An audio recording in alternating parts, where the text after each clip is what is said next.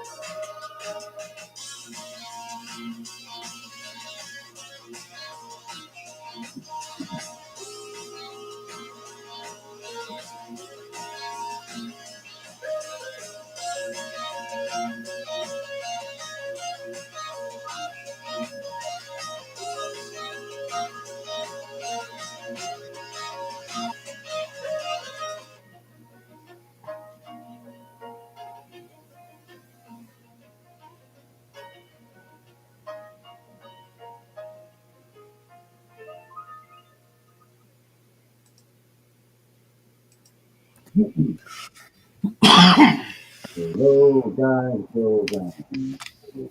It's good.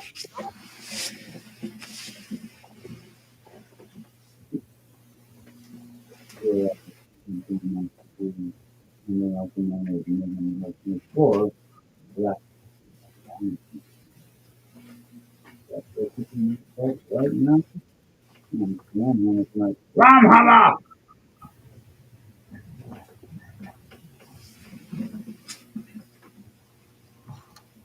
King Slamhammer correctly.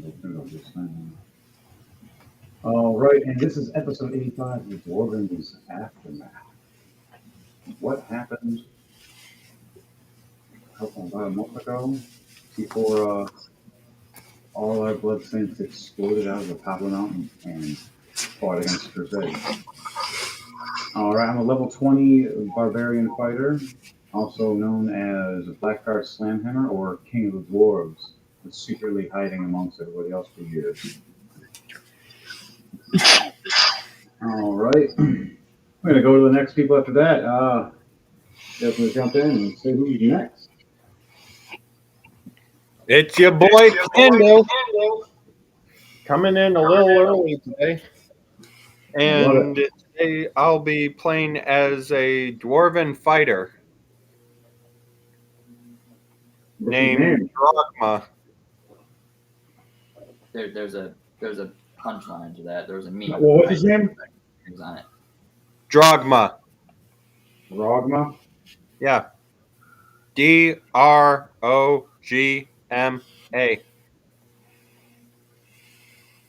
Threaten me with your words. You beat me to it, Orion. Sorry. No, you're not. You're right. I'm a bard. I'm not apologizing. Introduce yourself, Orion. Very well. Greetings and salutations, everybody. It's yours truly, Olion72, coming to play as a dwarven bard known as Mondel Lootgear. Mondo Lootgear. Is that spelled with two O's or is that L-U-T? Just L-U-T. Yeah. L-U-T-G-E-R. Lootgear. So you're a thief. I mean, Bard. If there was the 21st level, maybe rogue.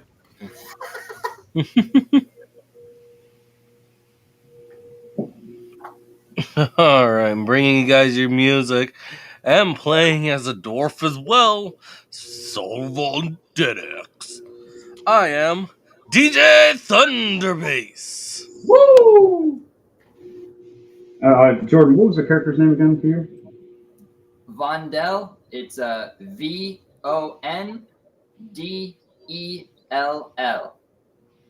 All right, dude, you got a Dell. Lutger.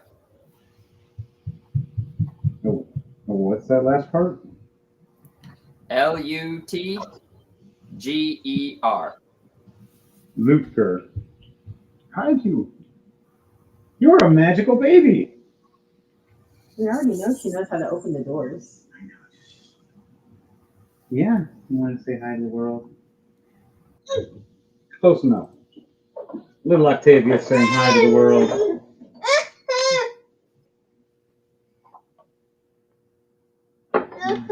Okay. You get 5 seconds of fame. Say hi. Yeah, say hi. Everybody else want to say hi to Octavia? Hey, She's going Octavia. to be one of our future Hello, DMs. Octavia. Yeah, she's going to play the games with us and be in here. You're going to hear her little voice. I'll change the studio by then. It'll be safer. I'm still organizing this new studio. All right, on that note, Mommy Luna. And the jump scare. I love the jump scare. Beautiful. Oops, I almost messed that all up. Might need to wash that out. Smell of 1,000 Mary Janes in that bad boy. No, the smell of 1,000 beers. Oh, jeez. All right, so guys, girls, and squirrels. Last thing you guys remember was war. Does anybody remember what happened last time before you guys were sent off with the Blood Saints? Sadly, no. I was off at a football game with me Gramps. I could make a really dark joke. I know you're going. I say roll with it because it's past 5 minutes. Well, we brought down a mountain. Oh, Lord. And the owner of my hands kind of got eaten by the purple people eater.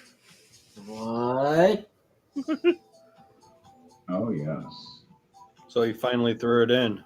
I wasn't joking. I was not I mean, joking. I knew you were never joking. I was just fearing the day it would come up. And man, that bard played his heart out.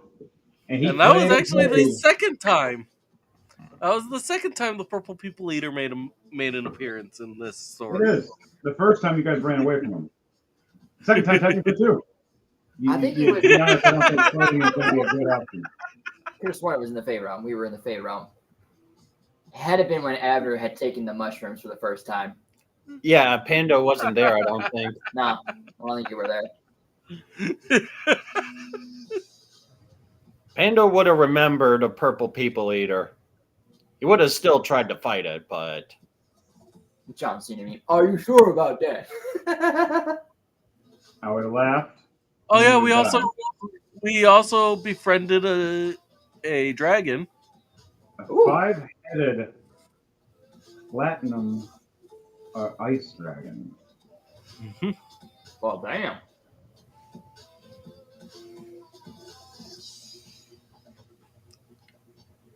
And it was a female, and she was originally shown by her evil mother. That's actually Abner's older sister.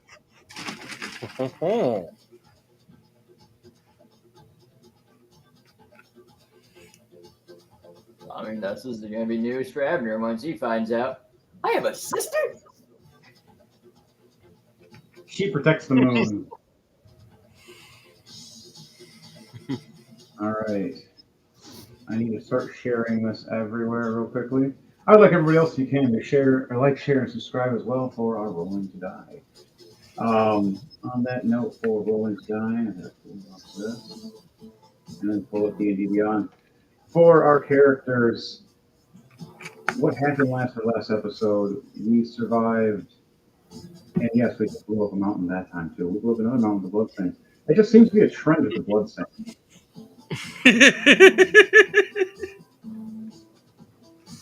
So you guys survived all that. Zenta got mad respect from his goddess, and same with Valmir from his god. As that happened, you were gifted a wish for Valmir. Now, do you know what that wish is yet, or you Yes, still don't I know? do actually. All right, and what would that wish be for Valmir's character? The wish is actually going to be something to do with the hammer he has. Since Okay. Valnir wields the dwarven thrower, and he's Yes. able to throw it at an opponent from a distance, the wish he would have is the ability to chain the throw. Oh, Meaning, hit one person, have it bounce off and hit another opponent. like a ping pong effect or a pinball effect. Yes. Ricochet. A ricochet hammer, a ricochet thrower. Like stone jumping. Like you're skipping. Yeah, when you skip a stone on water, There we go, kind the of like ricochet skipper. Call it the ricochet skipper hammer. So edit that hammer. We'll have you edit it called the ricochet skipper hammer. You can write it down for now, and then do it later if you need to. And then we will add a +2 extra to that damage it already has, and increase the chance of percentage. What is it to normally hit with it? Is it a 10 or a 12 to hit with that hammer? it's a plus Plus 13. +13. Now you can make it a +15. So it'd be a +15 instead of a +13 to hit somebody with this hammer. We have a higher chance. And we'll give it an effect such as if you succeed on a hit, you are able to bounce this off 2 more opponents. One, and you have to exceed it each time though. You succeed off the hit, you can hit an opponent, and then if you succeed off that hit, you can hit 1 more opponent. 3 is the max before it has to come back to you. And each time you have a chance to roll a critical, and if you roll a critical, the dwarven thrower itself will do a damage effect of elemental by a d6 roll. So it could be lightning, it could be necrotic, it could be fire, it could be holy damage. And that will be when you grab the hammer and you roll a d6, and then it will lighten energy up as you toss it. You can also just replay this episode, so you can rewrite this stuff down for your character. And we can explain the dwarven the ricochet. What do we call it? Ricochet hammer. Thank you. It was ricochet something. Ricochet something hammer. Ricochet skip hammer. Yep, that's what it was. Yeah, ricochet skipper hammer. We have that. So RSM or RSH. You can call it the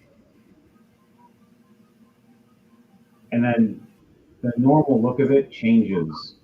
So now it has more of a, instead of the edges being more bluntish, they look more smoothish for skipping. And you see runes guarded into them that look like they rotate and twist by the element that is chosen.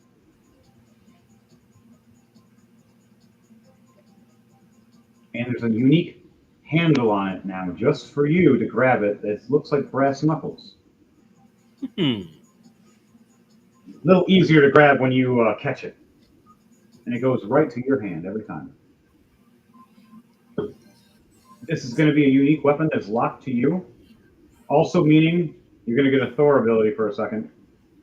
No one else is allowed to wield this weapon or hold this weapon but you. If they do, they will not be able to lift it off the ground without without a strength check succession over 30. They pretty much have to be a Hulk. My character can make it, but I would have to almost get a nat 20. And 18, 19, or 20 to get for me to hit. Unless I rage. Then I get a +3. But that is now your magical hammer, and it is automatically attuned to you. You can actually take it off your attunement. So you can put other attunements now, and it will be naturally attuned to you. Okay. Awesome. Now you have extra slot technically for attunement. Your wish will allow it to glow. Now, what color do you want it to glow for Valnir Nighthammer? It'll glow like his aura, the icy blue. Okay, so it's going to be like a light blue aura glows upon flickers every once in a while, especially when you grab it. When you grab it, that's when it glows. And we're going to allow it to have a AoE light effect. A brightness of 10 feet around you and dimness of 10 more feet past that. And if you want, you can focus within a 5-foot radius to make someone have a chance of being blind. But you can only use that effect once per long rest with this weapon. Like once per recharge. We can work on the effects of that more later. Mm-hmm. For the rest of that episode, Zenta did his wish. And you guys got a special teleport sigil for Zenta's special sanctum by the Blood Saint Sanctum. And it teleport right to the moon and back to that moon sanctum so you don't suffocate to death. Where there is a 5-headed platinum ice dragon protecting and guarding it from now on, thanks to these 2 heroic champions of the light and dark mixing together for yin and yang. Which also Zenta and Valnir gained a special ability when they're next to each other. They gained the yin and yang Rolling2Die effect. So they gain bonuses and advantage and pluses of +2 to their strength and attacks when they're attacking opponents together. And if they roll a nat 1 by each other, they have a chance to re-roll that nat 1. The yin and yang effect of Rolling2Die. Something special to our guild and our story. And it'll also go for any characters that do something unique within these other stories. If your characters are very good at yin and yang effect, working together or being opposites, you have an opportunity of getting this if you work into a story plot. Be creative.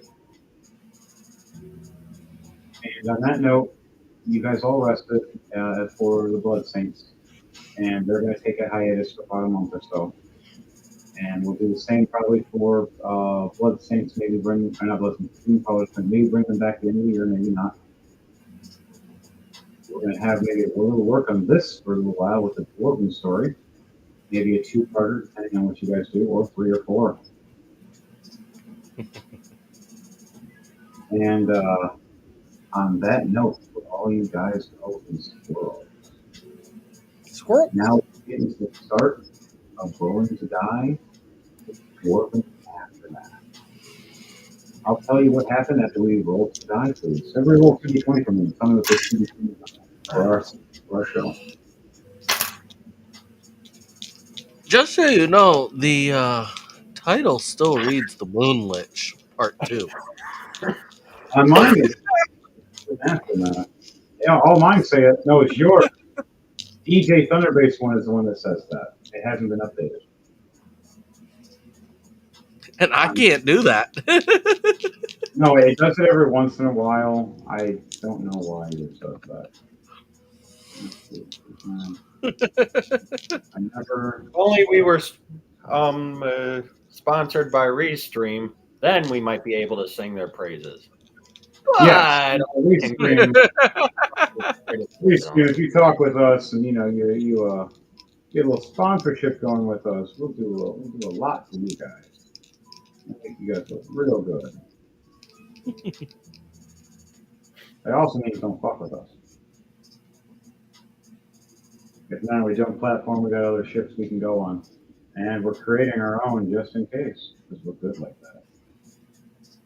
All right. The 2d20 for Pando, it is a 12 and a 10. And Okay. for Olion, it is an 18 and a 2. All right, you said 12 and a 10 for you? Yep. And then an 18 and a 2 for Jordan. And then for Devontae, what'd you get? 20 and 9. Ooh, and that 20 and 9. I gotta pull all my dice. I haven't even. They're all just sitting here all pretty. No, not sure. What dice do I want today? I want you two. Metal? What did I get with metal? Nat 1. Oh, no. Oh. And an 8. Oh, no. Blackguard slammed hammer. Oh, no. So, this is going to hurt. But also for the rest of you guys, if you like, if you're free for 1 minute or a second, message anybody else that would like to join and see if they want to for through Discord or not. And or other people, such as Matt! Matt! Freaking Deus. If I didn't live 2 hours away from you, I'd kick your door down.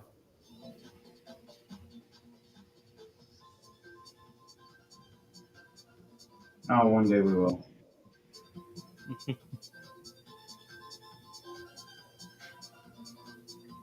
Okay.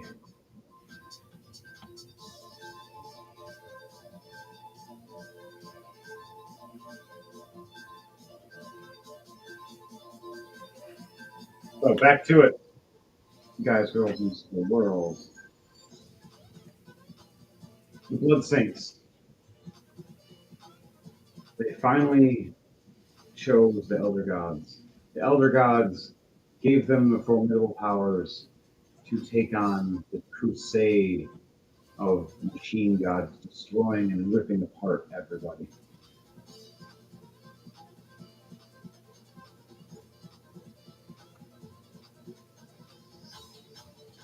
And finally, the last moments when we flew through the mountain, we made a big eruption. We blew the top of the mountain off after each one of us gained our powers to beam through it first with holes, and then Matt's character from Berlin explodes with this black raven demonic dragon of elder darkness, ripping right through and blowing up with giant wings of a 250-foot wingspan. That's a big wingspan. Making this noise that pierced through everybody for 1,000 miles plus. And we all flew down and fought, took on the crusade. One by one, we destroyed all of them as the Doom Crawlers came through the Feywild portal, taking on the Fire Queen of the new realm that was powering these machines, as well as Crawl, Tomb Crawl, eradicating her in her last moments in front of all of her men that worshipped her. The Blood Saints came in, smashing down all these heavy machines. And the giant mega ones that were about to nuke the town, you guys made sure they were disintegrated, but they didn't have a chance to go boom. And you reverted back into yourselves and cheered as everybody else cheered on all around, all happy, except for one place. The place that they had to gain their powers from. The place where there was ancient scrolls and tombs and writings of runes on the wall that had all been decayed and destroyed and eradicated in every sense.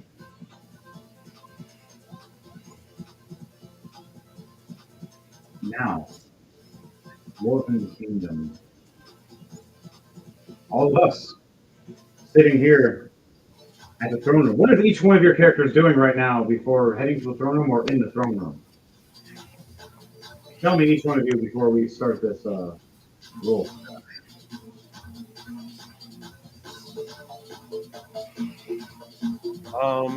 Drogma was outside watching the mountaintops when it exploded and is now running as fast as his little legs will take him to the throne room to warn about the mountain exploding. If you do that, you'll be late to everybody else. Let you know. Oh, okay. We're in the mountain. The Dwarven Kingdom is in the mountain that exploded. Okay, so we just kind of feel. Oh, wait, I forgot. We also have Stone Sons. Yes. We all right now. This is happening. The explosion is going to happen in a minute. This is Okay. like a redundant time. We are all supposed to be meeting at the throne room because Blackguard, Slamhammer, and Deadaxe have just came back from from sending the Blood Saints on their way to go and eradicate what they need to and gain the power. You know, what are you doing in that moment, in that instance? You hear that Slamhammer wants a meeting with all of his elite guard, his specialized soldiers that are his boys. Sprinting from the forge to the throne room, hoping not to miss anything. Again, kind of a dwarven waddle run, if you can imagine it. All right, Lyden, what about you? What is your character doing? He stepped out for a second. Just assume he's in the room. All right, well, we're gonna go with next EJ Thunderbase Deadaxe then. I'll go check out the lion in a sec. Yeah, you can do that right now if you like. Saruman is in the throne room already.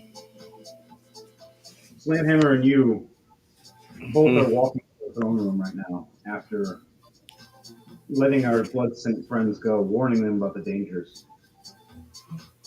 As we're walking there, then I'm basically looking at the at my giant slayer battle axe, going, ugh, this needs to be sharpened. Because he's also a smithy. Yeah, well, perfect thing that you have a blacksmith coming towards you from the blacksmith area, a Pando's character.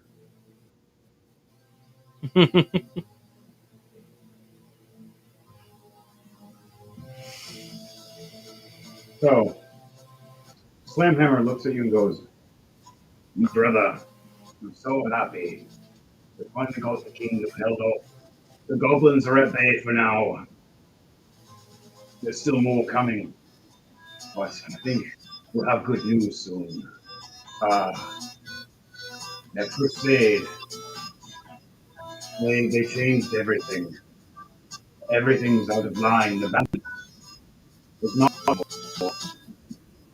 our world is finished. My wife was having a premonition this morning, screaming amongst pain of all our people.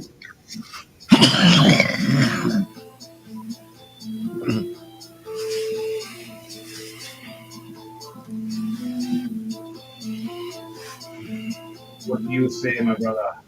Is there anything you have, or any feelings or weirdness? Yeah, there's always a calm before a storm. I just know this is gonna be not how we were hoping. This may be stronger than we can imagine. So, do you truly believe that these are the end times? Ah, Oh, Drogman, Drogma, I'm glad you made it. Your your friend Valder, he'll be here in a minute. I asked for him.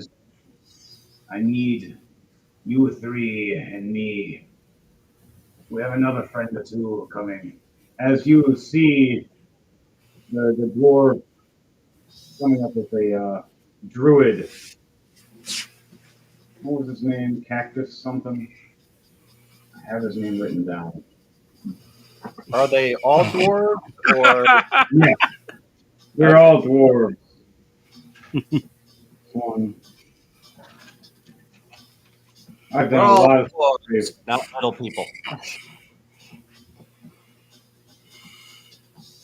Dead Axe, Slam Hammer. Here we go. Cactus Zoo. I thought His you name? were gonna say his name was Keck. No. It is Carnex Cactus Zoo. Where's that pen? Damn, I lost my pen. I had like 10 pens.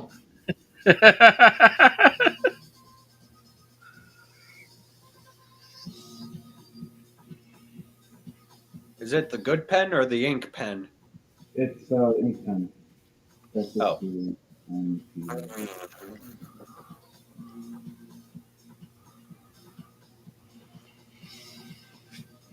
All right, what did he roll for today? I'm going to give him the Lucky Ducky and the random space dice.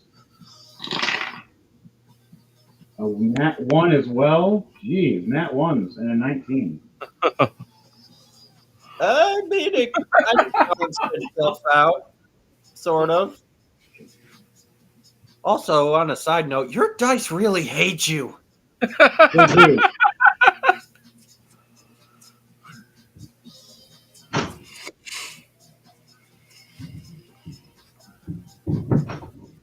Okay, 1 and 19. Yes, they do hate me today. It's very strange. My daughter is coming to get into the room to play with us. One day, sweetheart. Right now, you're not old enough. You just want to toss the dice. It's cute. She rolled a nat 20 with one earlier. That's probably what piqued her interest. This giant goblin dice. She grabbed it and shucked it and got a nat 20. Oh, I can only imagine how heavy that thing is. It has some heft, man. If I chuck this thing, and with the points on this, it's solid too. You don't go to sleep. Ooh. I was thinking more about some of the glass shelving. Yeah, oh yeah.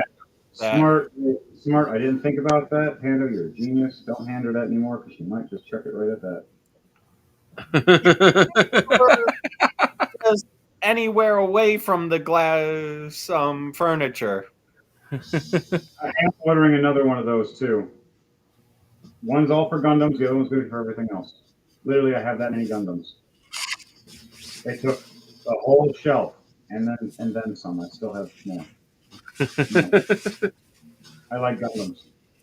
Japan, make me a heavy arms Gundam from Endless Waltz Custom. Purple though. I will be your best pilot. Period.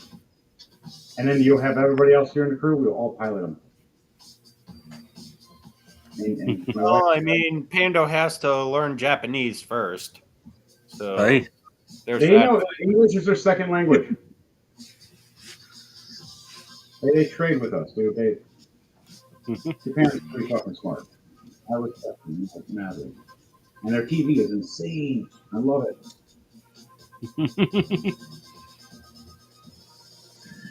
Is Leiden back?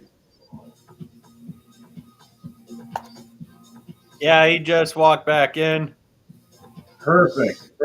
Leiden, Yes. your character. This is before the aftermath of the explosion. Where is your character and where are you heading from? Because we have a messenger that just told you to meet at the throne room. From the forge. Oh, you already came from the forge. Well, let's see. I would probably have been at the. There's there is the food area. There's the alchemist area. There's the training area of fighting. There's the shop. There's the magical forge, and then there's the weapons forge. Well, I think if anything, I think Vondel was probably walking down the street practicing his bagpipe when probably the explosion happened.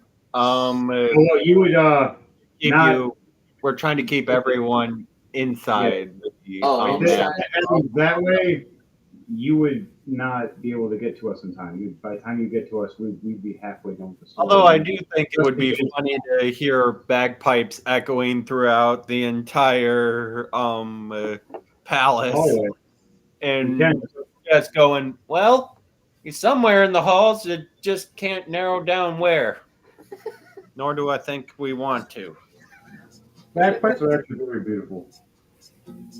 It takes a certain ear. I agree with your statement. We're just an unpopular opinion. It just has to be right. Like if you're doing it to be annoying, you're doing it to be annoying. But if you do it in sequence with other things and other music, it hits just right.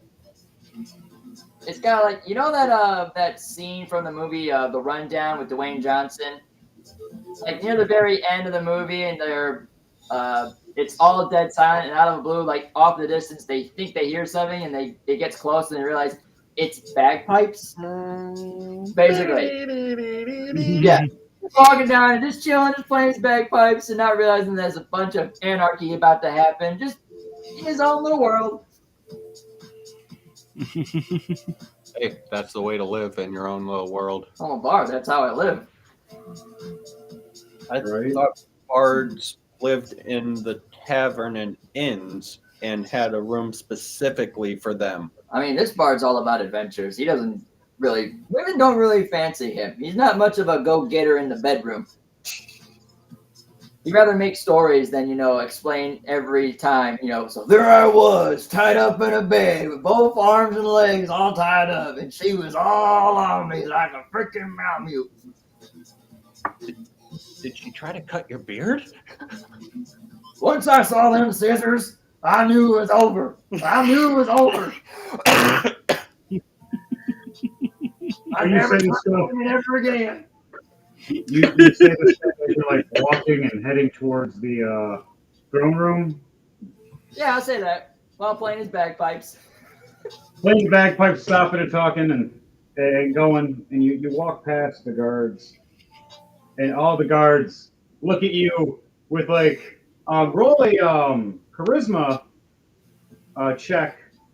Roll. I want you to do some music for me to see if these 6 royal guards and their 7th commander will respect you as you walk past getting to the throne room. You're a bard. You're all about that charisma, homie. All right. 13 plus 4, 17. 17. 16 was what we needed for a succession for charisma. Now, do you have any special charisma boosts you can do? It'll be a free skill to use. Oh, damn, I should have. Oh, no. Oh, I had a great entrance and I totally fucked it up. Oh, damn. Well, I mean, say it to the gods. Might as well make an entrance somewhere while still playing the bagpipes with the reed in one corner of his mouth. He opens the other corner to say, Top of the morning to you lads. It's your boy, Mike Malloy. oh, I thought you were going to actually say your name. Nope, it didn't work that well with it. Vendel. No, it works. You do it right. No, it works. Just It's your boy, Vendel Lutger. Yeah, that sounds funny as shit. I love it. You do that. You come in. They all look at you, and all of the soldiers, you pass the check. They nod their heads and stand at attention. The commander looks at you with a big old hammer, smirks, and goes, I love watching you in the stand-up every time you play. Mind you, you don't play stand-up. You're always just playing. He just literally just told you a joke for fun. wait, are we really taking the bard into battle? Yes. Well, only one way to raise your spirits, well, with spirits. And I open up a flask and take a swig of some scotch. Bards are universal as hell. They're technically the universal character. Like, they can fill any spot and role that you are missing. Same thing technically with a monk mixed with a bard. Is that you can technically run almost like half the classes with just those two. You can heal people, you can kill people, You can learn spells. You can do crazy things. You can literally, if you're a level 20 bard, are you a level 20 bard? Yep. We all are. You What? know power word heal. You can heal the whole party, and you know power word kill as a bard. So you can literally, if someone's under 100 or 100 HP or less, you can play your song and just kill them. He's checking his spells. I know It's I an got actual spell. as one of my abilities. It's in there. You have it. If not, I'll give it to you. I'm certain it's in there. I can look her up. Yep. It's in I there. have all this. I only got healing word, but I could probably get that James on. made a bard, and his bard does both. He knows all of it. He made a superior bard that can just ruin everybody. I love it. I can't wait. I'm excited. But, all right, guys, girls, and squirrels, we need to go back into the story. All four of us meet up and look around and we see the queen. So, queen, how are you and all this? I told you, I have a bad feeling, and the old witch has been acting weird, and I swore I saw the network cleric again. He, they're up to no good. I've heard premonitions. The gods, the elder gods, they're on our favor, but they warned me to not be at this throne at this time. And she gets up and starts walking past, going, I suggest you the same, my love. Immortal or not, I think a boulder would kill you. What do you mean, a boulder? And she walks away and asks her guard to come with her for a second.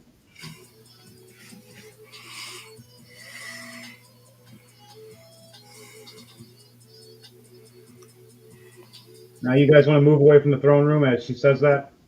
Yep. Mm-hmm. I'll move at least from the throne section. The guard still stands at attention to the throne to protect it. Us four over here. Cactus over here is with us as well. Right. Drogma whispers to Vendel, if we jumped every time a woman said there was something wrong, we'd be halfway up the mountain by now. Oh, suddenly, right as you say that, and you hear the guard and the queen going, something's in here that's trying to attack us. As two invisible halflings are trying to stab and attack the queen and the guard. Right as they go to attack, everything around us, everything starts shaking rapidly. I Oh, want everybody here right now to make a dexterity save as the ground around us is shaking immensely to see if you can stand your ground. Ooh, okay. 12 plus 3, 15. okay. 10 plus 5, 15. 6 plus 8, 14. Everybody exceeded over a 14, they're still standing. DM, one more thing. Yeah. Because I'm a level 20 or level 20, one of the feats I picked up at the very end was True Sight. Okay. And this is for a fighter? Yeah. Boon of True Sight. So I have Okay. True Sight within, I think it's 50 or 60 feet. You see two invisible halflings. Why don't you do a perception check to see how good you see them? With advantage. Let me Just double. after everything stops shaking for a second for all of you. You all look back. DJ Thunderbase, what was your roll again? I had a 12 plus 3, 15. All right, you passed. I get at least a 14. Okay. Leiden, you had a 14. Yep. You just barely passed. I got a nat 20, and then Cactus got a 16 plus 4. You got a dirty 20. So I got an 18 plus 7 for perception. So that's 24? No, 25?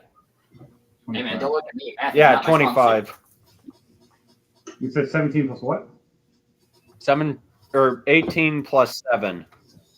Yeah, that's 25. Okay. Yep, 25.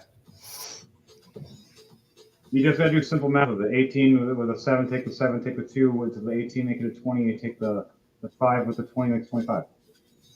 Okay. That's how I do it. I do it really fast in my head.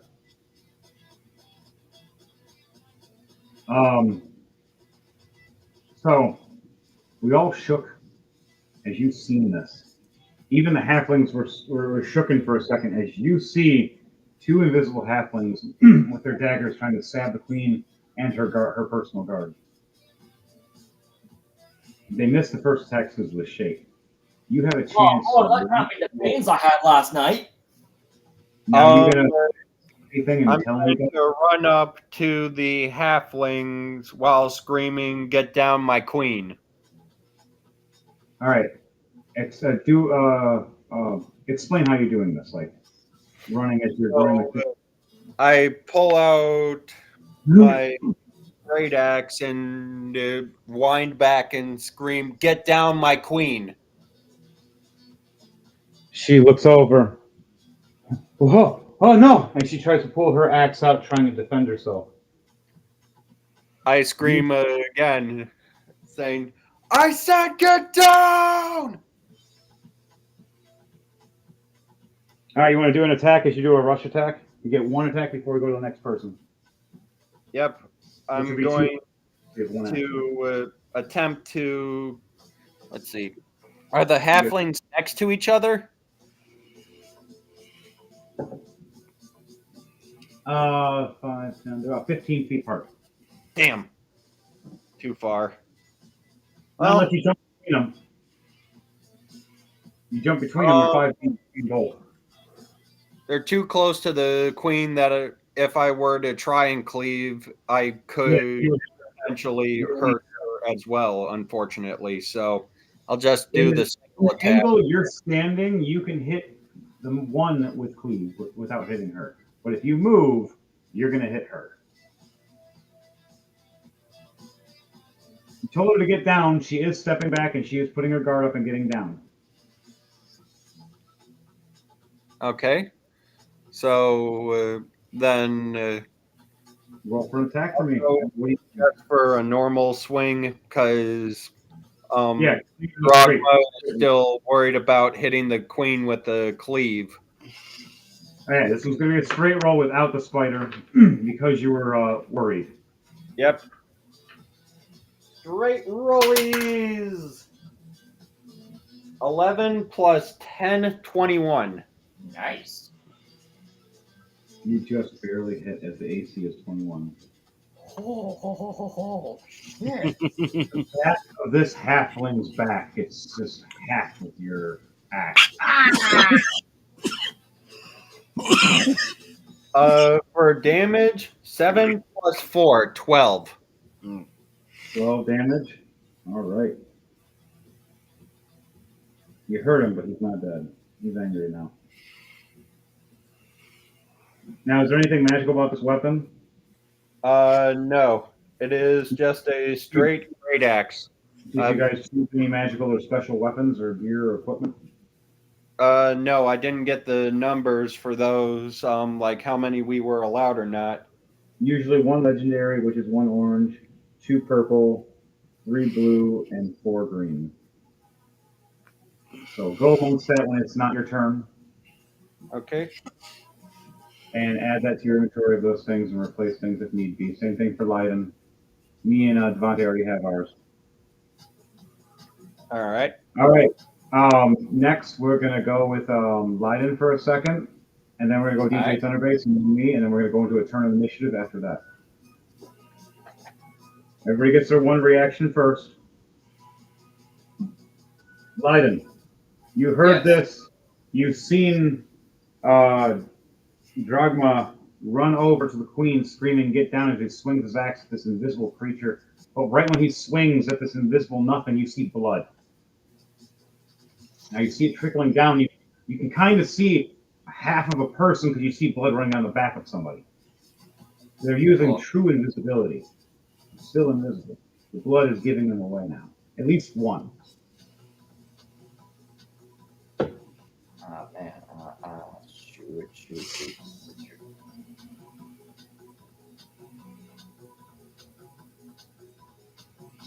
Most of these spells require sight in order to see, and if they're invisible, then I can't really see them.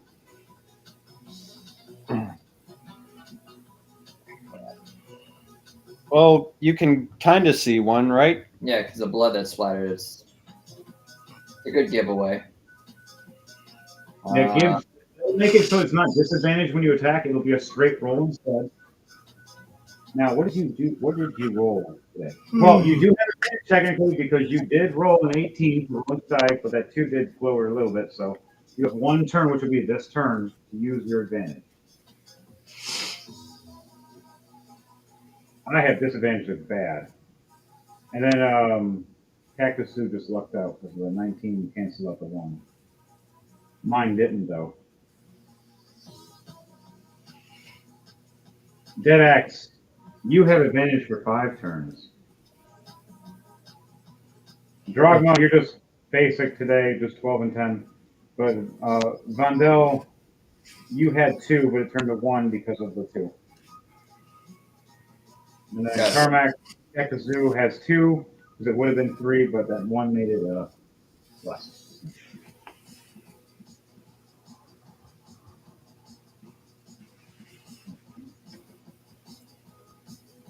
So,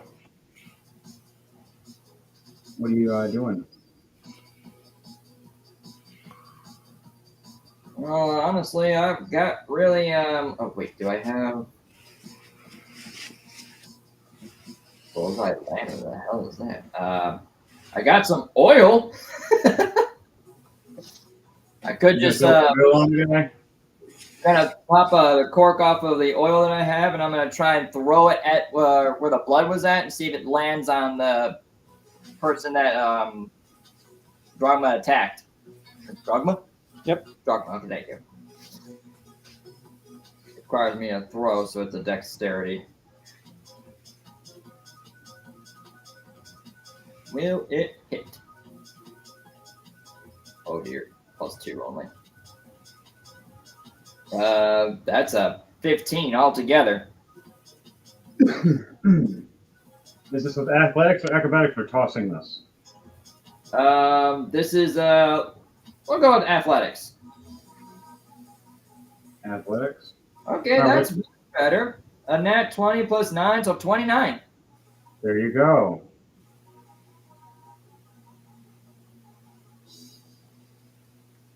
Vandel pops the cork and says, "Hey, I can't see you. Give yourself a bath, you little shite." Now, do you want to do another action? Do you want to do another, like a small reaction of tossing some kind of flame involved? Or no? I got nothing for fire spells at the moment. Do you have like a torch? Let me check. I got a tinderbox, but no torch.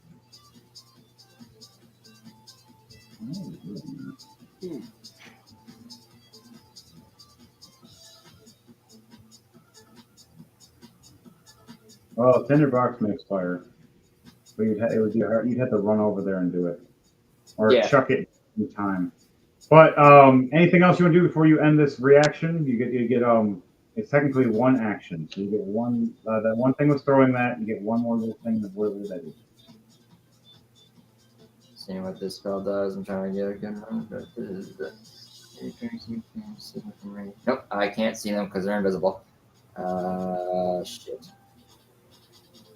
Well, if anything, I think all I can do is I'll put my bagpipe on my back and I'll pull out my hand axe to get ready for my next action, basically. All right.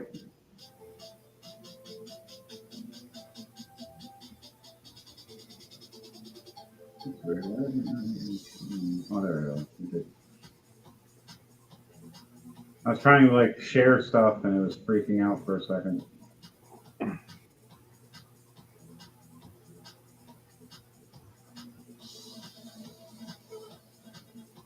So you get your weapon ready?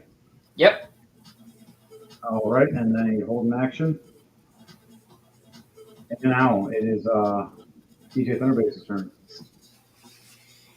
Okay, so I am going to cast Conjure Animals. Okay. And I am conjuring 8 giant centipedes. Uncle Hooker.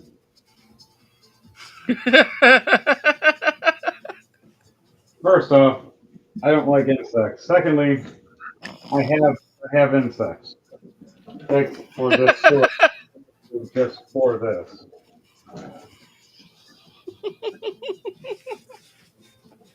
But I was going to use those, but now you're summoning them. You son of a.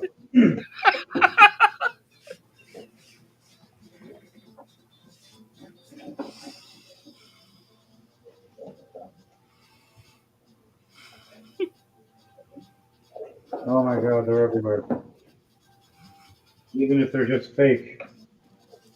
Okay, I got 5, and then I'll give you something else that looks kind of like them. Because, I'm sorry. I can make you 5 giant centipedes, and then you can have like a couple scorpions or praying mantises or cockroaches or something.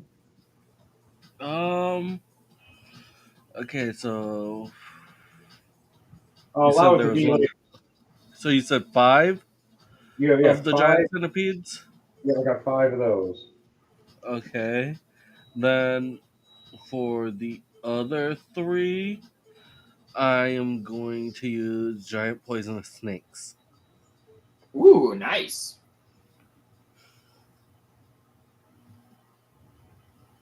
Where's my zoo? And the nice All thing right. about these is they use infrared for sight. Wait, Meaning you're a it don't ranger. matter. Wait, you're a ranger, aren't you? Yep. That's why you summon the creepy crawlies that creepy crawly all around me that I freak out from. Now I have to. And the nice thing is all the ones I summoned use infrared for sight. Oh dear. So invisibility? What's that? Yep, you chose certain kind of critters that have an advantage. I'll count you as a snake because I might. Okay, so you get to summon. That's what the thing you do is you summon these. And they're just all around you. Yep. They're creepy. They're crawly. They're, oh my god, they're everywhere. Now I gotta find the other 2 snakes. They're around here somewhere.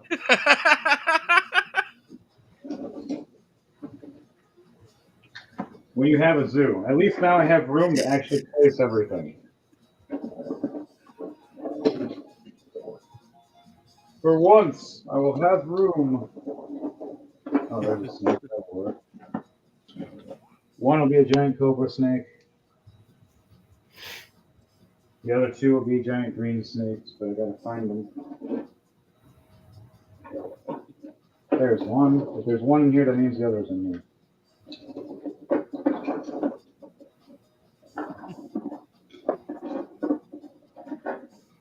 How many blues are we allowed? All right. Anything you want to do for promotions while I am looking? 5 greens. I thought it was 3 greens. Two Yeah. I actually currently don't have anything.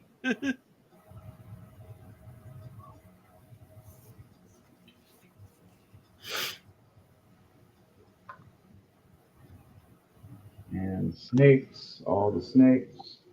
Why the snakes on the plane? Oh yeah.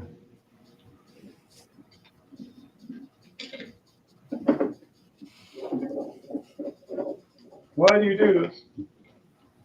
All right, so you got the sun nose. That's what you got to do for your Yep. turn reaction. Panda got to attack something. Lion got to reveal the thing. And then you got to summon a crap load of critters and make everybody go, what the fuck?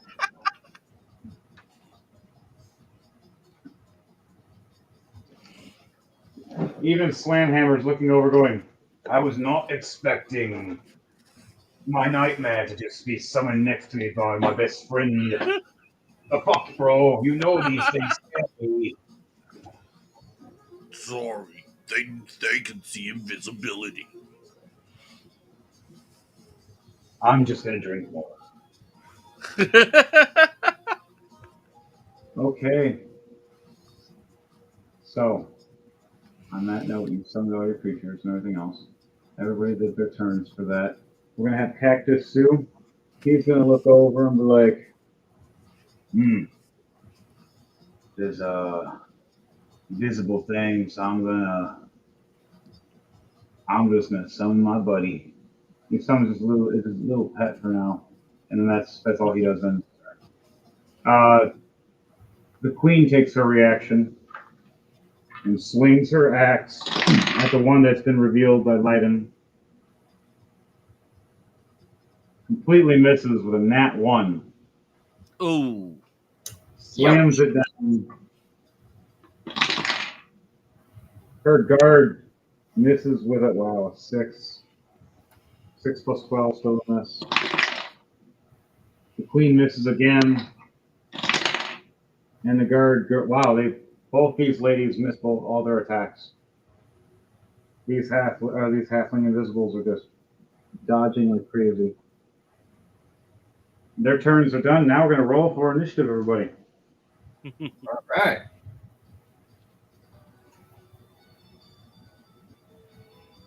Oh, okay.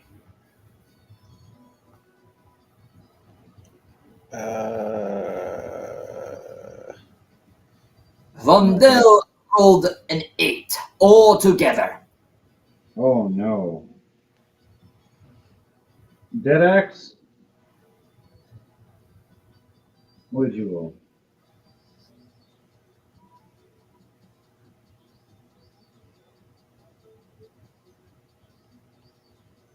Hello.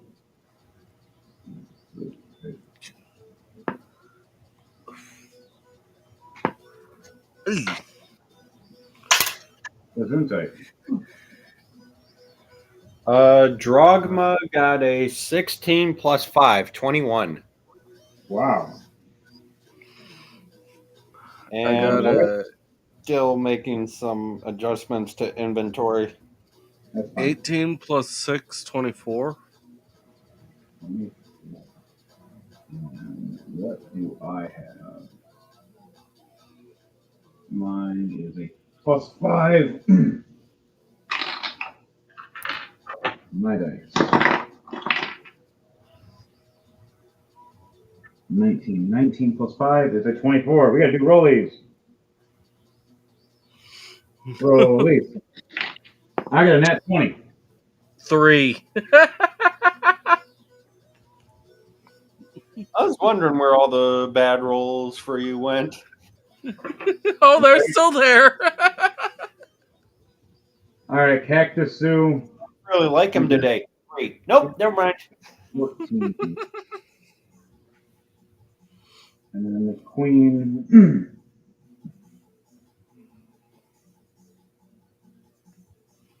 Queen and plus guard. What did she get? A nat 1. Jeez.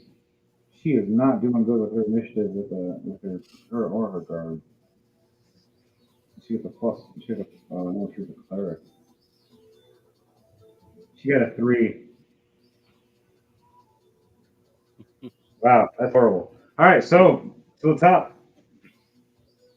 Slam hammer first, and then a dead axe on deck. You're gonna go after me, wife. And he grabs his big hammer of thunderbolts. A plus 15 with advantage. Let's see. 17 plus 15, a 32. I think I hit. Venture to say so. Right, and then a 14 damage plus lightning damage. 10 lightning damage on top of that. A 24 damage first swing. Back swing. Coming at it with a 15 plus 14. 29. I'm hitting again. How much damage? A 13 plus lightning damage. 6 more lightning damage on top of that, so it's 19 damage. I got my second action. Wait, attacks per action. One action. Done. So that's my 2 actions. Okay, now I get a bonus action. My bonus action is going to attack again. Swing my hammer at this halfling.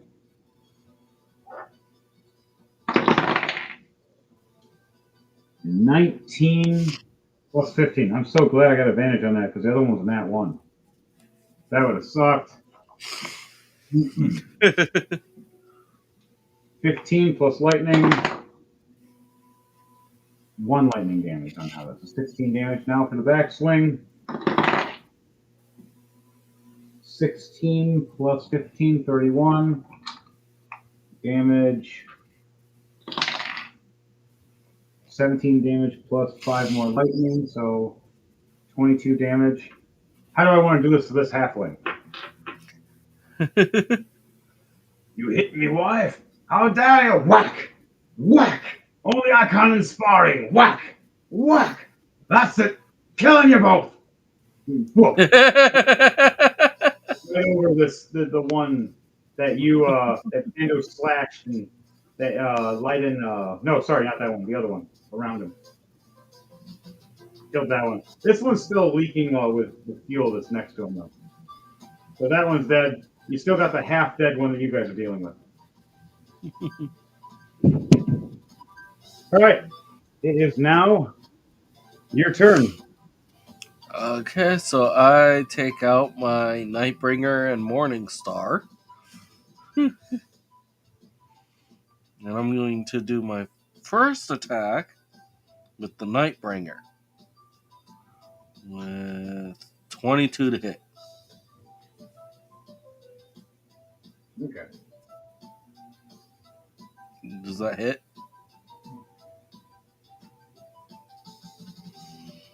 Does 22 hit? Yes, 22 hits. Okay. I am going to also, in doing this, expend one of the charges. All right. So make a DC Constitution saving throw 20.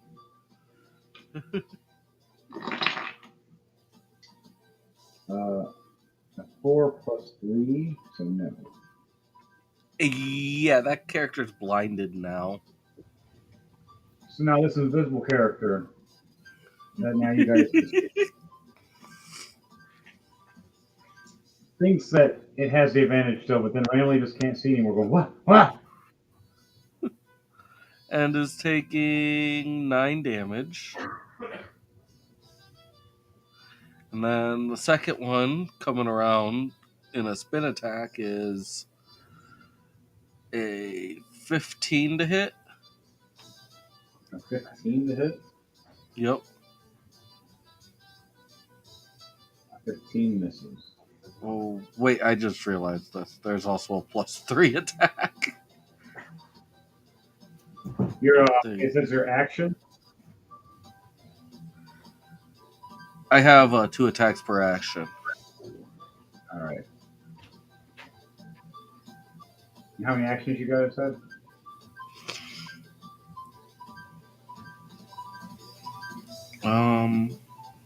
I think this one only has one action. Okay, one action, two attacks. Yep. I think it's that way, and I think they did it update. Unless you're a certain type of character. Fighters have more of the advantage on that than anybody. Mm-hmm. Fighters and monks. But I am going to use my bonus action, though, to rage. The rage. Yeah. Because I am also a barbarian. Alright, so rage it up. And then for my summons,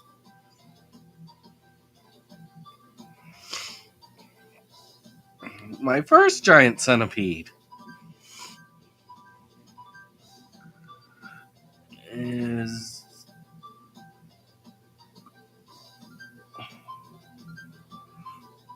okay. So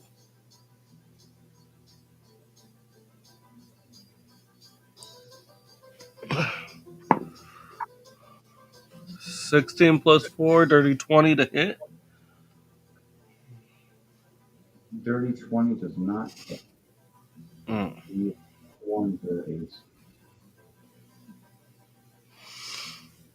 But he is blinded, so I'll give you that. So I'll allow this hit.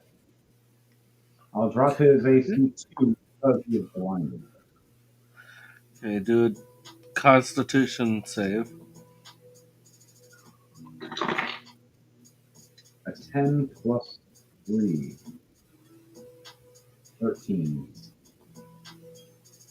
Okay. It's taking 3 points of piercing damage and 8 points of poison damage. Because it takes half. Okay. The second centipede. Oh no. Oh no, no. 18 plus 4, 22 to hit. That's a hit. Do a Constitution save. 10 plus 3. 13. Okay. So you're taking 5 points of piercing damage and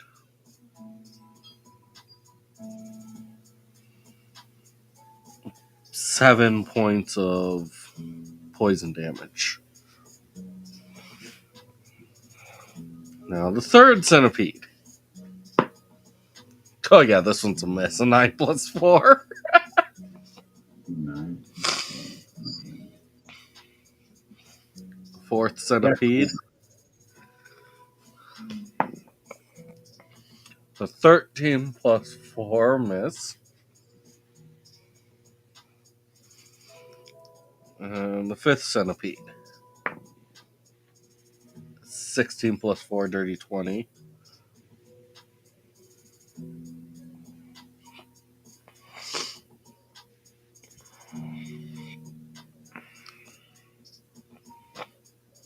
Does the dirty 20 still miss, or is that still a hit? No, dirty 20. Oh, yes, it does hit because of the AC drop because he's blind. Okay. And that's Well, going to be... That's going to be 3 points of piercing damage. Do a con save.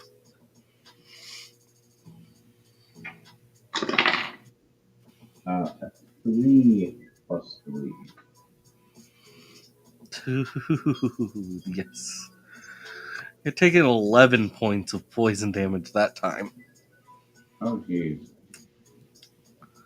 Now for the first giant poisonous snake.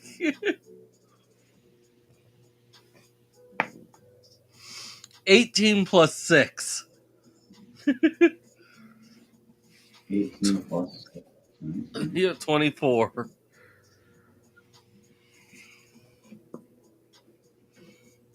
That's gonna be. It's gonna be.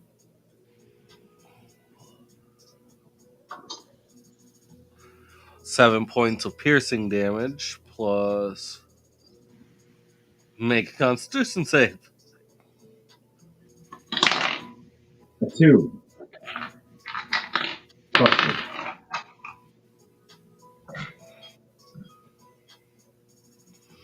4 more points of poison damage. How do you want to do this? So I do a quick spin motion with Saruman, only for as soon as I go past this person, all my animals start striking. Only for the first poisonous snake to actually get the kill. Because it's all bite attacks that they're doing. Yeah. The bugs were sniffing and champing at the armor and ripping at the clothes. And finally, right when there was an opening for flesh, the snake struck just right. Struck. The other two snakes looking jealous at the first one. Okay. What do you know? A familiar that actually listens for once. I like those damn hands. Well, these ones were summoned and they're not cursed.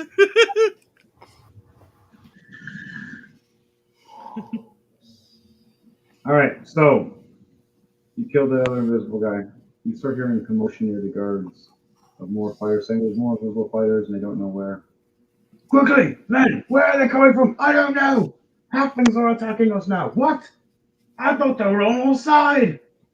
They want to take over. They see weakness. Again, another. I read you a dexterity save with disadvantage this time, please. If you have advantage, it's Oh! Oh! Oh! Well, nat 1. I had a nat 1 as well. First one was 25. Aww. Nat 1 plus 3, 4. First roll was 25. Second roll was an 18. I roll both of my physical dice simultaneously. I got an 11 and I got my first 20 of the night. What a waste! Aww. I'm pretty sure that shaking does not count as something that I can see coming. Well, not It's like something swimmers. so much see coming as much as You it's feel a it. bonus action of It's a a- dwarf. I think it's like a new racial ability or something. Tremor sense. Basically. Yeah, tremor sense. With tremor sense. You guys can feel it and you know it's coming, but you were so distracted by combat that you didn't feel this one at first. But now that it happened again for a second time, but worse, Blackguard Slamhammer got a 1 plus 5, So- he got some fell. And then Cactus Zoo got a 5 plus 4 and fell as well, a 9. We're prone to the turn when we get back up. Okay, so the second one is one that we could actually tell was coming then, right? We felt we were the only reason we didn't know it was coming was because we were in combat. We would have known. Oh, okay. If there's another, we will sense it though. The queen gets So up then, and yeah. looks. Not one then. The queen looks at all of you and goes, "I need to get to the safety area. We need to get to the teleport. I don't know what's going on." As more shaking happens again.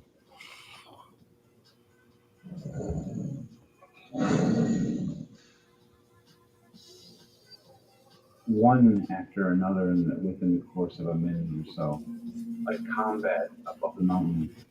The queen looks over at Blackguard Slamhammer going, "Your friends are just going to read some things. They weren't going to do no combat except for kill the undead. Wait, what the hell did they do? Did they bring explosives? Were they going to just blow the top of this mountain or something with something?" Well, actually, knowing Mayhem and his crew, Ray, as he says,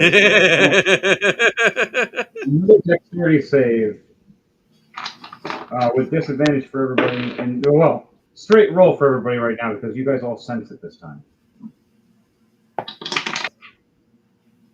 14 plus 3, 17. Orion, bear witness. I Orion, Holy shit. You got a nat 20, bro. I got another nat 20. nice. 10 plus 8, 18 for Vondel. I didn't The even queen- add the modifier. Queen got 25. a 15 plus 5. Her companion got a 12 plus 5. Slamhammer got a 10 plus 5. Got a 15. Everything shook After again. the last tremor, Drogma slams his hammer down and goes, "These tremors are getting real annoying now." I take to hovering, so that way I don't have to deal with this shaking anymore. What's a dwarf doing flying? I have the wings of flying.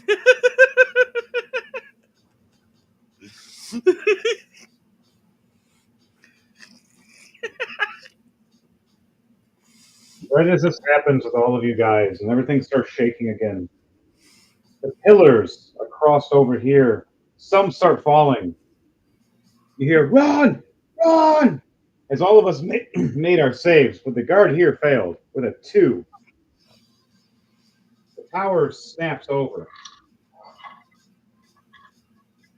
slams right on him. That's our cue to go. Right as it slams, a giant hole above the ceiling of the castle rips open, and you see a ton of skeletal bodies slamming and hitting and pooping onto the ground, growing a grotesque monster.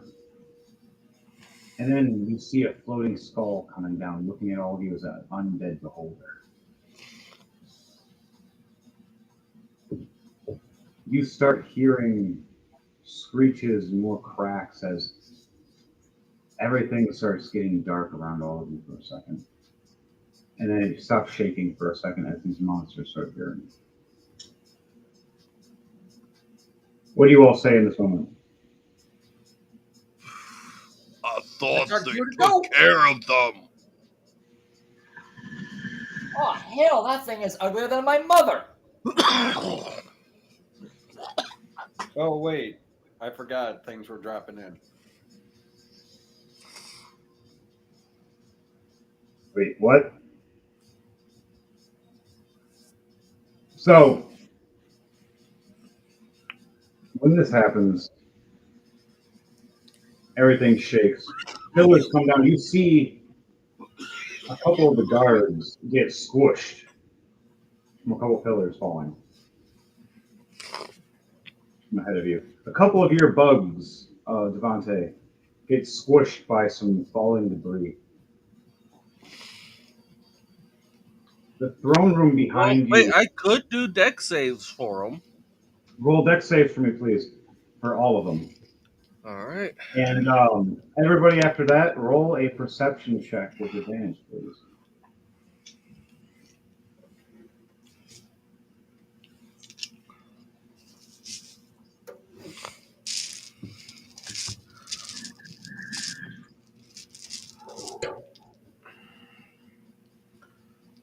Perception check. Yep, with advantage.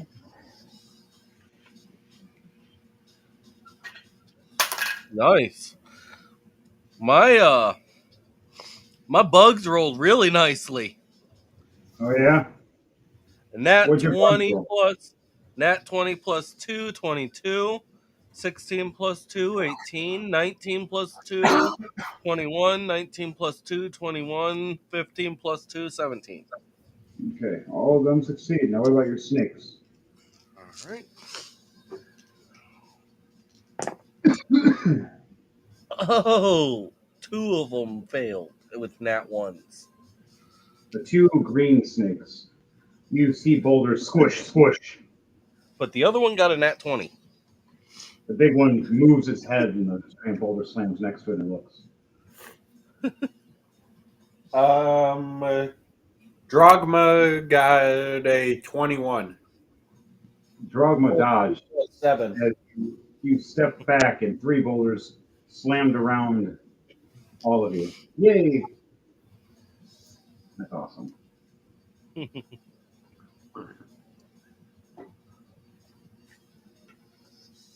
You guys all look around, all worried. Dust around a little bit of you.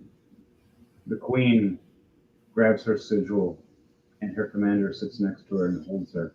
As you see them teleport, going, "Honey, I'll see you on the other side." And she teleports away.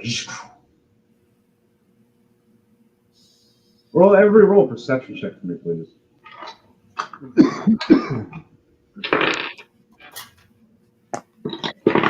Boy. 3 plus 7, 10. I got a 0. Wow. Mundell. I got an 18 nat. I just got a natural 18. That's it. Would you get us? Wait, are we allowed to use our passive if the roll fails? Yes, 17. that works. Okay. And you get that axe. What is my passive? My investigation. 18 plus 7, 25. All right. All of you look behind you where the throne was smashed, and the wall was collapsed and broken in from the pillars breaking. You see where they had sacred ruins. You see the old witch, especially you, Dead Axe. You see the old witch the queen was talking about, saying she's been acting weird. You see the necro cleric, and them summoning and cracking something in the ground, saying a little further, "We've almost released them. We've almost released them, the ancients." The ancient insects of the mountain. They want them released. Do they realize that he summoned the insects? He summoned some, but Insects. these are on his. These things they're trying to summon are, let's just say, like 60 angry flesh-eating insects that just don't care what you are.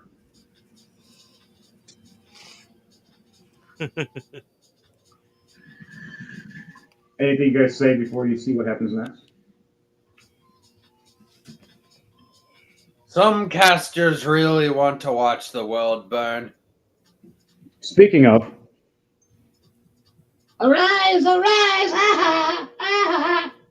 as they drop down the coffin boy. in the red, you see this purple liquid spew out everywhere and starts burning some of the creatures and the people, even the witch. You see the coffin melt, No, our Lord. and then you see the liquid disperse. And they see, it looks like weird flesh at first, or exoskeletons. Like, what is this? What are those? As the undead soldiers she has look over, even the necro cleric is like, "I think we should go. I think something woke up in the process of the shaking." And you start hearing chatter of insects. And the noise starts increasing as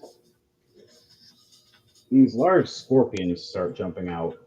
Giant red ones, and they start attacking and jumping at people. Attacking the undead, attacking her minions and her creatures and her monsters, even attacking her. As well as other insects and creatures start popping out. And every turn, more are going to start popping out and then spreading. As some start bouncing and trying to jump through the walls and over the walls a little bit. Everything starts shaking. Orders? For once, I think we should listen to the queen. Get the hell out. I don't think our kingdom's safe anymore. As you see Slamhammer for the first time step back, scared, puffing his pipe, looking at the ceiling, looking at the ground cracking, going, I feel a dark energy and an ancient energy mixing. We need to leave this area now. As you see him turn and start running down towards one of the exits where the other soldiers, the pillars just crushed some of them. You guys want to start following him, or do you guys want to try to deal with these insects? Yes, it's starting to shake again. And the next pillar is starting to collapse over. I'll follow.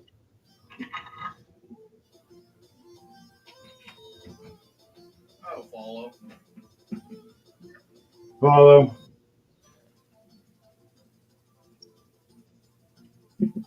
Say Leiden followed too. I'll take points since I have true sight.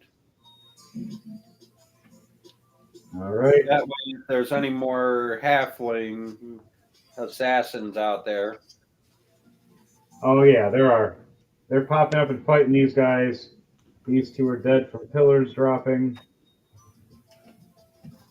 These ones are fighting.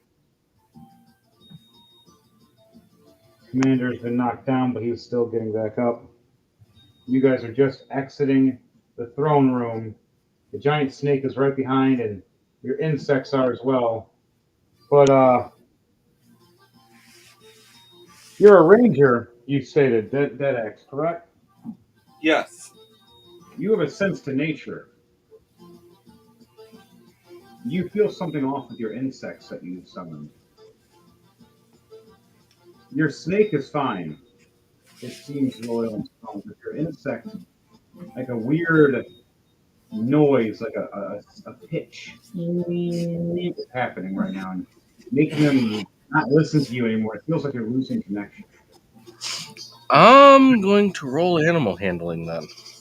Roll animal handling, and then after that, do a wisdom save to see if you can keep them in control.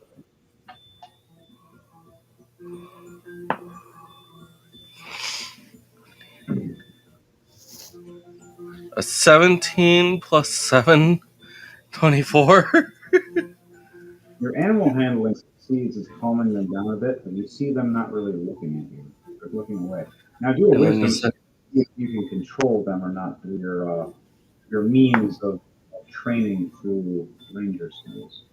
it's a nat 20 plus 1, 21. Okay. Nice. They snap back into your control for a minute, but you still feel, even with a nat 20, that there's a pull. Mm-hmm. Something is trying to gain control of all the insects around them. Even the little ones around are acting strange and attacking people, even the ones that you think would never attack them, they would.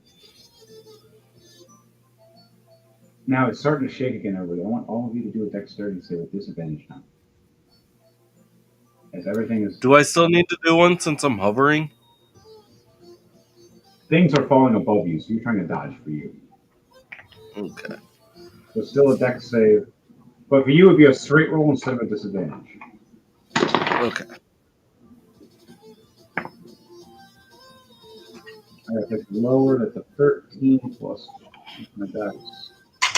That's a 5, so I got an 18. And it's getting higher and higher. I got an 18. If anybody doesn't get past a 16, it's a failure. And next, it's going to be a 17, such. I had a 15 plus 3, 18. Okay. What'd you get, Pando and Leiden? Leiden? Working on it. Well, maybe looking down the barrel of death, folks. 5, 7, 12. 12. A 12. I'm going to make whatever roll Slamhammer has higher by pushing him out of the way and taking whatever hit because of that boulder that was foretold. Yeah, this is a disadvantage or just a straight roll? Straight, I think, What was right? it, 6? Yeah, Hold on, was it disadvantage or straight? Straight. Straight roll. Okay, so it's 16 plus 8. 16 plus 8 for a lion. In succession, you need a 16 at least. A cactus, you got a nat 20. And Slamhammer got a nat 20. So we're good. Oh, Hammer didn't need my help. I still go to push him to say, look out, not realizing that because you already walked out of the way, I'm just pushing air at this point. Oops. You do that weird comedic, like pushing nothing, going, oh, holding your balance, and you look up and see a shadow getting bigger around you. It's like a Wile E. Coyote scene. I was gonna say he goes to push, but you already moved out of the way, so he just falls to the ground as everything falls on top. I'll give you one chance of roll to die for me. 20s. 2d20s or. Hmm? All right. Woo-hoo-hoo-hoo-hoo. I got a 7 and a nat 20. And that Nice. 20 save. You shove, you miss, and you fall on the ground and slide right out of the way as this giant boulder slams, missing your toes. Woohoo! As you just had your life flash before your eyes in just a few seconds, going, oh! That was a very short lifespan for one dwarf. The hell? Was that my whole life? Oh, it couldn't have flashed that quickly. Come on, do it again. I thought it was longer. All you do is fight and drink. That's all you do. Oh. Well, you see. Oh. Now let's go fight and drink. Okay. That's the spirit, laddie. Just Right. goes from like depressed 1,000-yard stare of no. You guys all Let's go drinking. Yeah! Slamhammer grabs his pink crystal from his vest as it glows. Honey, are you safe? As you see the crystal glow, you hear, we've made it. Right before the collapse, we lost a couple. We are out of the mountain, though. I'm sorry to say, but it's a nightmare out here. As the last thing you hear is her scream as a big shake again.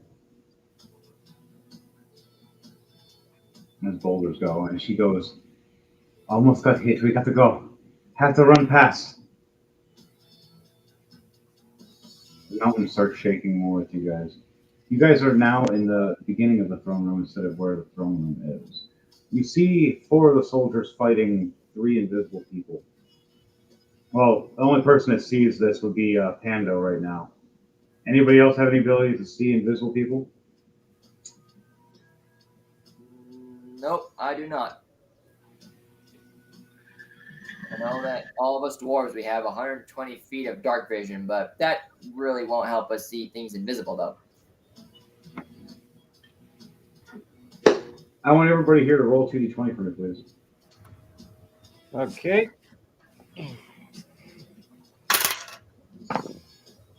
Nice. 20 and 3. 11 and 17. 12. Oh, shit. What was that? 7 and a 12. The 12 just barely succeeded you, but oh my god. So one more. No. Okay. I'll save the luck charge for later. What Oh, that's what was yours? What was yours again, Devontae? A 20 and a 3. All right, all of you succeeded. You had to get at least past a succession of 10. But at least one of your 2.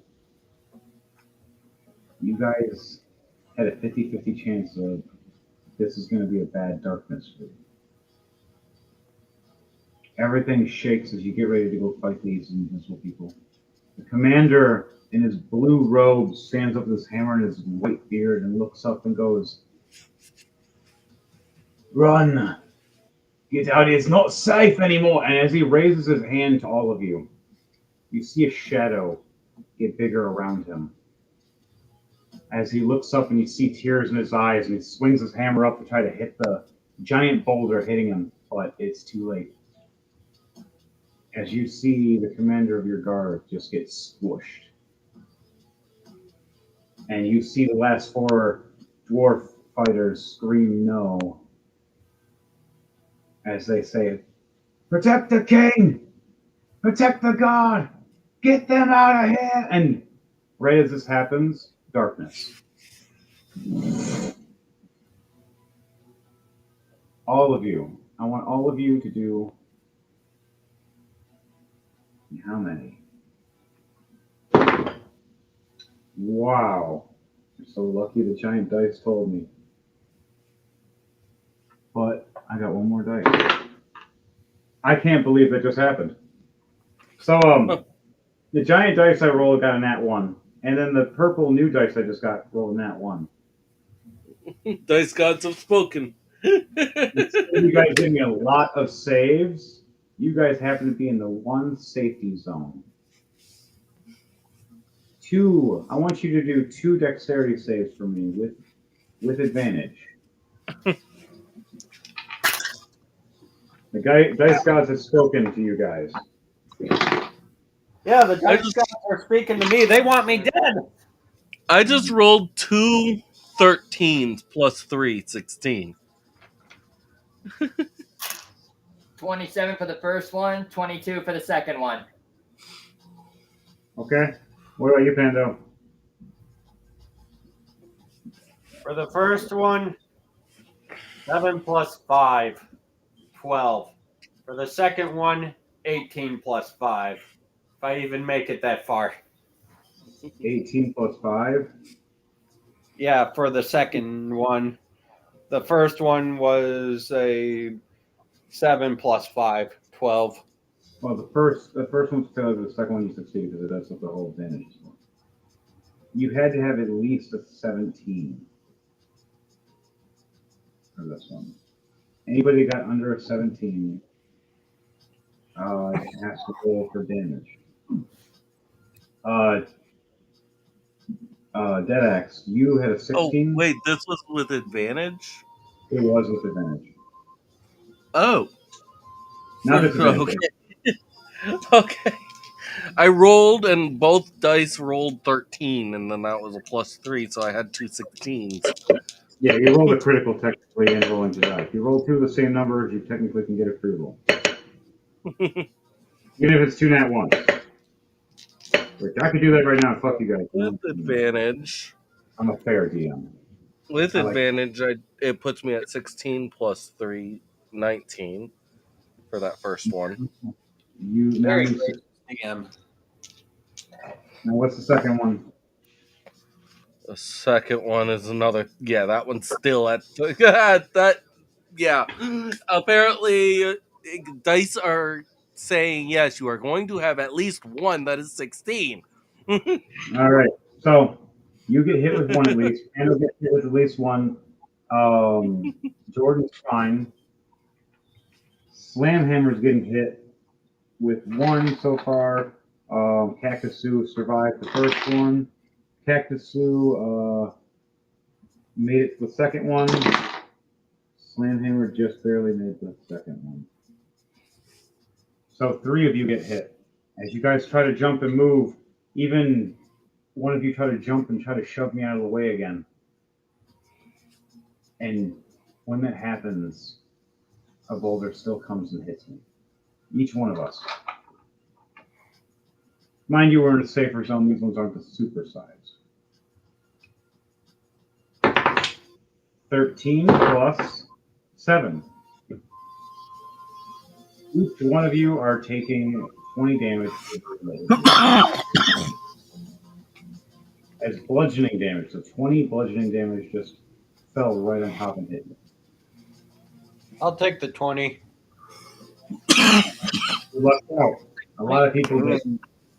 As you look over, everybody roll a perception check with disadvantage now, please. Even with your dark vision, it is dark and dusty, and there's a No, fog. that means it's a straight roll for me because I have natural advantage on my All right, then perception. straight roll for you. And anybody else that has it like that has advantage. Then it'll be a straight roll instead. Coughing fits start as we are all dying from the smoke and dust around all of us. A 15 plus 7, 22. 22. Okay, and what's everybody else's? 5 for Vondel. Damn, that's horrible. You're blind. You can't see. You got a lot of dust in your eyes. What about you, Pando? Drogma Niels rolls his dice and he says, I'm not exactly sure what these numbers mean, but I got a 9 plus 9 plus what? 9. All right. So, 16. 9 plus 16. Okay. And what was yours again? Light? No, Lightning was a 5. Okay. No, nope. Sorry, wrong character. That was Hecus. Hecus is there too. That one's my dice. All right, I got a 19, so I got a straight roll with that. And plus perception is a 0 for me, so 19. We look over, and those 4 guards that were trying to protect us and save us ran to shove all of us out of the way in the right time. To make sure we stayed in a certain area where it was harder for it to cave in.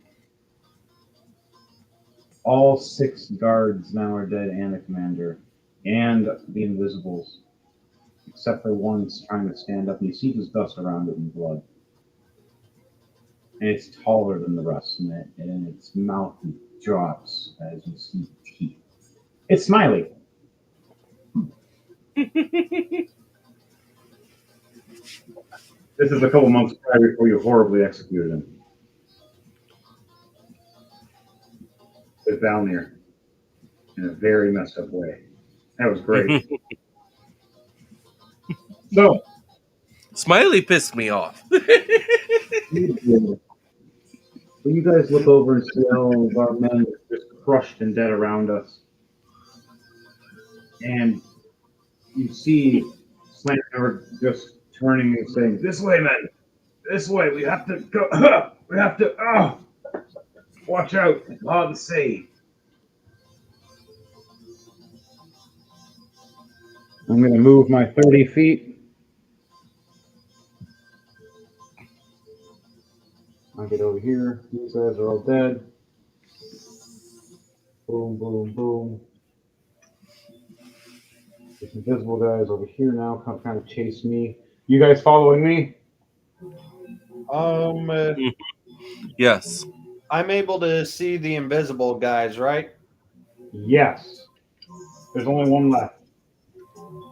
I'm going to run up to him behind Slamhammer and pull out my new blade from my bag of holding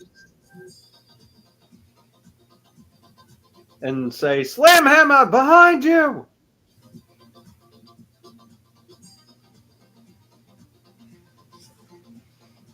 Your insects right now, Deborah, are being attacked horribly.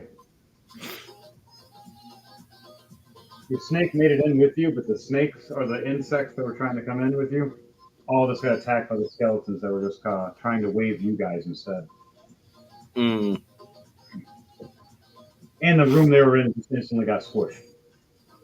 So the only thing that's coming back is the undead right now. You can resummon later. So we head to the. That's fine. All right, Pando, you're attacking this guy. Yep. And what was the roll, or did you have? So the blade I pull out of my bag of holding is the Luck Blade Greatsword. Ooh. And it's I rolled a 14 plus 13 to hit, so 27 altogether. Definitely a hit. How much damage? And does it have any special energy or vibe damage at all? You gain a +1 bonus to attack and damage rolls made with this weapon. Right. Now, is it a sword you said? Yeah, I also gain a You can keep +1 the axe if you saving want by throws. writing it as an axe instead of a sword. So you can always I wish rewrite. I could. There's an edit Yeah, button in there. You just edit sword and change it to axe, or just say it for now until later. Both sword and axe, they both do slashing damage. they Yeah. do, but different feats for each one. But The I'll difference keep is the it sword can as do piercing and slashing, where axes usually do slashing and chopping. yeah. The thing is, we can allow that later. We'll get that discussed later, though. Right now, let's focus on the battle. How much damage was it? The damage for it is 13 plus 1, 14. 14. Okay. 14 damage. That's nice. This thing's hurt pretty bad. He's not dead. He's hurt. Um, uh, where are we in initiative, by the way? Well, technically it's you right now. So there was me and then Dead Axe, and now, actually, yes, it is you. Now it's your Okay. turn. You did the reactions. Now you do your actual turn. So my actual turn then, because Ando and Kamarsh can only wish to ever hope to be at Drogma's level Oh, because snap. he gets 4 attacks per action. And how many If I actions you had got? dice, I would have to roll 12 d20s in order to see how many attacks actually hit. Fighters, man. Fighters and Next monks. paycheck, folks. Next paycheck. I always thought it was crazy to have more than one d20. Now I understand.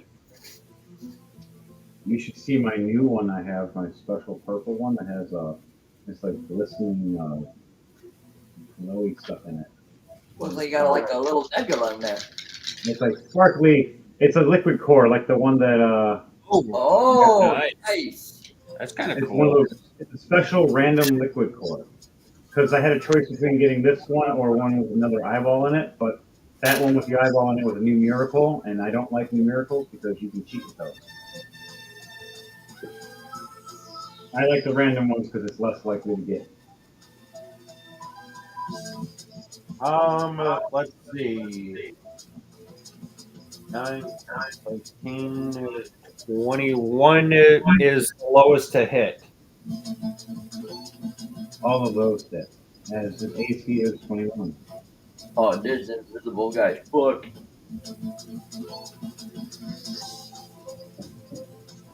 And Hammer's looking over his shoulder, going, "What did you say?" And he sees these teeth in the dust, smiling, kind of bite at him, and you just come from the back, and he just attack this guy. He's like, "Whoa!" um, How much damage? rolling that up. So 11 plus 12 is 23, plus 13 is 36, plus another 15 on top of that would be 41. Check my math on that. I could be wrong. Don't look at me. Either way, you said the guy was 51. 51. okay. 51. I forgot to carry a one. do you want to do this? Downstroke, He had cross-stroke, 50 cross-stroke. He had 50 health left. Damn. 1 point of overkill. You know what, folks? Like I always say, IRL, ain't no kill like overkill. So you killed this guy. You slashed them all up, you said? Yep. Upstroke, downstroke, cross-stroke left, cross-stroke right. And right when I turn around, it's trying to snap at me. It just drops to its knees and falls apart. And I'm just like, what the hell was that? Thank you, my friend. So wait, I'm covered in whatever that blood one this was is. controlling that one? I'm so confused on so many levels. Wait, what? Because you said that after I slashed up the halfling, the other jaw thing dropped. No. You killed the big smiley guy. He was the only one left. It just. That was the invisible guy. I thought it was Yeah. a halfling I was attacking. He got squished. The thing I was explaining was I looked over my shoulder, and my character seen him smiling, trying to attack me with a bite, and then he just gets cut down by you, and just his blood splatters all over me. And my guy freaks out for a second because the blood is all coagulated because he was undead. First he gets overkilled by Valnir, now by... But he's gonna No, come my back and get killed by Valnir. He just doesn't know it yet. He's stuck on the moon. He'll come back to life and he'll be like, I'm stuck on the moon now, alone. Shit!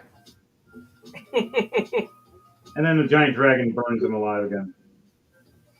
Because that dragon can see invisible things. So, Pando, anything you do before you end your turn? Before we head out through the next door? While Slamhammer is stuttering with the blood on him, I just kind of turn my blade sideways as like a shield or something almost, and just kind of gently push him like, come on, let's go! Get moving! Enough people have died for our sakes. I'm not having any more. Alright, so I'll take your movement, and I'll use my reaction as a movement to move forward to the next room. There's no more enemies in this room yet, but you're heading. I'm trying to get everyone through as fast as we can since shit's falling around us. Excuse my French. Right as we're starting to leave the room, a giant skeleton creature slams through the wall, and another one flies through as well, looking for us. So the dust is covering us right now. I want everybody to do a stealth check as we're trying to leave the room. Oh, I actually... you said that the dust is falling around. It is pretty much partially hiding us right now. Yes, we are in cover right now because of that. It is fully hiding me. Oh. Because as a ranger, I have an ability that allows me to hide in plain sight. Oh, shit. Uh-oh. And it doesn't require an action for me to do this. The dust around you just makes you invisible.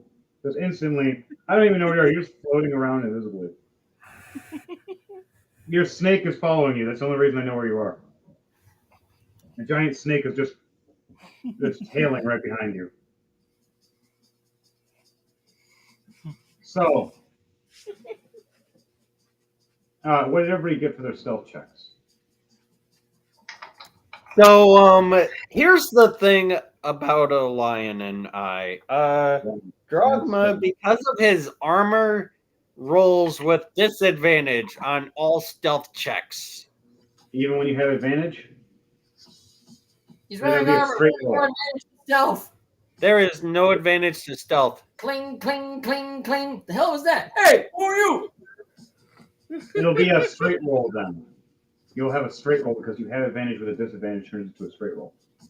Okay, my first roll then wasn't the good one either. So, Then do a re-roll. want to break the news about your roll first, or should I tell them about mine? Well, you do a re-roll for a straight roll. I rolled a 2 plus 5, 7. With your new roll? Oh, a new roll. Okay, gotcha. New roll. Okay, I'm not as bad. 12 plus 5, 17. So my armor's quiet for once. How you doing? The dust is, covering up for you a little bit. And Lyden, you have a straight roll or advantage? It's a straight roll. I'm not wearing heavy armor. I'm wearing medium armor, but Vondel rolled a nat 1. Ooh. Plus 5. So, for all of you, all of us walk through. Cactus Jack's walking right next to Vandel, and he looks over and goes, I know those bagpipes are loud. You should get a case for them. Even in here, if those undead things hear us, they're coming for you first. As he walks past, and right when it happens, a rock falls from the ceiling about maybe size with giant D20. Hits your bagpipe. And I would have laughed if they punched them through the bags and then it just slowly deflated out. I was thinking it, but I don't want to ruin his not yet. Not yet. If my bagpipes got ruined at that point, it's like, fuck Bard, I'm just going all out. Like, I'll pull up my axe, like, I came in this world covered in blood, kicking and screaming. By God, I'll leave the same way as I came in. Well, technically, you can still sing as a bard and just eat their ass with a weapon while you're singing. This is my father's bagpipes. I will never let anything or anyone touch it. You could turn them into nunchucks or a 3-section staff. Oh, they got broken. Now they're a staff. I don't know. I'm just being a dick. But you make this noise, and you heard a skittering from the left at first, and stop and go right to the right. And you've seen this pink beam of light looking through the dust at us. And it happens to graze across you of all people. They don't see you, but the light is hitting you, which makes it so any magical effects you have are inert right now. Oh, lucky me. Now, do you have any magic effects or abilities or armor that's magic right now? I didn't put any items on me. I just basic starter kit. I have nothing magical. All right, choose your basic stuff the same way Pando did if you need to. While we're playing, if you want to. I don't know. That might be the strat to go with. Yeah. Just because we're already so overpowered. Like, I threw on at least one or two, maybe one or two items that decides to stay dark. Yeah. The only downside would be my bloody bagpipes. Well, none of us are the quietest. It might be a family heirloom that's cursed. It might turn to a giant spider that just walks around and makes horrible noise.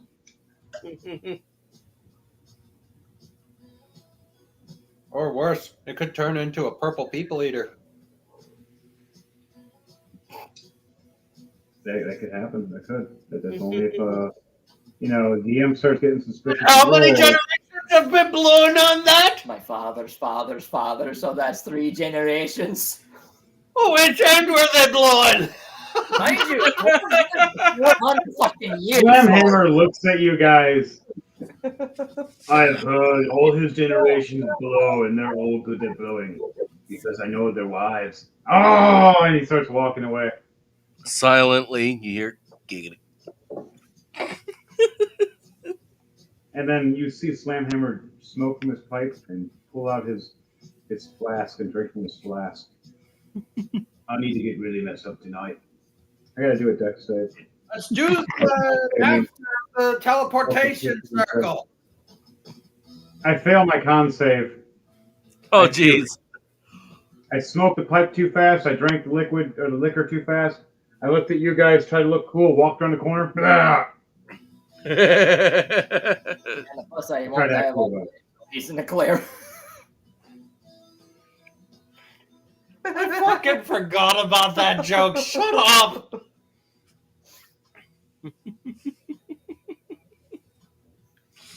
But anyways, where were we? Well, Pando, your turn is done. Yeah, It is now Jordan's turn. I'll hold one of my actions for later.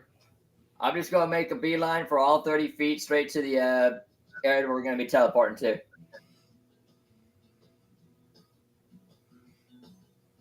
How many feet of movement do you have? 30 feet. Unless I decide to make a dash, that'll be 60 feet. All right, so Well, right as you're moving, Stealthy and dash, can you? No, I don't think you can. Unless you're a no, monk. not Maybe. unless you're like a rogue or like a monk or something. I lost a check on none of those. I just sing and play bagpipes. That's all I do. Oh, you went straight bard? Aye, straight bard is what I went with. Hey, straight party, let's go! I'm not. I'm a cross of barbarian and fighter. I'm 15 barbarian, 5 fighter. I'm a barbarian ranger, half and half. So we're half and halves team. And then we have our one straight up druid. So you have 3 straight full characters. So we enter into the hallway just as you see one of our dwarven women standing there with this sharpened shovel, about to swing it, realizing who we are, and puts it down with her giant mushroom hat. Oh, sorry, I didn't see you. Told you, bloody bitch! Stop swinging that thing at us! I swung it at you last time and you liked it, you son of a bitch. As you realize, this is character's secret lady you talk to every few nights. Especially when you're at the pub. She likes to garden and she always makes your favorite smoke. She's always fun to hang out with, especially when she's drunk. Oh, yeah. What you did in front of your eyes? I don't! I have many just- drugs and have a great time. I drink and I smoke and I know things. She giggles and laughs at you and slaps your ass. I thought you said you didn't fratricize!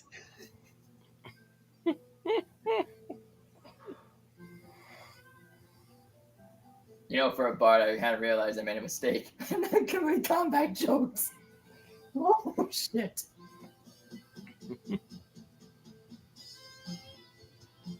That's okay. It'll come to me eventually. It's going to take some time. Well, yeah, it's gonna come to you. You're a bard. That just happened. Now, see, that's how you do it. Take notes, my boy. Yeah, I'm going to need to take a lot of notes.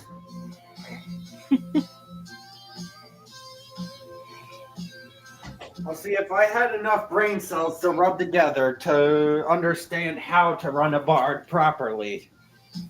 I'm just winging it. I've never played a bard before, so I was like, you know what? Let's go for it. Yeah, it was bagpipes? Fuck yeah, I'm going to have bagpipes as a dwarf. I enjoy making characters that survive, or at least make an attempt at surviving. DJ Thunderbase, your giant snake is being attacked. I need you to do a what is the AC of this monster? 14. Never mind, your snake is fine. Giant creature with a 9 plus 4 with a 13. Tries to do a beam of death. It just misses your snake right above its head. And the snake looks over and hides back in the dust. Can you do a stealth check for your giant snake phase with advantage because there's more dust around you? Nick. Okay, Nick. which... Nick. Let me check real quick, see what... Okay, it's under Dex, okay.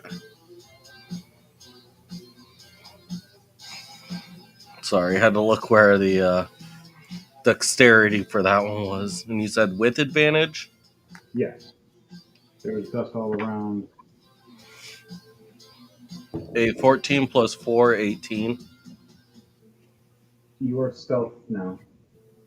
Giant snake covers behind the rest of you and just looks like darkness as a wall. Instead of a wall now, there's shadows. Cactus who looks behind and sees the giant undead creatures and looks back at you guys. Question, what is blind sight? You should be able to click on it and it should tell you. It doesn't. Then Used to do it, but last I checked, it was for 3.5, so I wouldn't be able to tell you. Let me look it up real quickly. One of the frost dwarves that I gave you, Mayhem, on the card, it has blind sight on it. Blind sight D&D.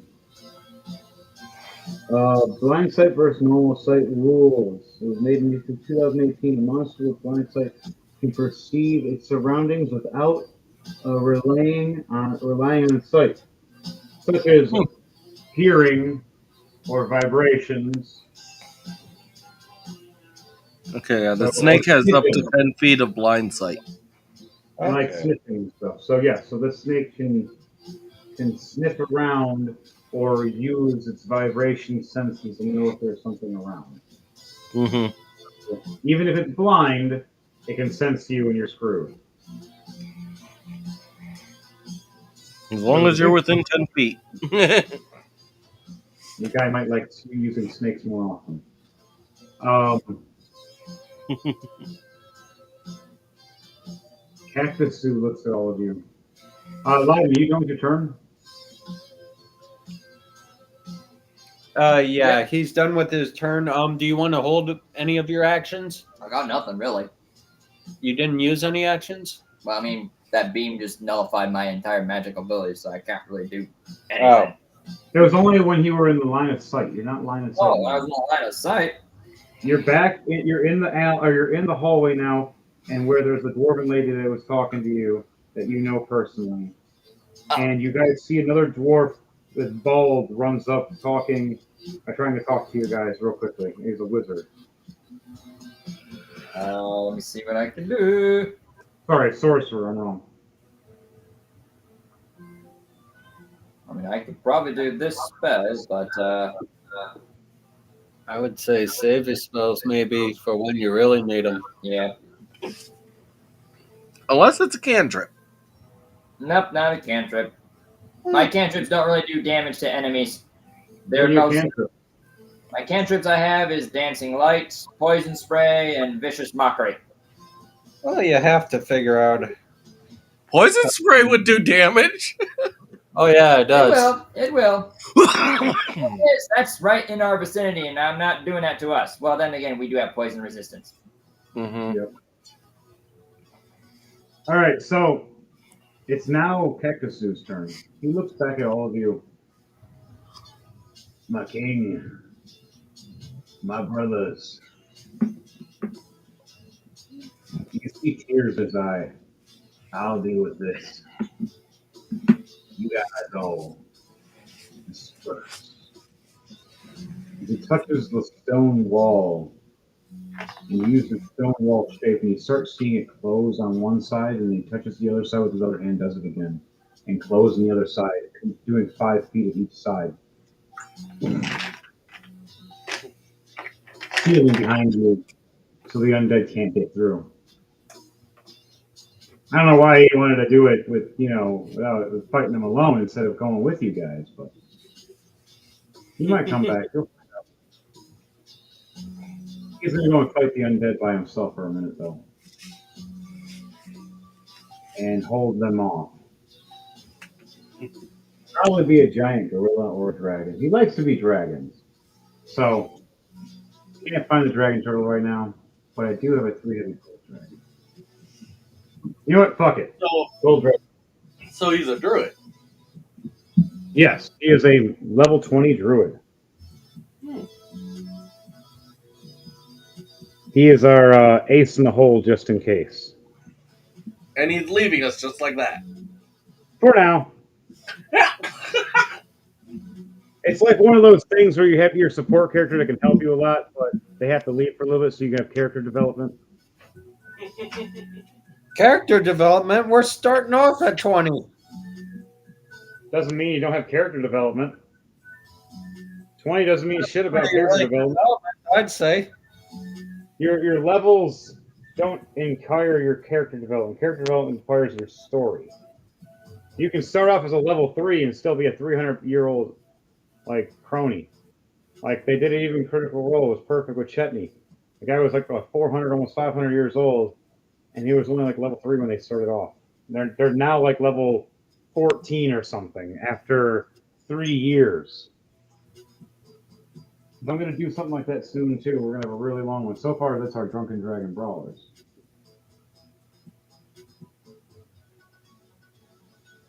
But we're going to have a new story one day where it's going to just literally be just that for the whole year, except for occasional specials.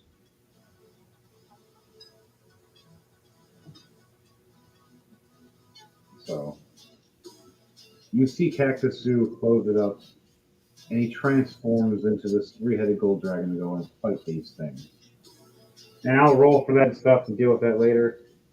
All right, back to the top. You see this sorcerer dwarf going up. We're being attacked. We're being attacked. You guys, you're the king's special guard. I'm the king. Oh, my lord. Look, every room, all the halflings, they all position themselves at the right times. They turned on us. They're attacking right when, and then everything goes. You start seeing some of the walls shift and more rubble starts dropping around. Nothing yet for deck saves, but it's getting close again. But the number did increase again. It is now an 18 for a save, not a 17. It did increase again. He looks back going, there's these invisible people everywhere, and these monsters that keep dying and coming back. What do we do? Do you guys have a cleric or anything? We get to the teleportation circle, as the queen stated. It's either that or we get squished into a pile of mashed potatoes. That's your choice, lads. You have to vacate, my friend. Tell everybody to leave. Fight if you need to, but get away safely. First things first, get the young ones, get all the little ones. Where was the first time, my lord? They're already gone. They went with the queen. Good, good. All strong able fighters pulled off. Everybody else vacate. We need to go.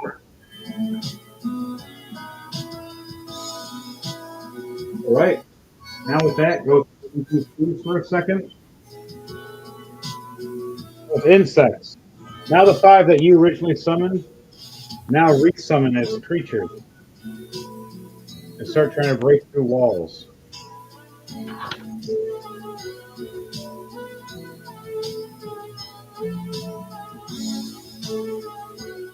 The Necro Cleric teleports away by using a dimension door and then going to a teleport circle, leaving the witch to die on her own. As the insects and creatures, some rush through this way,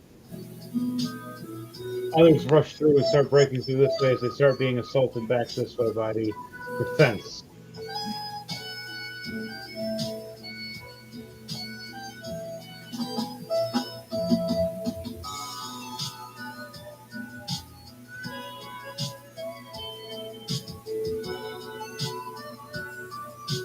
All right, now it is Slamhammer's turn. All right. We need to get out of here. As you guys start hearing down the hall, sitting in every room. What do you guys want to do? Do you want to help people or do you want to get out of here? We can do both. Just gotta be timely. I think Captain Sue gave us some time. As you hear the mushroom lady that was talking to Jordan, I think I hear fighting in the master study. She turns around to the next door over here, opens it up, and realizes there's a fight going on. Now, do you guys want to disperse and split the party for a second and fight against these other halflings, or do you want to all team up? Deadax would rather just try and get out of there, try and evacuate. Everybody take the choices. I second that. DTFO. All right, guys, start exiting and heading. So we'll take our turns to head forward until we come across a fight. So Slamhammer, oops, just threw you. Slamhammer moves first. Now here's the thing: we head to a fork in the road. We got a left, we got the middle, and we got the right. We came from behind us. Which way do we want to go? To the middle, or the right, or the left? The left. Each one we hear fighting in each direction. I think we might be better off splitting the party real quick. Unless anyone else has a way of seeing these halflings.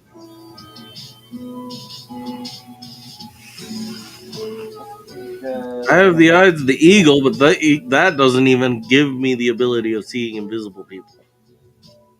Yeah, and dancing lights won't help me in that process because I think their shadow will be hidden too. Does it say that? Usually there's something that reveals invisibility of some sort. Dust, paint, water, rain, shadows. Dancing lights.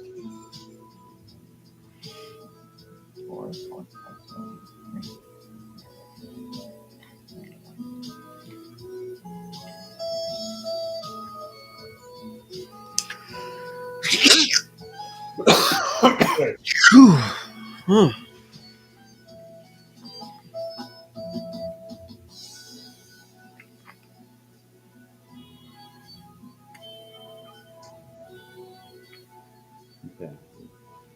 can even see it. Oops, I just totally lost that one off. Nope. All right.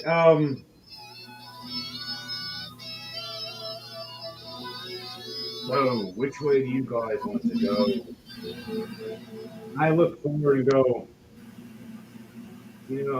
I'm going to take a ride. As one of my friends walked past, white hair spiky with these arm spikes going, being attacked. Every direction, no matter which hallway. So there's a fight no matter where we go. Yeah, I love it. Some invisible guy's been fighting me and I can't find him where he is, but he's around here somewhere. All excited and crazy. Turns back around as something claws at him and they start fighting again. Slamhammer takes a right and goes this way. He sees one of the other dwarf commanders. Hey friend, how you doing? We've got to get out of here. My lord, there are as two arrows stick in his back, and then you see lightning strike to him as he drops to his knees. Slamhammer looks over and sees a halfling with a bow and arrow, and sees another halfling with lightning magic in one hand, and then a wand in the other hand. Oh, we found the king. If we get him, we can kill the queen. Gotta kill them both to keep them both dead. Yeah, let's do it right.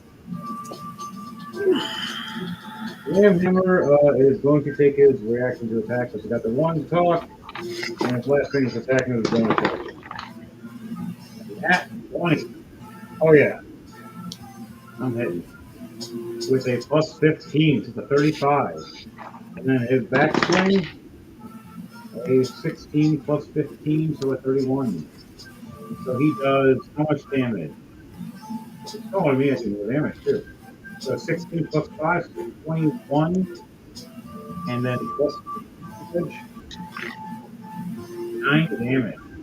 And then a 17 plus 5 is 23 with 6 more lightning damage. How do I want to do this for the one halfling with the bow and arrow? I slam down my hammer at first, looking at him and kicking it, uppercutting him.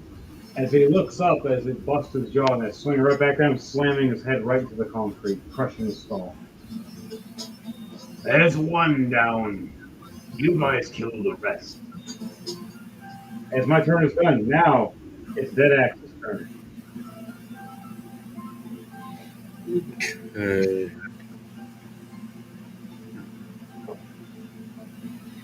Let's see.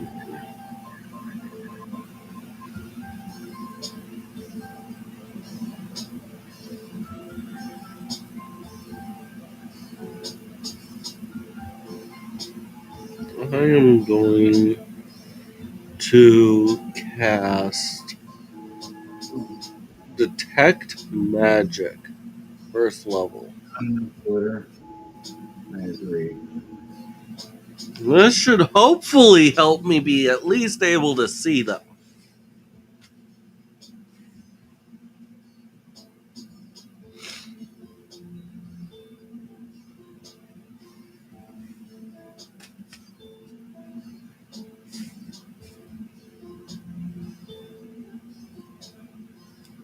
Twitter. That's great by Dark Troopers 317. What else did he say? The manual to the Gundam is in Japanese. That is perfectly fine. We know people that know Japanese here. And there's always an English description. Thank you, Dark Trooper 317. You are awesome. Anybody else wants to like, comment, share, and subscribe, please let us know for Rolling to Die. And back to it. What else are you doing before you end your turn? So, that'll at least allow me to see them. Yes. Okay. I'm going. You utilize your snake to help you. You are a ranger. It makes sense to tell you and warn you who's around within its AoE effect and its eyesight. Thing is I'm using detect magic so I can visually see where they are. Oh yes, and yes, you see because you see their items glowing on their chest or their hands or their weapons.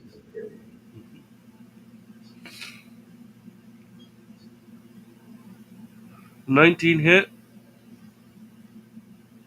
19 does. These ones are different communities. Okay. Then He's they're actually by getting fighting another guy right now, so he doesn't. So what do 7 points of piercing damage. I hit him with a crossbow. But because I also casted flame arrows, he's also taking an extra 1 point of fire damage. Nice. Now he's been fighting this guy for a minute. He's pretty hurt. He's more than half health now. He's now. I gotta roll see if he's on fire, which will also reveal him. Oh yeah, he rolled a 3. You hit him with a flame arrow. Where does this flame arrow go to set him on fire? Hmm? Where does this flame crossbow bolt hit him to ignite him on fire? I am aiming for his chest piece since that's the biggest thing I can see. All right, so right when you hit the chest piece, the whole body ignites in flames. Now you guys can all see a giant flaming body with a big toothy skull grin.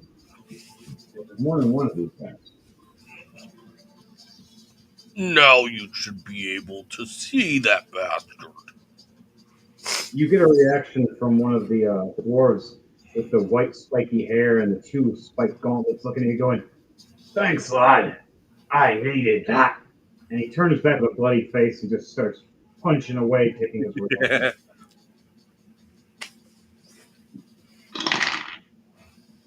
13 plus 13 and a 15 plus 13. Yeah, he hits. Doing Yeah. 10 and 14. He is close to dead now. Now, you going to finish your turn? Almost. 16 All right. plus 4, or 16 plus 6, 22. You hit. Alright. It's gonna be.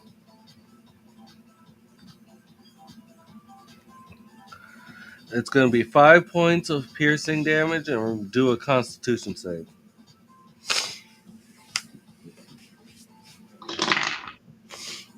5 plus 2.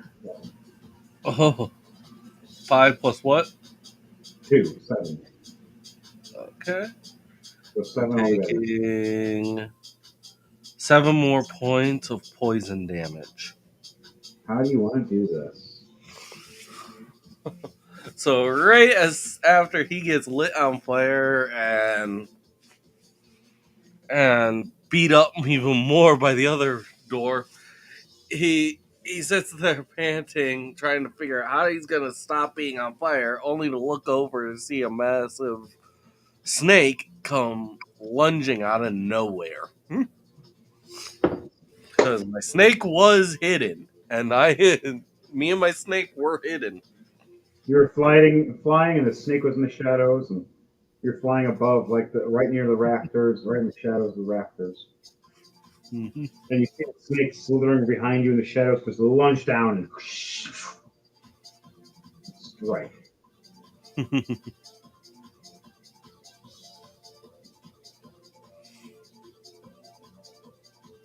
And that ends my turn. Okay. You end your turn. That guy is dead now. That guy moved. You right there. All right, you stood back. Snake lunged forward. This dude's totally dead. This guy's dancing around happy now.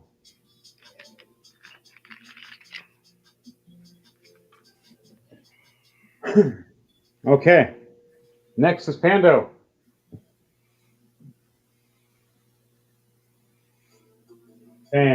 Pando. Sorry, I forgot I was muted. How dare you?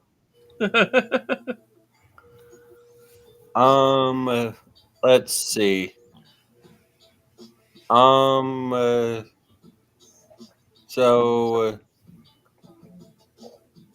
I'll go right. Take a right with Slam Hammer. All right. Oh wait, nuts! I forget. Nuts. You're protecting Slam Hammer mostly, so you're on my side. This guy's been squished. He's down. Slam Hammer is right here. Okay. You're right next to Slam Hammer. There is a female halfling with magic and lightning in her left hand and a magical wand in her right hand. As the one dwarf ahead of you that you had to run past is on his knees bleeding, trying to drink a potion right now. Heal himself because he got hurt. Okay. Oh, I'm hurt. I'm very hurt. Yeah, I'm hurt.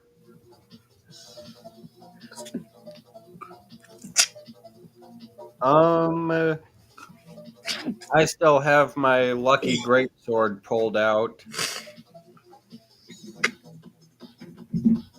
Awesome. Yeah, I'll stick with the lucky greatsword.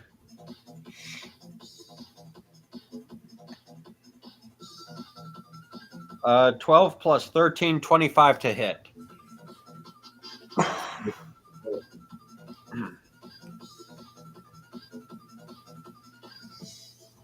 How much damage are you doing, buddy? 11 points of damage for the first attack. Okay. 23 to hit for the next attack. Okay.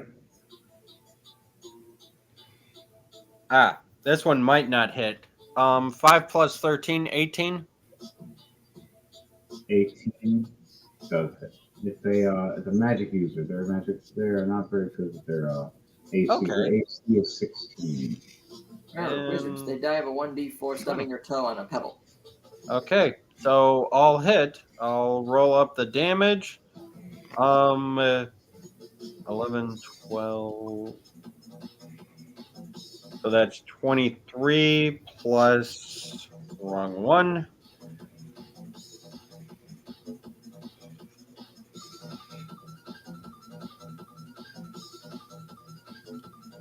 Wait, did I?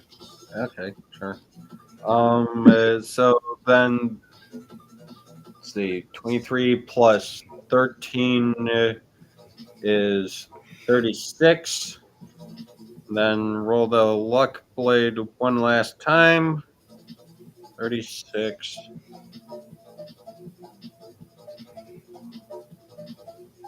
Plus so 36 plus 15. I think that's another 51. How do you want to do this? Nice.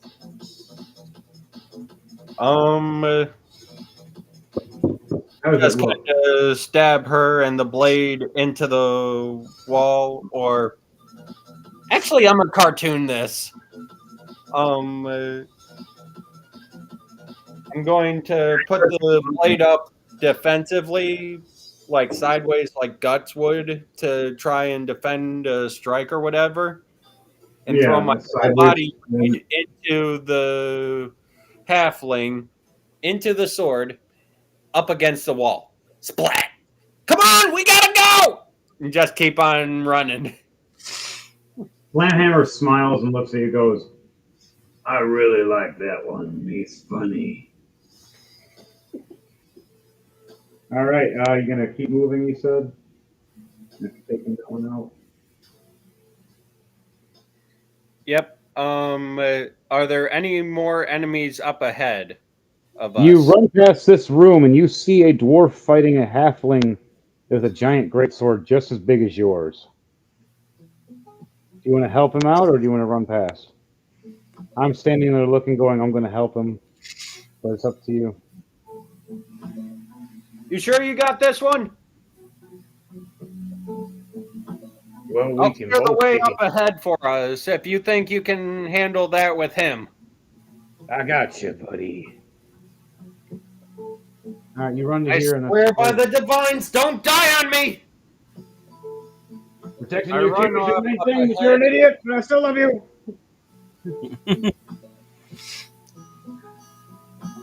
Okay, so that's about as far as I can go then.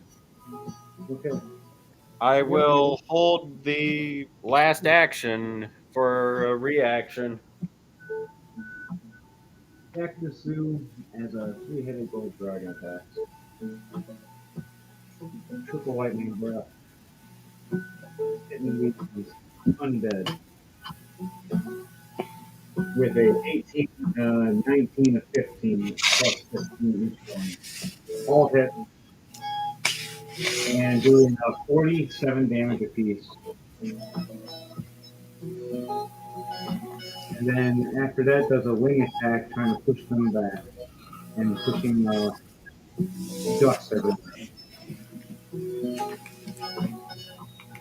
That ends his turn. Now it's your turn, Leiden, for Vondel.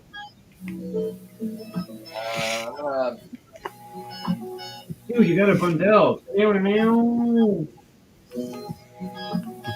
I'll go into the room, the big room in front of me, and I'm going to basically cast poison spray. Big room in front of you. Yeah, you'll make it there. And who are you casting it on? It's You gotta look at the perception first. You gotta do. You want to do perception first? If you hit your friend, you got friendlies in there.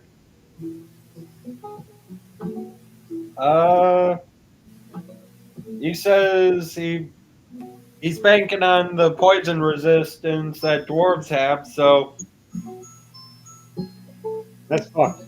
It only gives like half damage, but Yeah, that's I'm gonna- fucked, but I'm gonna think on it.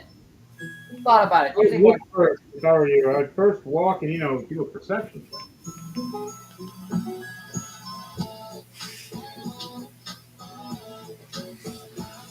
But that's my choice. It's up to you. You just want to walk in and praying, or you want to walk in and see and then spray. You still Walk can in do and spray. a perception free. say it into the mic, I guess. I walk into the room and I cast poison spray. All right, and it's a spray effect. I got a spray denominator. 12 plus 10, 22. All right, so you hit the 2 invisible halflings, and you hit the 1 dwarven guard that is actually friends with Dragma.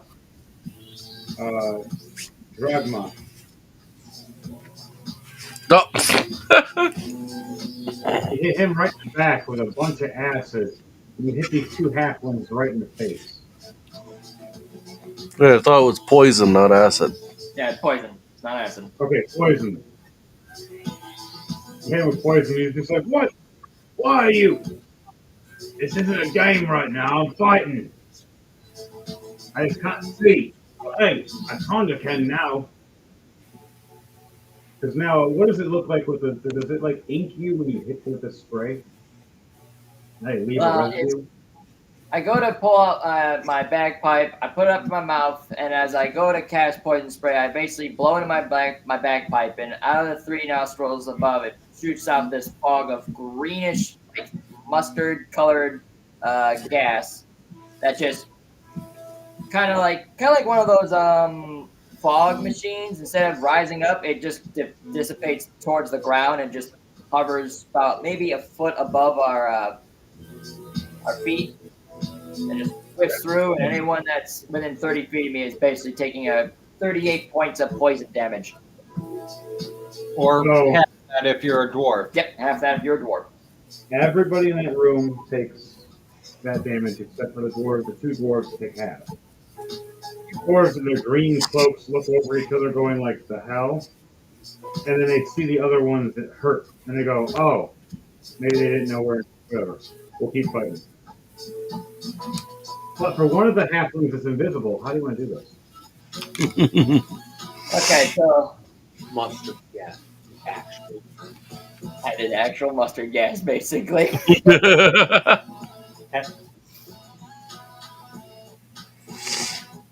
Okay. Do they have to concentrate in order to stay invisible? Let me see it.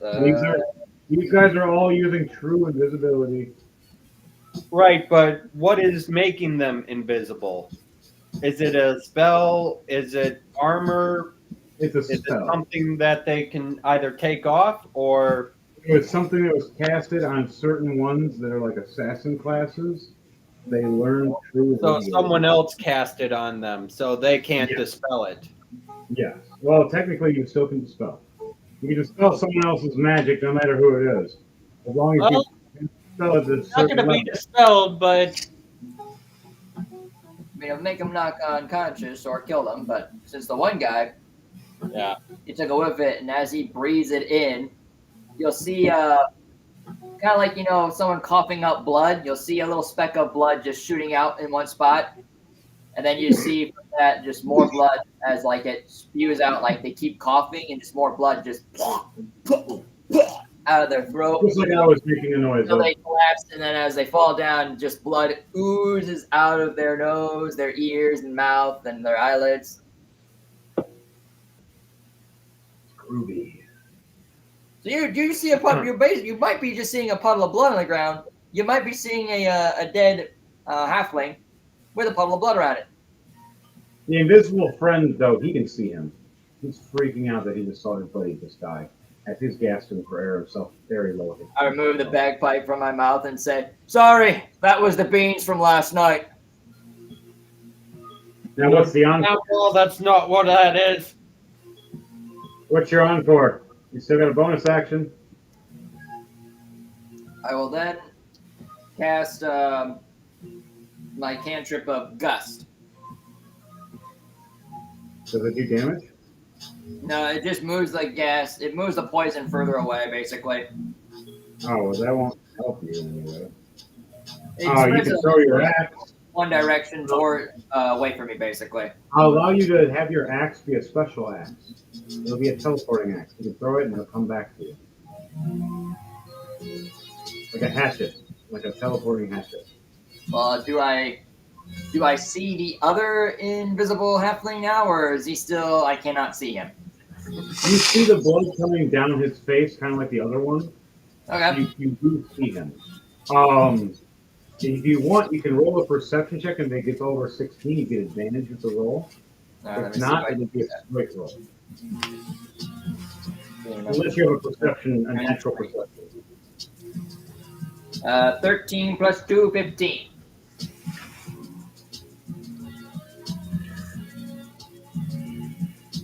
What's your passive perception?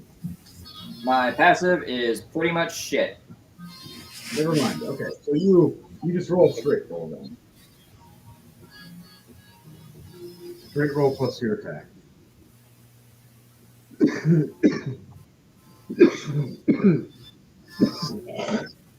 Oh, I hit the wrong one. My bad. Load up. Beyond everybody, it loves to fuck with you. Well, I have real dice. It won't go there like you ask it.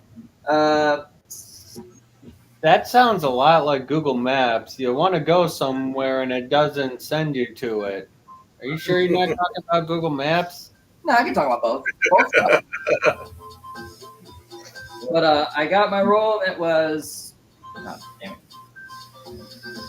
I looked away and now I look back. Now I don't see it.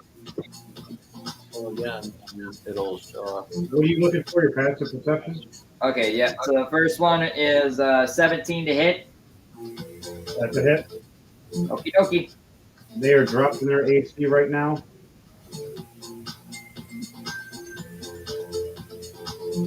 Nice. So 6 plus 3, that's 9 total of slashing damage.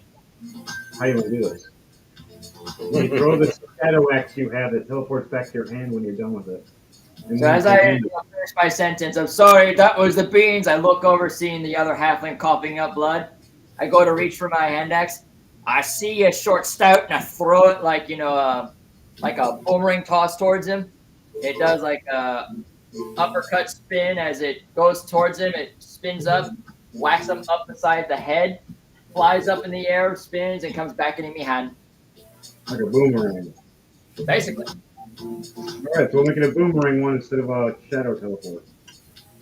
God, could you imagine a boomerang with 2 axe heads on it?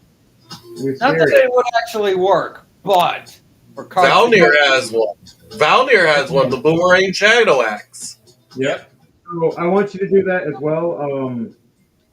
Leiden, add a boomerang, the giant boomerang to your inventory. All right. And then just edit the name to boomerang axe. And then add damage of +2 to it. On top of whatever the damage is. We'll add more customization later. So, you do that. Is there anything else for your turn? Do you say anything else? Use you want to hold a spell or prepare something for your music stuff? That's all I can do. Okay. Those 2 halflings are down. That dwarf turns around and thanks you, even though he's coughing. And he looks over at the other halfling and turns to attack. To help out with the other dwarf. Now it's a 2-on-1 over there. A big shake happens again. Roughly. I want everybody to roll a Constitution save for me. And then Dexterity save for me. It's going to be a straight roll unless it says you have advantage. Okay.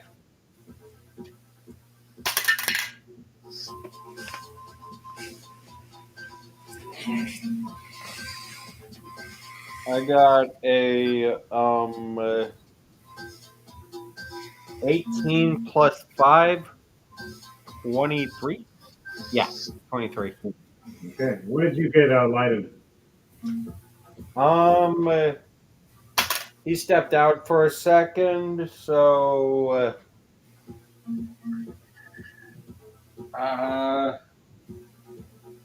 If anything, we can always roll. make a dex save real quick. All right. DJ Thunderbase, what did you roll? What are we rolling? You are rolling a Constitution save and a Dexterity save. Okay. Constitution save was a 12. Now, is the deck save for something that we can see coming? It's you feel the tremor coming to you. You have advantage. Leiden rolled a 12 on the dex save. For you guys are dwarves, you have the tremor sense. You have Dex- advantage. Sorry for that. I forgot to tell you. My dexterity save was a 19 plus 3, 22. Wow, I'm so lucky on that. And damn, really? You guys all succeed except for Slamhammer himself. I'm pretty sure I failed my constitution save. Yeah, sorry, you failed your Constitution save. Hold on. What was the Constitution for then? A bunch of poisonous gas has just erupted through the rooms before it ventilates out. Oh, from the ground? So wouldn't we have advantage on it then, since it's poison? Yes, you are correct. You are dwarves. You have advantage. Everybody can roll for advantage for your Constitution saves. Okay, that makes it better. 12 plus 8, 30, 20. Okay.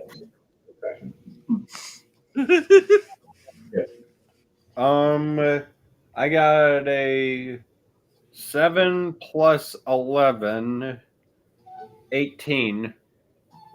First roll was a nat 1. Second roll was an 8. 8 plus 8 altogether. 8.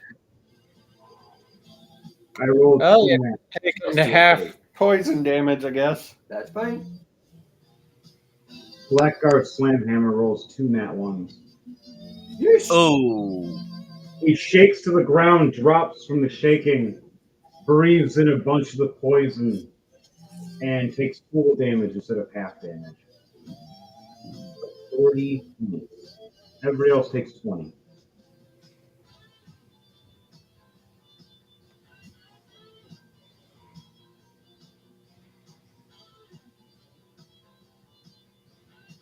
If he coughs up and you see blood spewing out of his mouth, Pando. At the doorway. As you're looking down the hallway, you see him falling at the doorway, spewing blood. He's older than all of you guys by a lot. He has a special ring that keeps him alive. He's way older than he says he is.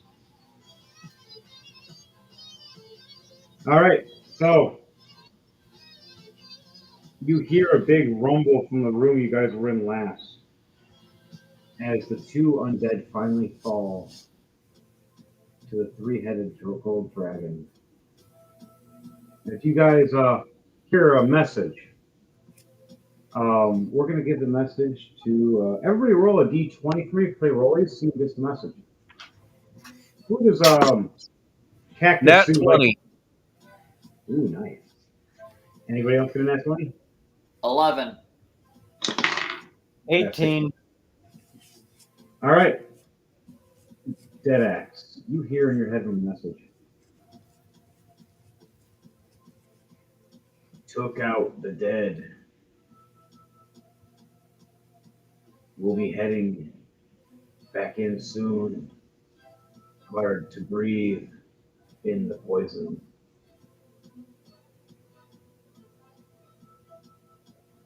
Insects. Giant everywhere. Be mindful, extremely hostile. Sorry, I want to use the last word. All right, you hear that message. You can reply back to it if you want.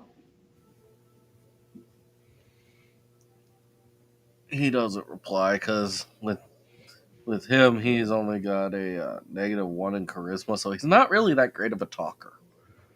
You don't want to reply at all and just a mm-hmm or a Yep. yeah. That's it. Mm-hmm. He hears that in his three heads and he's just like, sounds like dead axe.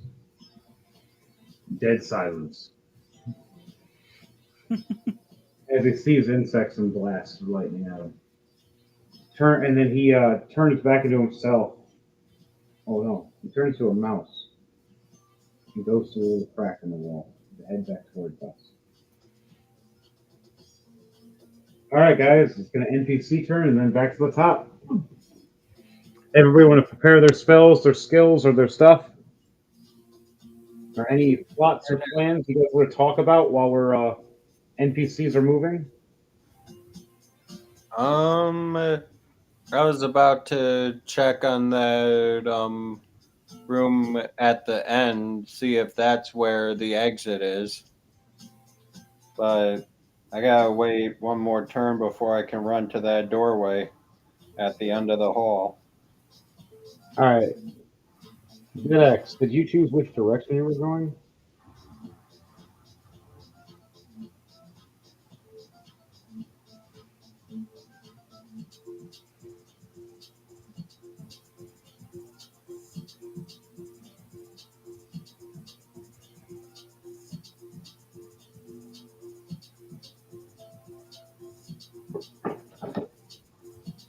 Devontae, did you choose what room you were going into? Oh, I'm go straight.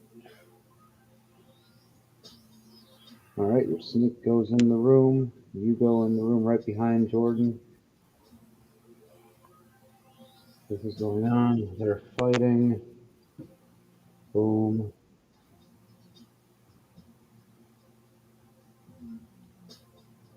They're fighting.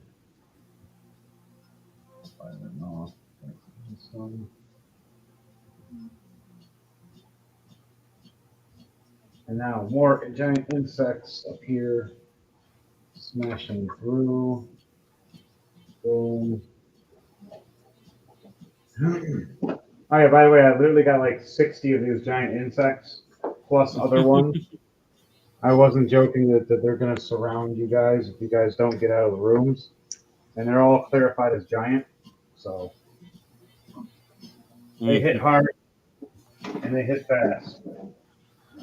And they hit like a swarm.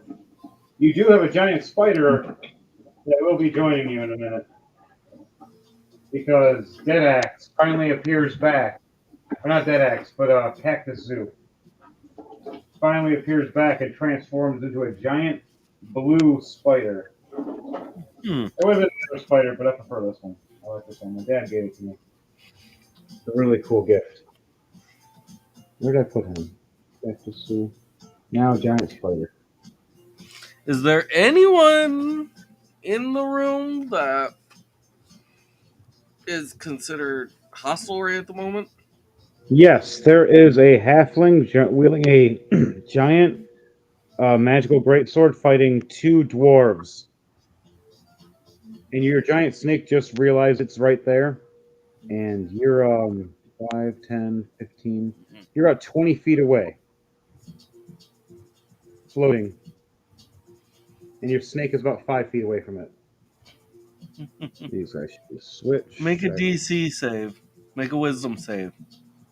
Can you see all that? Yes, it does. Awesome. DC save. Mm-hmm. A nat 1. Oh. Oh. This great warrior just got a nat 1. Even with being a halfling, I get to re-roll again for a second. A 4. Still fail. Mm-hmm. Okay, that at least stops it from being a crit. Yep, it's a halfling effect. All halflings get that, so yeah. Good luck getting that ones on these guys.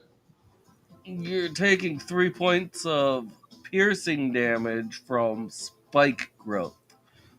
The ground in a 20-foot radius centered on a point within range twists and sprouts hard spikes and thorns. How much damage is this doing? 3 points piercing.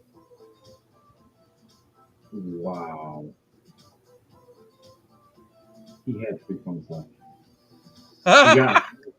He was taking on the 2 other dwarves and they're messing him up, and he was literally about to die. He just got the 5 damage from the last guy that dropped him down to 3 points left, and he looks down and sees spikes coming everywhere. How do you want to do this? How does it look for this halfling slamming his big sword, trying to go at these 2 dwarves as you're just making spikes appear? So I have a javelin, so I'm gonna take that and pretty much just shove it into the ground, saying spikes. As I'm looking at where the where this halfling would be, So and a crack goes from where my javelin goes in and goes directly to where I'm looking, and at the end of the crack is where the spikes will start.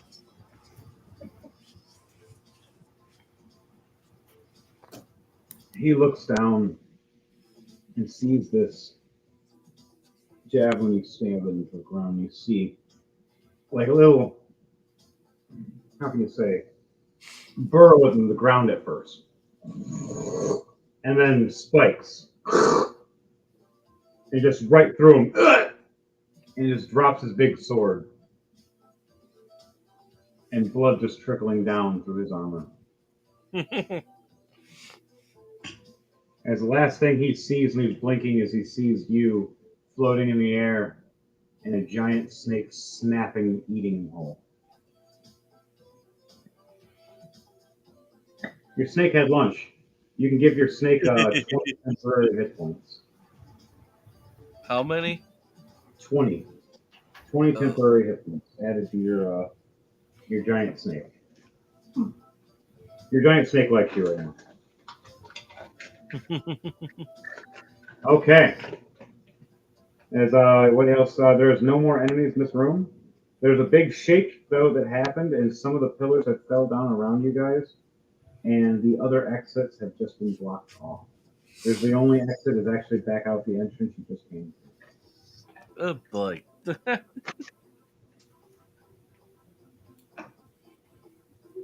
This character. And what was the point? Fighting these guys and securing the 2 dwarf teammates, one being one of your brethren of your character, and the other one being one of the commander's other elite guard that was just finished training for being the queen's special guard. You gained favor this way. Okay.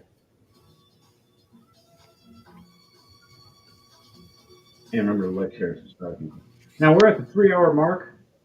Before we go to the next part, would everybody like to do a small break right now? Anybody need to go to the bathroom or get a drink or anything? Or promote for anything? All right. Wait, no, I'm good. All right. So very cool. Anything unique you want to say, Pando? I'm kind of middle of the road about the break. I'm good on my end, but if anyone wants a break, I'm not going to say no. Yep, you guys need to go take one. If not, let's just keep going then. All right, so who was last that just did their turn? It was DJ Thunderbase. Is there anything you want to do with your snake, or you guys want to head back out of that room? Turn head out the room. Okay. You head out. That'll be the end of your turn. How many feet of movement do you have? You only moved like 50. By flying, I have 70 feet. 70. Okay, you've got plenty of movement. So let's head you to here. You see a giant spider, which is on your team, which you know is Cactus Zoo.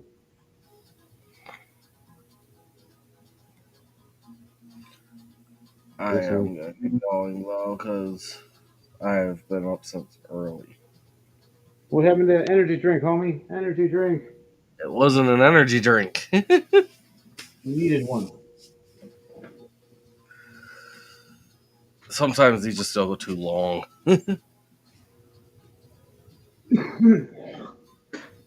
No, depends on the story, my friend.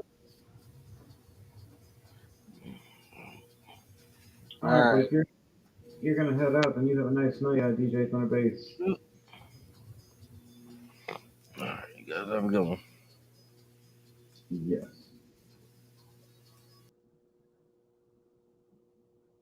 All right, I'll bring up music from him on Spotify on this side.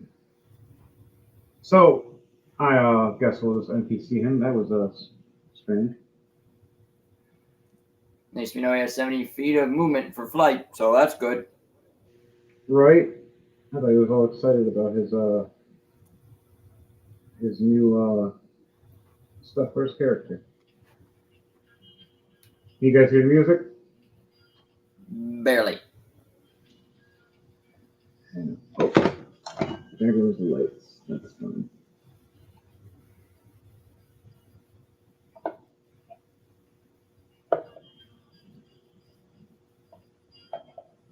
Can we do this?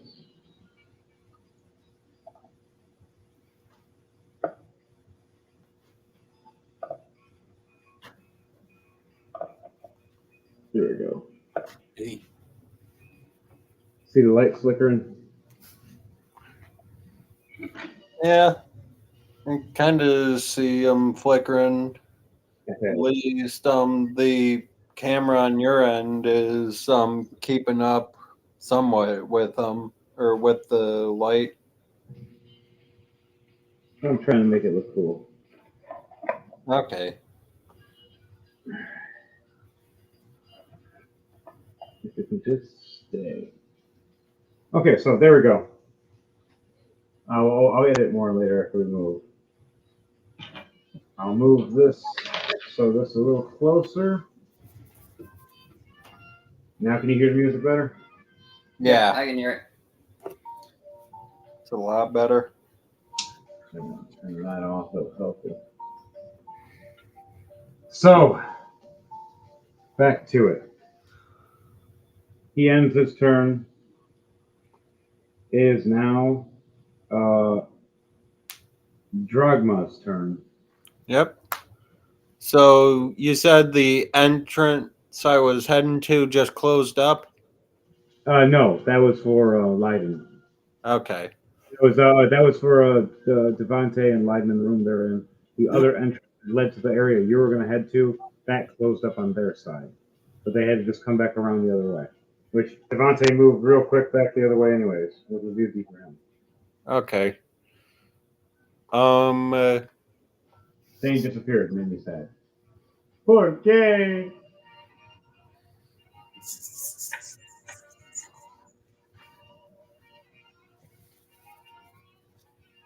It's okay. Still love him. It is.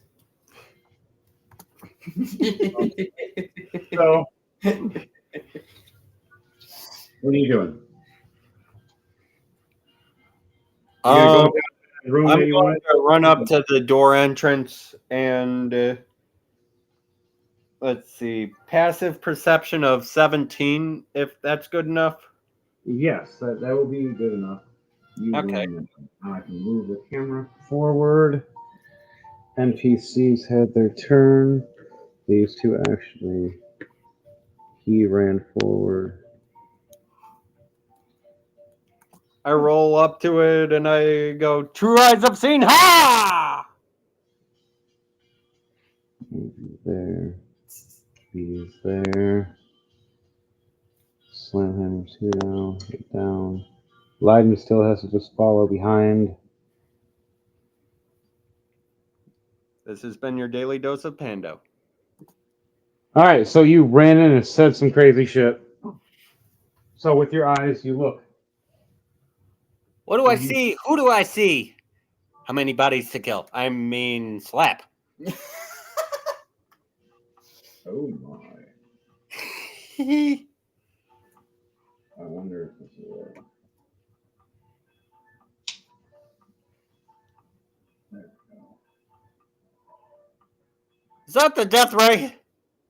No, it just bright. You walk right in and see all the bright from the heat and the forge area where the lava runs. Oh no, this is the forge room? I thought this was the way out. Nuts. Half and half. They both are. There's two different forge rooms: magic forge room and weapons forge room, which they both have two different ways to get out. You just actually ran to the right one, to be honest, though, because the other one is being infested right now with insects. Ah. Okay. There's only a few halflings in here you got to deal with, and a couple dwarves are trying to help. One of the dwarves just died right as you walked in. You've seen one of the men with two axes that you were training with earlier and having a good battle with. He was teaching you how to use them well, but he was overwhelmed by four halflings. Three of them with rapiers and one with a bow and magic. I'm going to run.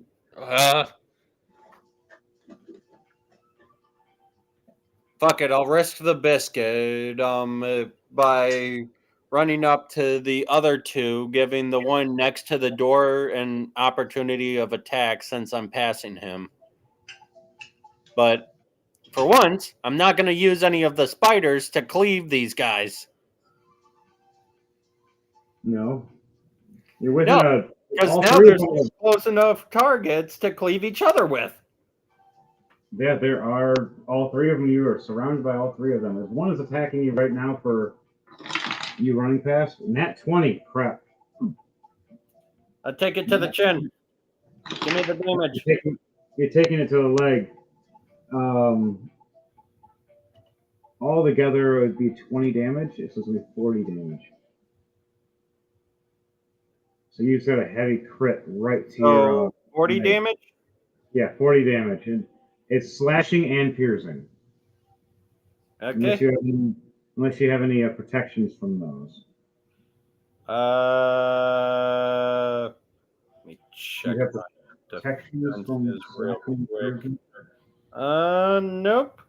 Doesn't look like I have any other resistances.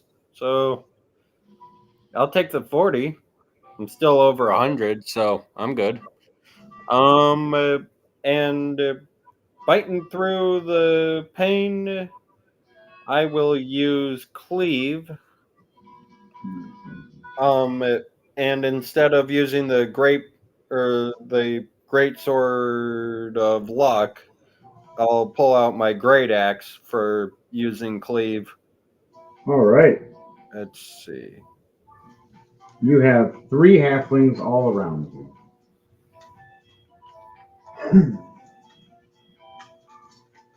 There it is. 3.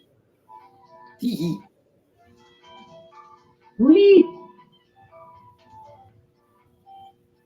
Okay. So once per turn, if you hit a creature with melee using a great axe, you can make another melee attack against the second creature within 5 feet of the first. All right. Hit it. All right. For the cleat, 19 plus 16. Automatic crit. Because it's a 19. No special crits because it wasn't a 20, but Amen, that works. critical roll. Didn't mean to steal any copyright from that. But the critical roll was a 26 damage. Yeah, it's technically a turn, so you couldn't control for saying it. It's like the same thing with our stuff. Roll to die. You roll 2d20. That's the same thing with the concept. Or if you're making a death save, roll to die. Yep. All right. So, did all of them go over 16? Ooh. Yes, they all went over 16. And you hit all 3 of them. Okay. Let me roll up damage because another one within one of those was another nat 20. So, All right, that's 20 is double damage. Do that one right. separate.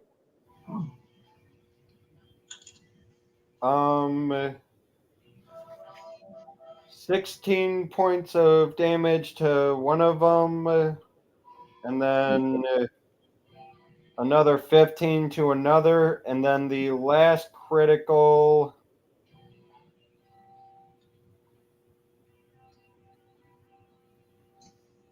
is a 25.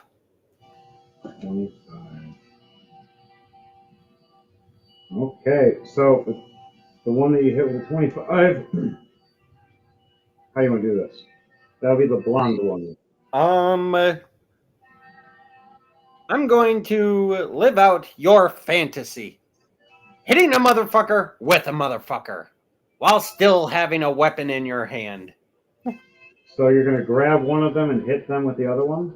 No. So my axe doesn't do enough to cleave through the first one that I hit, but because I'm swinging so hard, I throw him into his buddy, and because his buddy wasn't moving, the axe then goes through the first guy.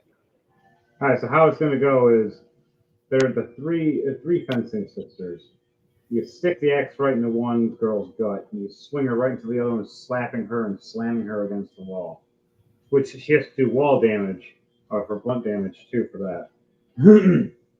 You slicing through the one sister in half with all the percussion to knock the other one away. Oh yeah, that's 27 blunt damage to the wall. How do you want to do this to the other guy who smacks the wall? I don't have any say. It's just simple physics. I'm trying to slap a motherfucker with a motherfucker. So the one sister slaps the other sister pretty much while there's an axe cleaving between both of them, slicing both of them in half. As one slaps 2 pieces against the wall over here, the other one just chops in half and hits the ground over here. And then the other one freaks out because she hurt her, but she's not dead yet. Okay, that was my first action. What? This guy is scarier than Pando and Kamarsh. I love it. Do it again. I'm gonna do it again. I rolled a 2 plus 16, 18. I cannot fail. Y'all Don't fucked. say that. I've done that. I said the same thing with my gun guy. He's OP'd in Jordan's. The second I roll on that one, I'm screwed. Yeah, but the good thing about great axes and melee weapons, they don't deal with gunpowder. They can't explode in your hands. True. You can drop them, but you know what? It's just a loud clang and you pick it back up. It still swings just fine. You do chuck it it in one there. with the gun, you got to spend a whole turn repairing that fucker. Oh yeah, I have. I spent 2 turns, then I blew up again. Same. Jordan, stop laughing at me. All right, so He was like, "Your character's OP'd." I was like, "No, there's a pro and con." Then he's seen the pro and con. He just started laughing. That's what happens. I'm like, "Yep." I almost died, especially because I don't have that much health for that guy. the next attack out of the volley of 4.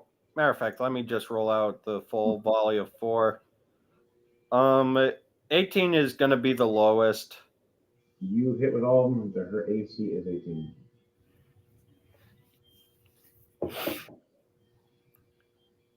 Okay, so 21 plus 17. 37. 37. Plus another 22, so that's 59 plus another 23, so that's 2, and then that 72. How do you want to do this? Nice. Now, see, part of me was running through the numbers, and as soon as I hit the 50s, I went, she's probably dead. She's probably dead. Do I need to keep doing the math? So, so same sort of thing is going through Drogma's mind. First slash does his damage. Second slash does his damage. Third slash does his damage. He puts the axe on his shoulder, thinks for a minute, do I really need one more swing? Looks over, she's bloodied, but still standing. Limp standing. Doesn't realize it's a dead body standing. And goes, she's still up! Whack! Cleaves her in half. Nice. You see two pieces the opposite way, or two got sliced in half this way from the stomach. The other one got sliced in half directly this way. And just fell apart. And you see there's the fourth one across from you, 5, 10, 15, 20 feet away, shaking and quivering. Like, you killed my sister! I put the great axe back in the bag of holding. Quickly pull out a javelin. Now I kill you! And I throw the javelin. All right. Woo! 13 plus 13, 26. You hit.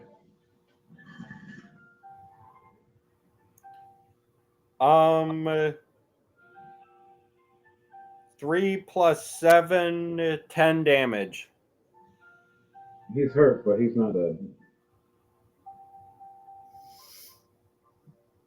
Let me see.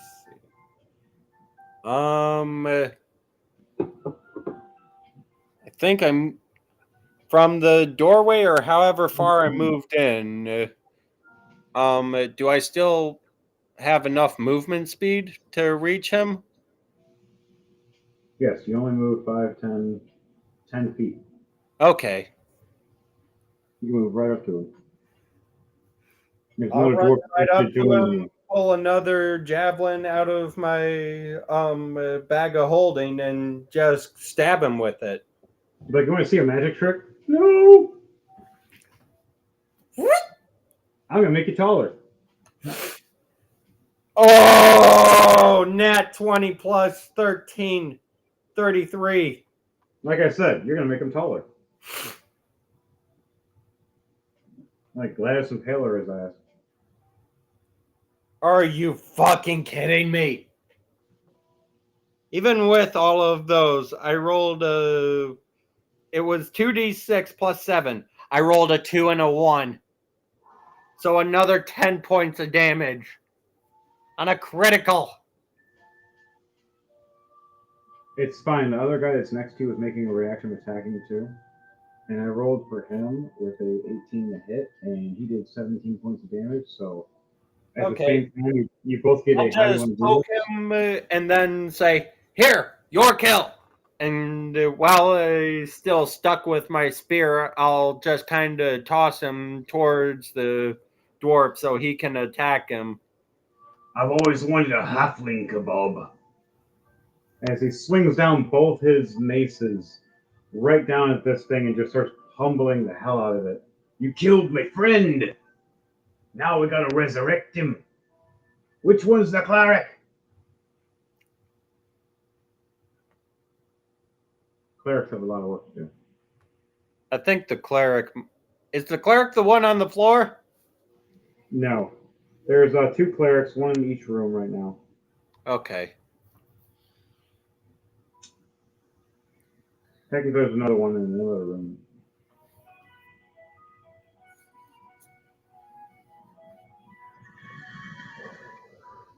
So all the halflings are dead. I'm going to call everyone else up to our area. Do you want to use a sending stone, or do you want to use a message, or do you want to yell through the hallway?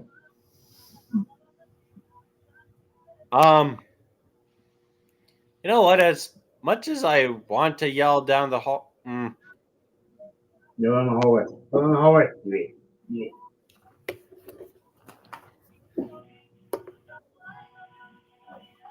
It's up to you, homie. Yeah, I'ma just yell, "Coast is clear!"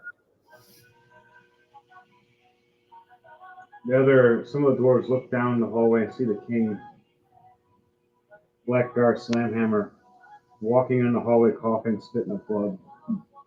I toss him one of my greater healing potions. Thank you, my lad. I finally get to here. All right, your turn is done. Now it is Jordan's turn. Can I use my bonus action real quick? Yes, you can. I'm going to pop one of those greater healing. All right. I gain 18 points. Nice. Leiden, it's your turn. Okay, so you said the door behind me that I walked through has been closed on me, correct? Yep. So you can head back the other way if you want. Yep, I will head the other way. Kind of like the same way that I forgot his name already. Argon? No, not Argon. Dead axe. Dead Axe. Yeah, I'll head the same way he went. Granted, You he's just- way ahead of me, but still. You can jump on his snake, and his snake can slither forward for you. I'll double your Yeah, I can speed. do that. I'll go for it. No, I'll make it so it doubles your speed. So get you right up behind us down the hallway. So make it so you move like 60 feet. Okay. Pando's turn's done. Now it is anything else you want to do, Jordan, before you end your turn? Spell or ability or Was there anyone near me that needed healing? Slamhammer only has 2 more damage, but and that's about it. But everybody else is okay. Okay. Then there's no enemies around me at the moment. Not yet. Everybody else got slaughtered. All right. I guess I'll just be riding on the snake to get out of the room, basically. Okay. You guys end your turns? Yep, that's all I'm going to be able to do. All right, Cactus Zoo climbs the spider, jumps over, startles half the guys as it jumps in at first, and then it lets everybody know because it can speak that it's him. And then it climbs over to here.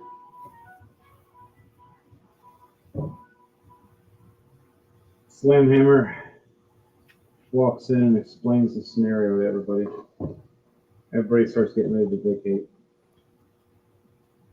They walk over where the teleporter is, which is right here, this giant spiral thing. Oh, you can't see it.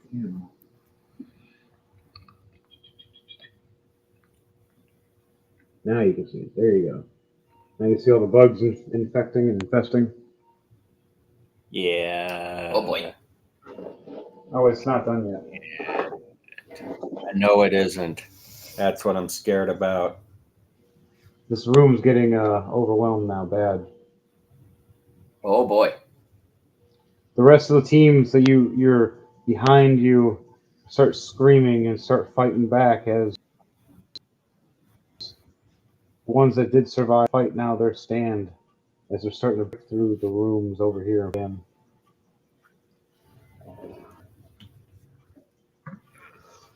The teleporter's warming up right now.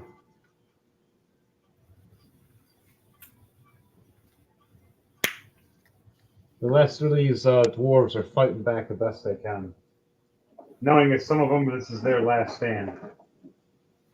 They know that some of them can be true resurrected back, hoping the clerics can get to bringing him back one day. We'll see if it all happens. Oh, giant cockroaches. Oh, creepy.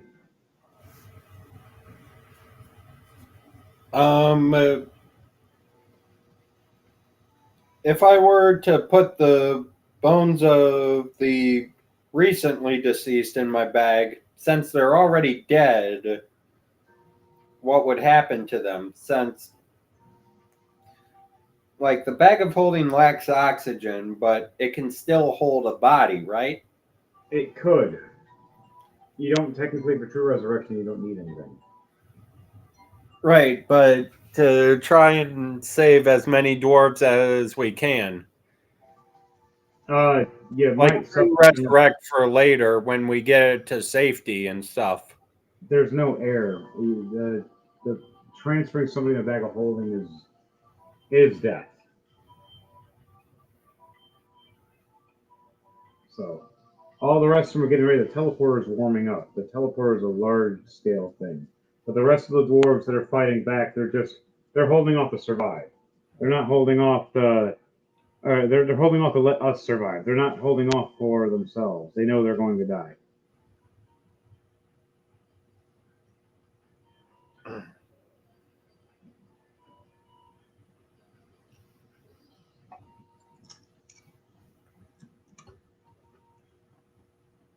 All right, you guys all headed. You guys all made it in the room because my turn. I made it in, and Devontae's turn with the giant snake brung Jordan Yep.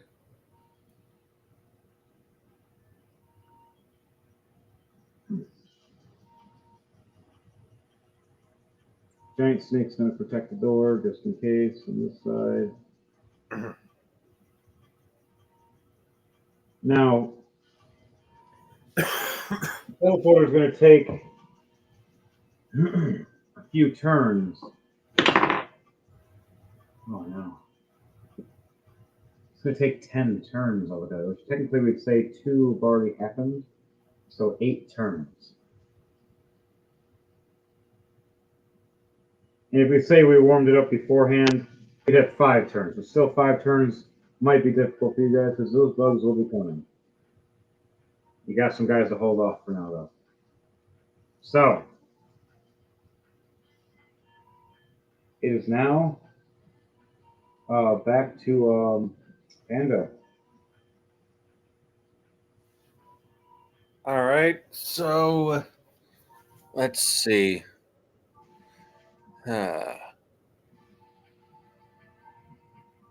I say we ready our forces. Or wait, we can't see the next room, right?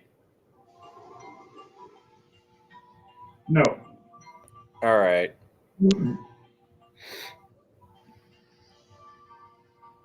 Giant walls, just doorways. You hear the soldiers telling you that there's insects in the other room. And then all our soldiers over there are being surrounded, and the blacksmiths are being surrounded, and even the ballista defense. In the other room, you hear the same thing starting to break through those walls and doors of where you guys just were. And then fighting back.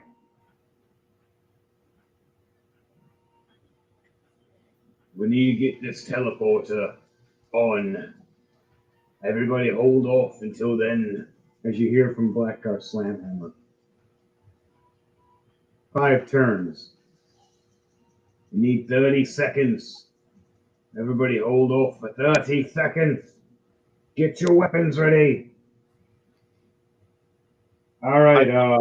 My great axe back in my bag of holding and pull out my blade of luck. Give it a single kiss, and then the blade glows. You gonna hold your action? I'm going to post up towards the door where the guy with the red cape is.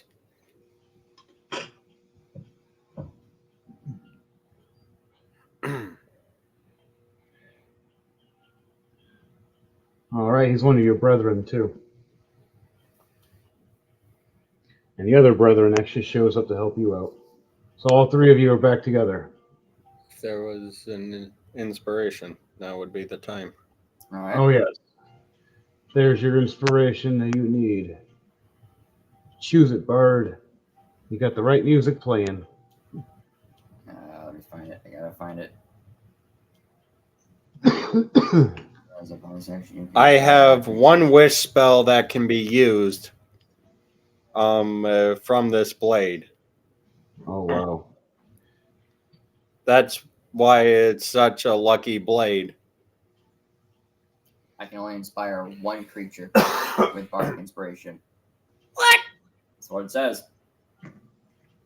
Within 60 feet that I can see or hear, that creature gains one of your bardic inspiration dice, a 1d12, once within the next hour. When the creature fails a d20 test, the creature can roll the bardic inspiration die and add that number roll to the total penalty, turning the failure into a success.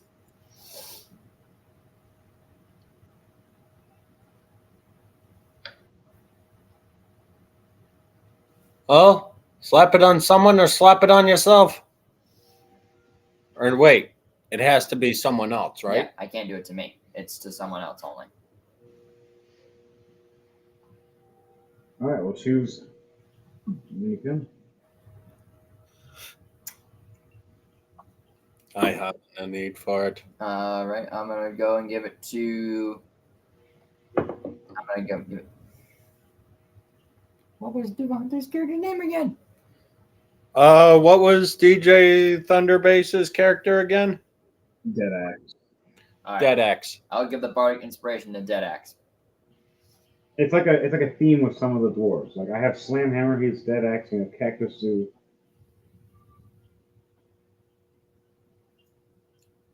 Basically, All I'm right. gonna play the tune from like you know that scene from Braveheart where they get shot by the arrows and the arrows don't like really kill anybody and they do their little battle cry and you just hear the freaking bagpipe just.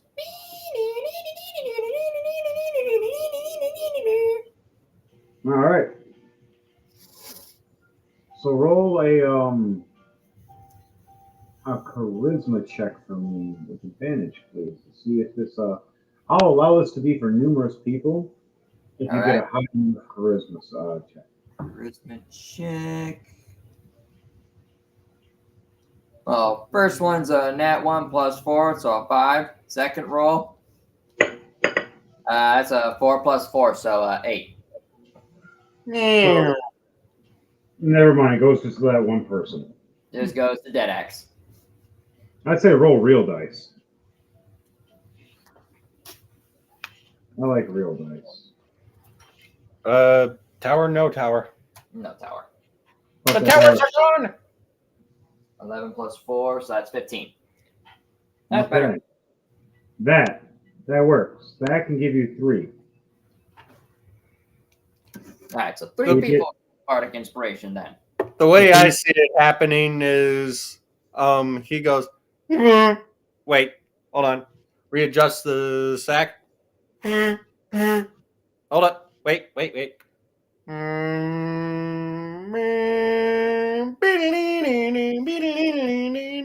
much. That. Okay. The day. You end your turn. Yep, that will be it for me.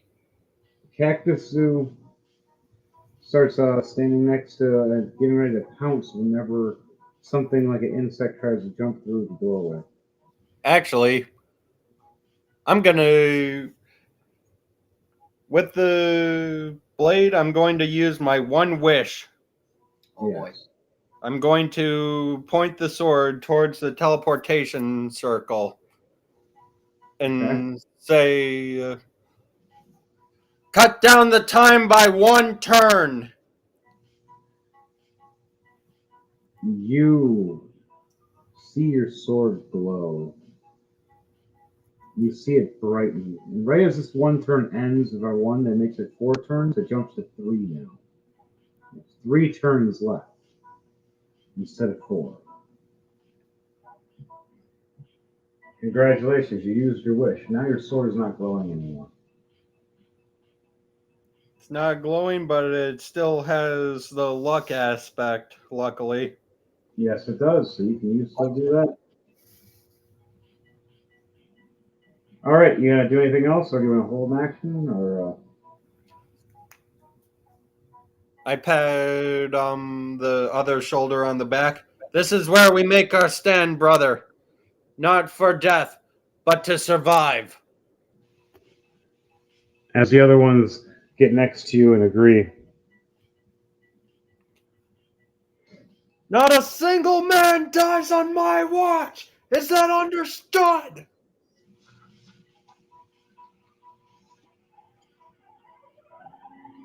and they start slamming through more and more. You start hearing the dwarves that were in there screaming, and then silence. As all of them got eaten or ripped apart. And the last ones with the ballistas did a suicide bomb at the end, igniting all of their explosive rounds, saying one last F you. The ones that were holding off in the rooms that you were in passed. You hear more screaming, and then silence again.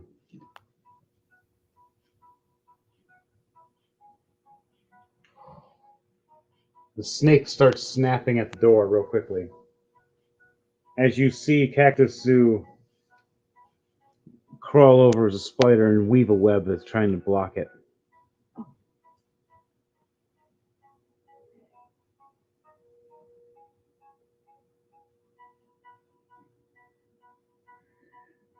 Now Slamhammer's turn. Oh, me people. The people I love and care for are all eaten. All because of a stupid old witch that wanted to get more power. He shakes his head. At least she got what she deserved too. We'll true resurrect everybody later.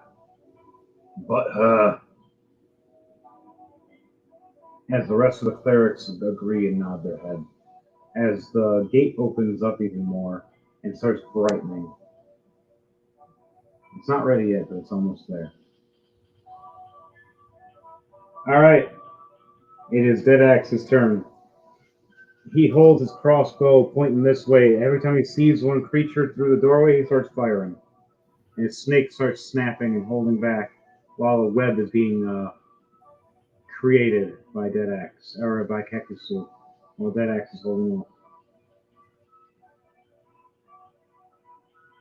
Alright, Pando, it's back to your turn.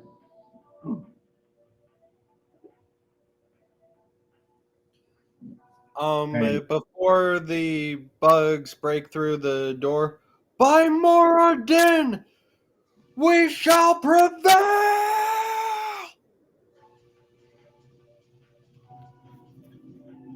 One insect makes a reaction and jumps at you right as you scream that.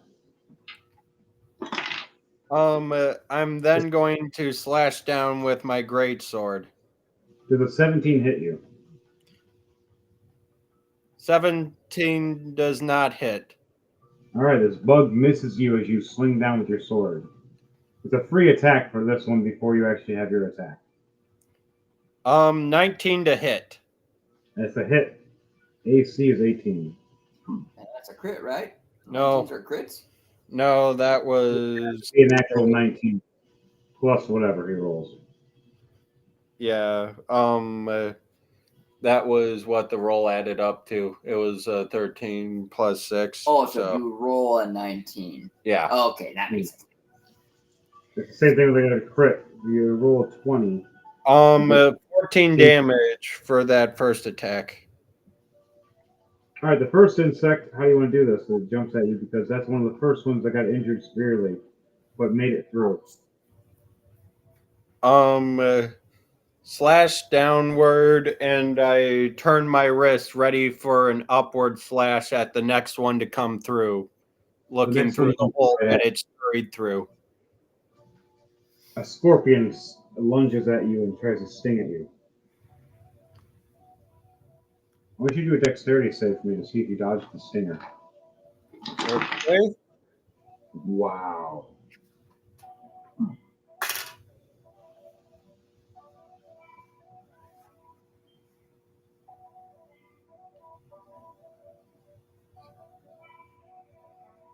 Um, 12 on the dexterity save.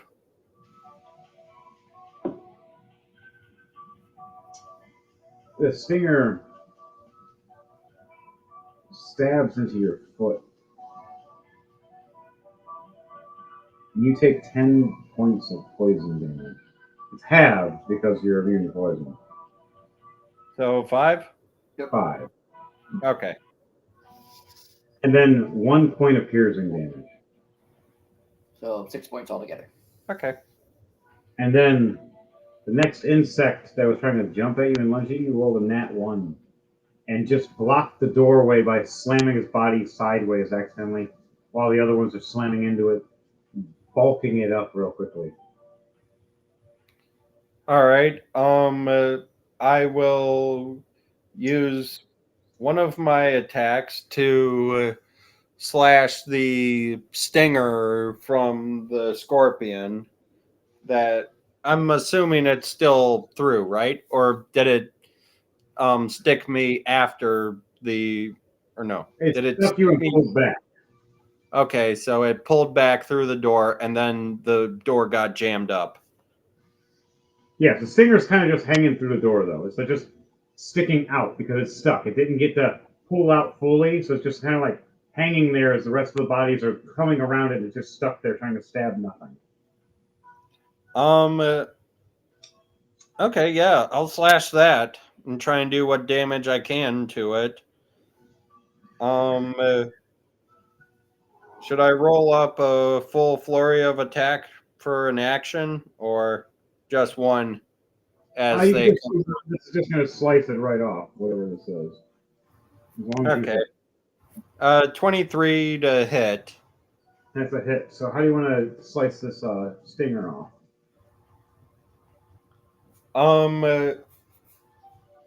After it sticks me, I scream, "Ah! You bitch!" Slice upward before it can retract all the way, doing 13 points of damage to the scorpion, which is now probably more as it's now missing a stinger. Oh yes, and it's squirting out blood and this green poisonous ooze, and it's screeching. And there's other ones that are all getting stuck and clustered in there now. All right, you do anything else for your turn? Let me see. All the other dwarves are huddled up with me, so we've got this door down good. Yep. The other I'll door. my action for when they do bust through. All right. Lyden, your turn. Cactus Zoo has finished making the web wall. The bugs now are trying to stay away from the web because they think of a giant spider instead of I mean, food. I could. I just saw that spell. Where the hell did it go? I think it's second level. No, it's Excuse me. not that one. What was the other one? My armor class is 19. Level, wasn't it? I could cast a at 5th level wall of force. Its range is 120 feet. Like to protect us, like a shield. Yeah, I'll read it out for you. An invisible wall of force springs into existence at a point you choose within range. The wall appears in any orientation you choose, as a horizontal or vertical barrier or at an angle. It could be free-floating or resting on a solid surface. You can form it into a hemispherical dome or a globe with a radius of up to 10 feet, or you can shape a flat surface made up of the 10-foot by 10-foot panels. Each panel must be continuous with another panel, and any form of the wall is a quarter inch thick, and lasts for the duration. If the wall cuts through a creature's space when it appears, the creature is pushed to one side of the wall. You choose which side. Nothing can physically pass through the wall. It is immune to all damage and cannot be dispelled by dispel magic. A disintegrate spell destroys the wall instantly, however. The wall also extends into the eternal plane and blocks eternal travel through the wall. Nice. So, how do you want it to look when you do this? When you're playing your music? You're sealing these doorways so we can protect ourselves.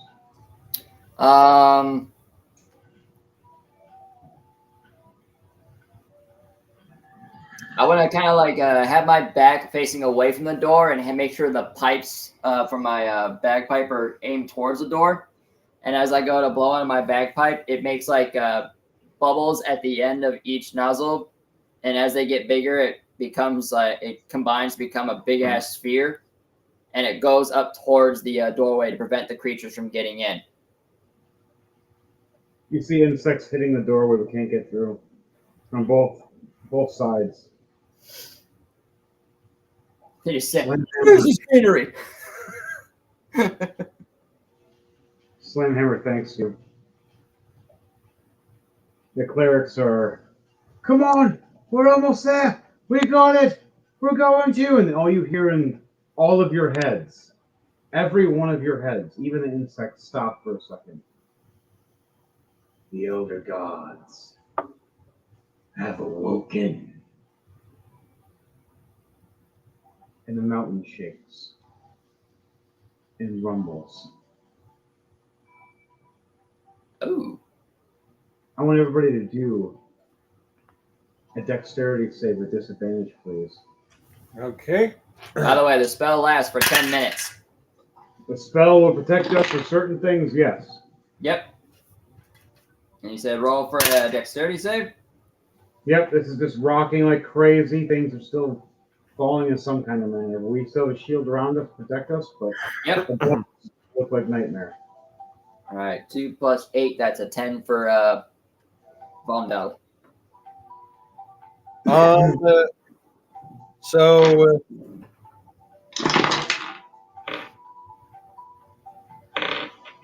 honestly, folks, I failed it by rolling a nat 1. So I'm going to use Indomitable to try and re-roll it. And because I'm a 20 reader, I get a plus 20 on the new roll. Do it. Do it. I just rolled for Devante. 8 plus 20, 28. I forgot to add the modifier plus 5, so 8 plus 5. Either way, I clear it. That's all We that really. all. Devante gets a 24. I get a Nice. 21. Sadly, 2 of the clerics that were trying to open the portal failed. Fell in the lava from the shaking. Oh, shit. Burned alive.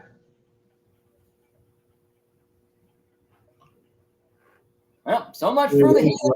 I feel like the dodos from the Ice Age. There goes our last cleric. We have one left. He's Oh, we have holding one the door. We have one cleric left. Mhm. The portal, he looks over at all of you going, everybody hang on! I think something's going on with the top of the... And everything goes dark. And that's all you hear is a big... And you hear a screech.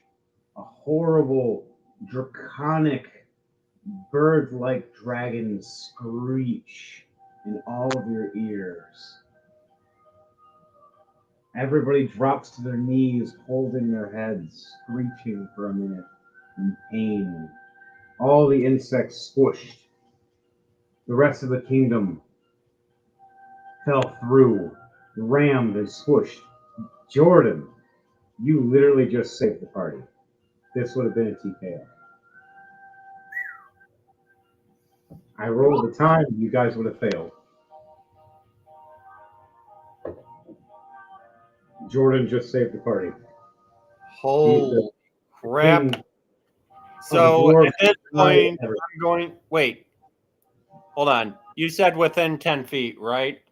Everybody would have been squished.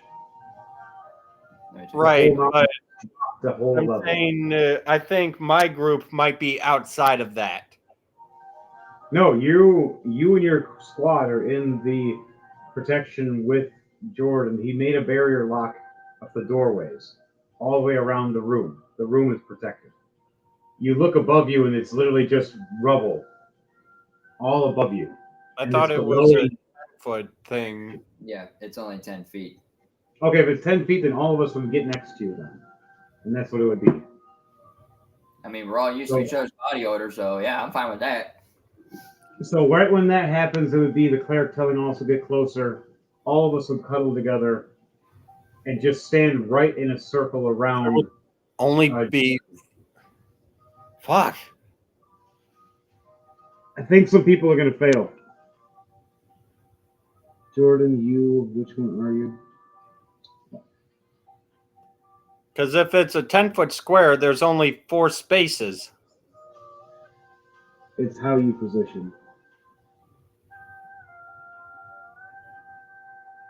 If he stands in an angle, you can save more. Oh, yeah. I forgot. Angled. Yep.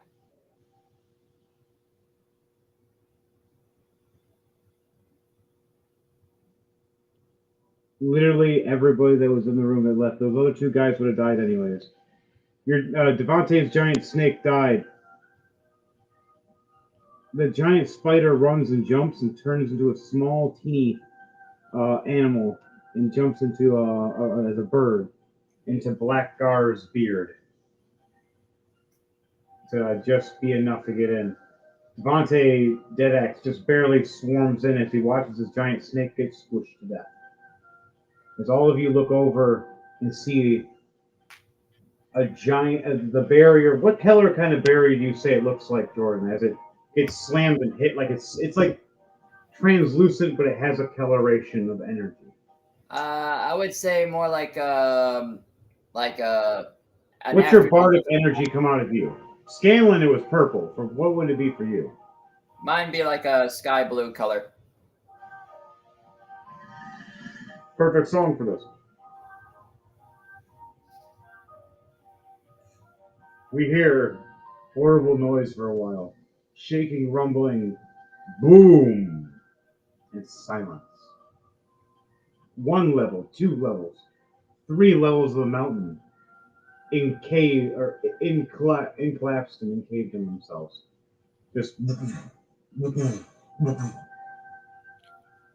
While all of this is going on, Drogma looks over his shoulder, trying to see the number on the wall. Like how many turns before? 1 turn left as this is happening. His face turns pale white and his jaw just sinks. His hands holding against the shield, holding against the wall as the shield is just touching, just barely against the wall. He's shaking. He looks over at all of you and goes, "The king, I served you well. When you get in, that's it for me. It's not enough. I'm sorry. Enough for only 4 of you." And he starts shaking really bad. The 2 soldiers right next to you, Drogma, put their hands on your shoulder. What do you mean there's only room for 4? He has only enough power for 4 because of the cave-in. The whole machine is destroyed, and just enough generated for only a portal that I only have enough for a couple seconds. He cools back and opens this swirling reddish-orange portal.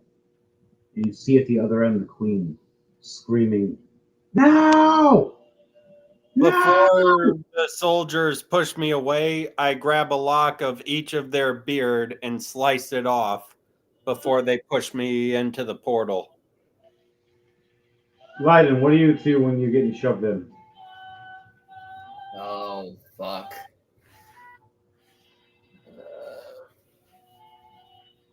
You're watching this cleric friend you've known for a long time, tearing up. Healed you many times in the past, especially in your crazy drunken bard nights. I say, your names will live on, but we shall avenge you. God damn it, bastards! If I can take you with me, I'll take a part of you. The red-haired cleric grabs Leiden Vondel, throws him right through the portal. Deadaxe runs and jumps right through. And Slamhammer looks down at the two guys and the cleric. I'm sorry, my friends. I wish I could be lost like the old days. As you start seeing the portal of the shield that Leiden created starting to flicker, and rocks are starting to break through. I'm sorry.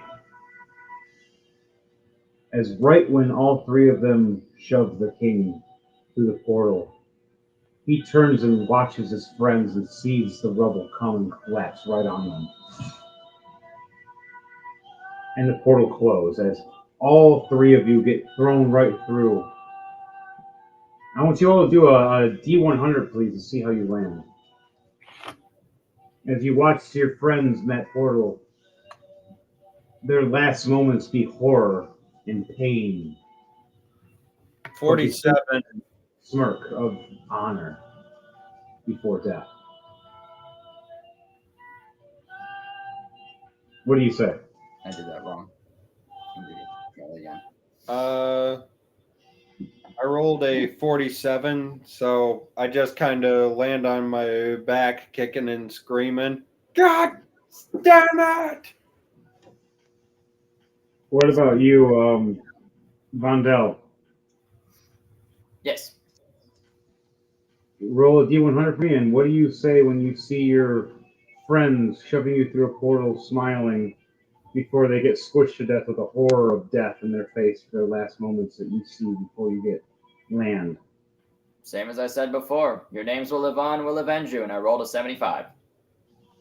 You land just fine.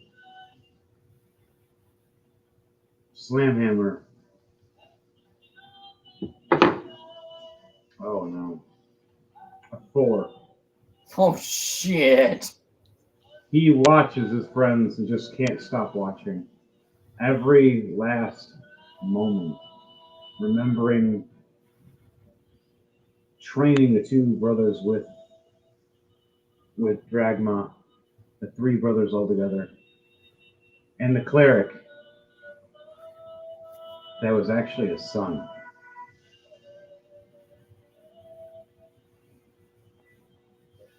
Oh, dear. So, how about that character development there, eh, buddy? Right? Watches him die as he hits the ground, as the queen kicks him in the back of the head. You should have had him instead of you.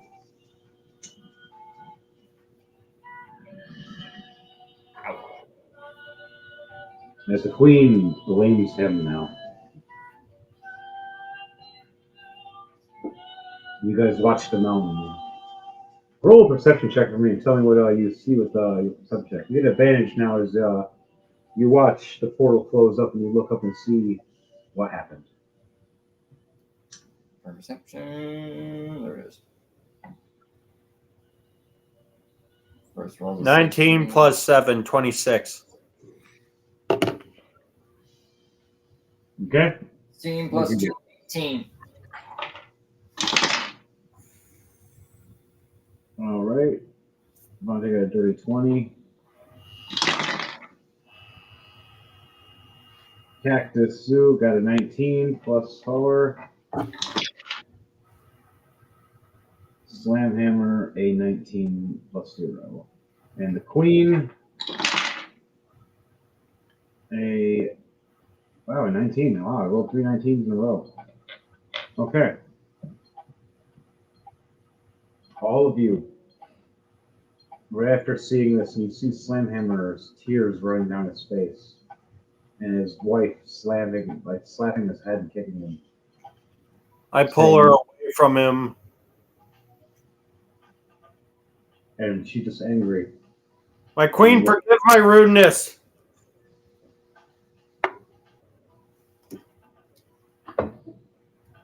And as you do that, she finally stops and looks up, and all of you look up, and you see tears in her face right beforehand. Oh, God.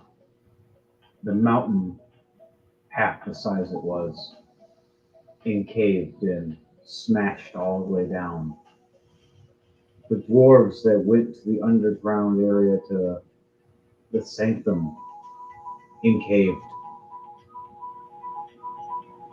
Hundreds of dwarves instantly squished to death. The only ones that made it were the ones that went with the queen with the original teleport circle. Only a couple hundred. Mostly the young children. A couple of warriors and guardians and wizards. But altogether, most of the population of dwarves devastated. As the mountain, they see the top explode. Beams of light of energy of all different colors. Where there was snow is no more. Giant black wings with red under them and bone expand out over 250 feet.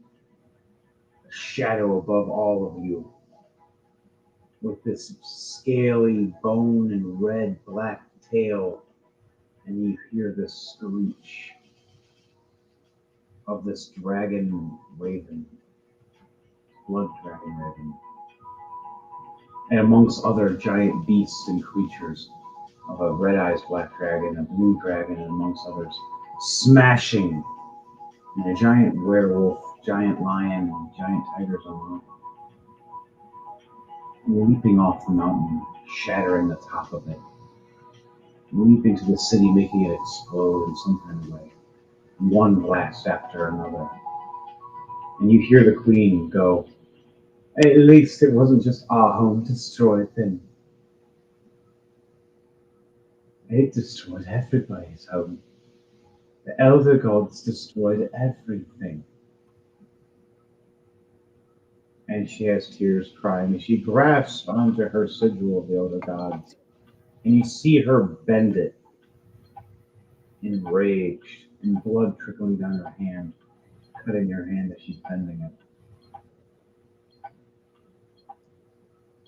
Her faith was with them, she was upset. Watched her son die, hoping that he would be one to fulfill as well. There wasn't enough time.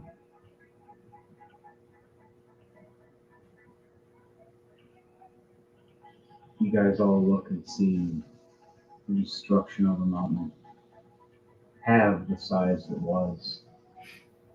Where it would have been maybe almost the size of Everest, has been shrunk way down.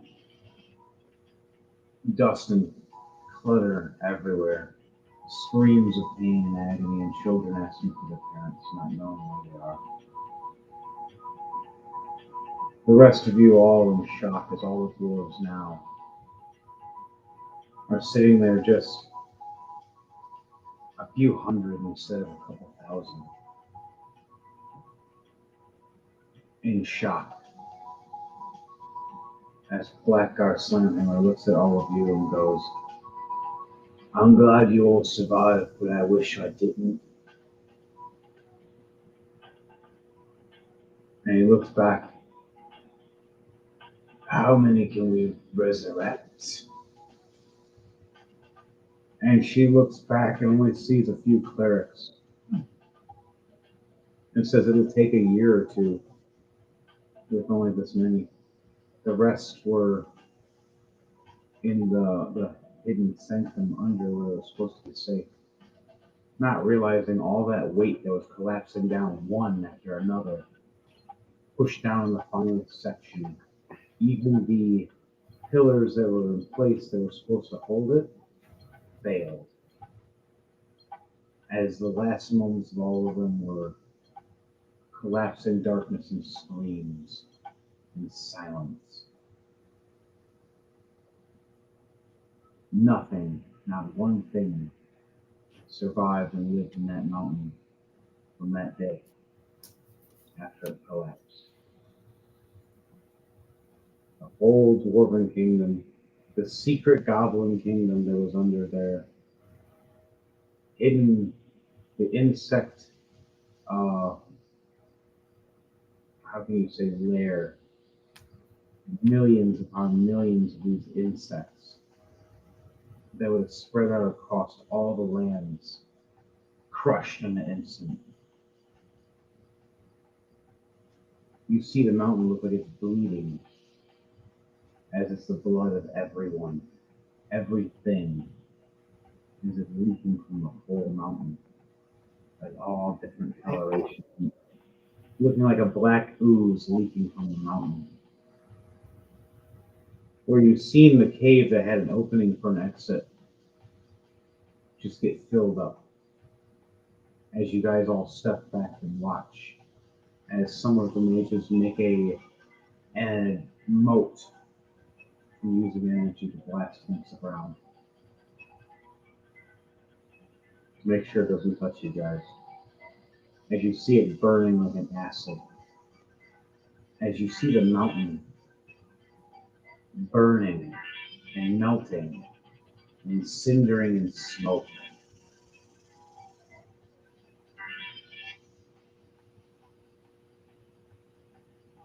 The I sun go ahead and pull out my bagpipe one more time, and I play Gift of the Thistle for a Mourning of the Dead that have lost their lives in the mountain. play your song and use your charisma check with advantage, please. All right. And everybody that is on your team around you within 10 feet, you get a +1.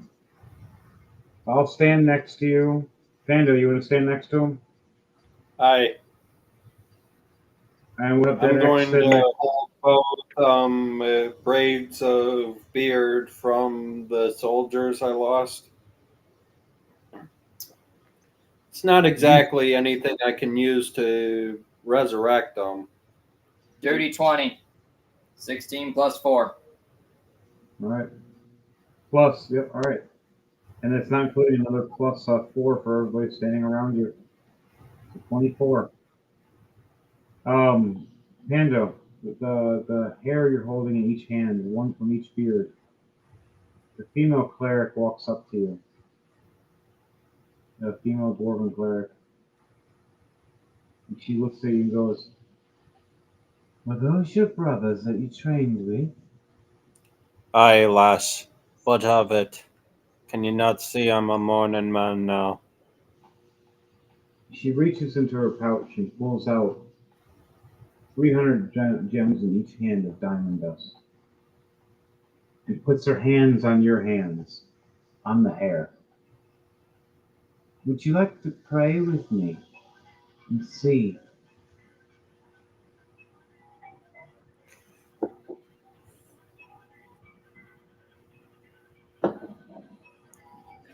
Aye. And If then it would potentially bring them back, I'll do anything I can. she nods to you.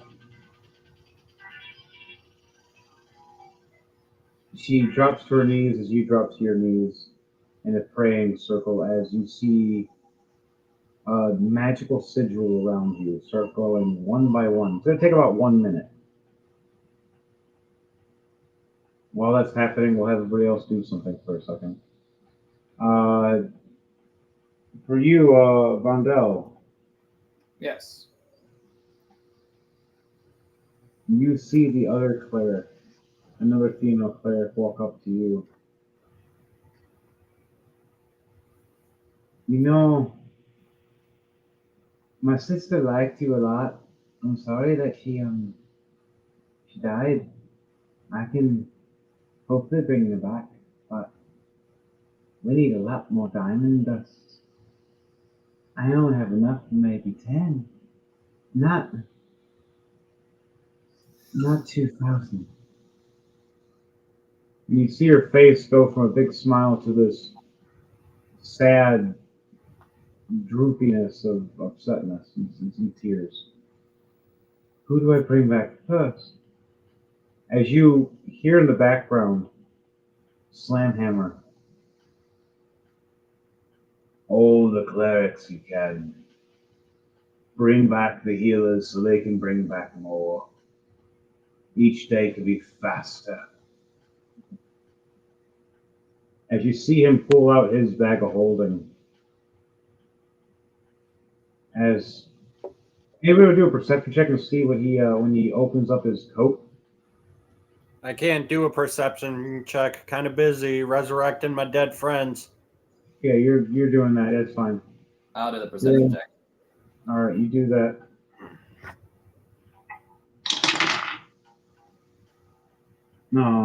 Yeah. Dead axe sees as well. What did you say? 16 for Vondel. Vandal does see. You see him open his coat, and you see 6 different bag of holdings with little markings on each one for different labels. Him pull one. It looks like it has a little diamond symbol on it with a little wording that means diamond and dwarven. And it's diamond dust. And he walks up to the last female cleric in that squad before there's more in another squad. Yeah. I was saving this for emergencies to my crazy teams, but my teams, it seems like, are tougher and have some more luck than our own families. And hands her a bag of 3,000 diamond dust. This should get at least, that they'll stop. You guys remember that dwarf that helped the Doom Crawlers? Are you fucking kidding me? Who wouldn't forget that dude? The red beard? Yeah. Yeah. The guy you ripped his beard off 3 times. You got a nice process. Shows up.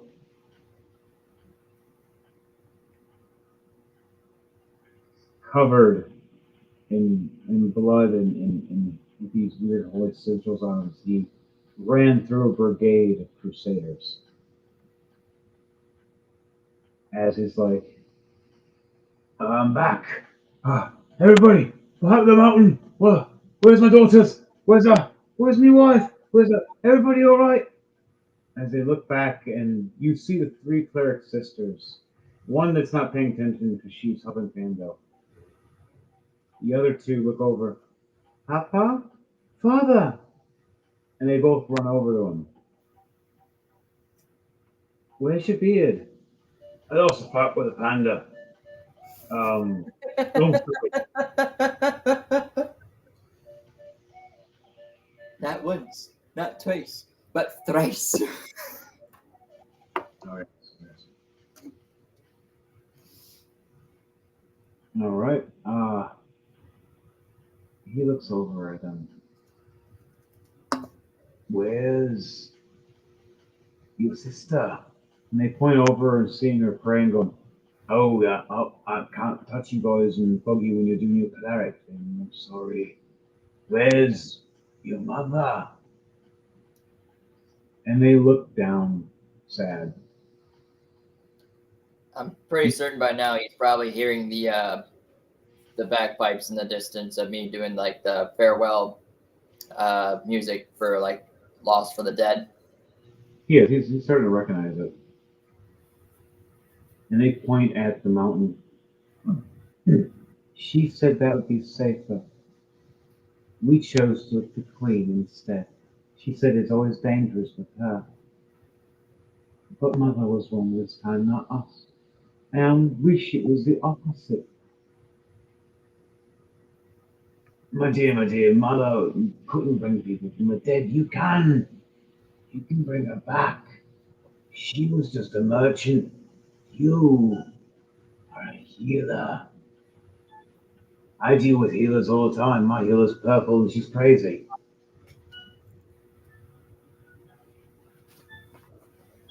And he looks over You see Slamhammer.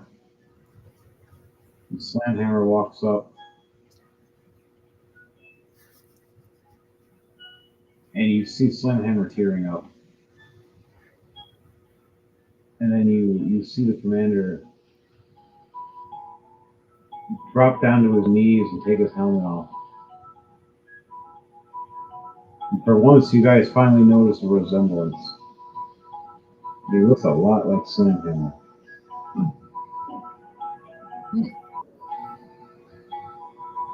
And Slamhammer puts his hand on his shoulder and goes, "Your younger brother's dead. I'm sorry."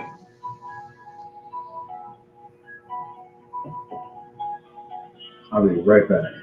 Need to get a beverage. All right. What are you guys going to say when you hear that from him, though? I mean, this whole time I've been playing my instrument, mourning all the dead. I'm still in the midst of praying with the other cleric to try and bring back my other two friends. But I haven't followed too closely in any cleric spells to really know what any of them do, or how much diamond dust you would truly need to bring back one or even two people, let alone from supposedly a lock of hair. 300 per person. He just gave 3,000 to the one girl. You have 600 with you. And a minute has passed for your character. While you don't see this, but you've been praying. You hear your brothers in your head as they're talking to you. "Thank you, brother. Thank you, thank you."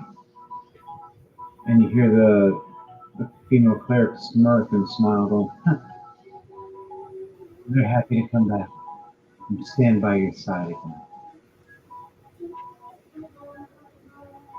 As you stand up, step back from each other, dropping the dust between each other onto the circle that has been glowing around both of you. And you see from the dust of each of them, both of them appear, like the dust reformed them into themselves. I guess it is true. From dust to dust. Huh. Is it really that easy? Maybe I should pick up the clergy. Huh. You look over and you see the female cleric exhausted. And If I was that tired every time, I probably wouldn't do it on a daily basis either. Either way, You- big boys! right as you say, "Hey boys," you see her fall and about to collapse. Do you want to try to catch her, or are you going to just let her fall? I'm going to double back, catch her, and pull out a greater healing potion for her.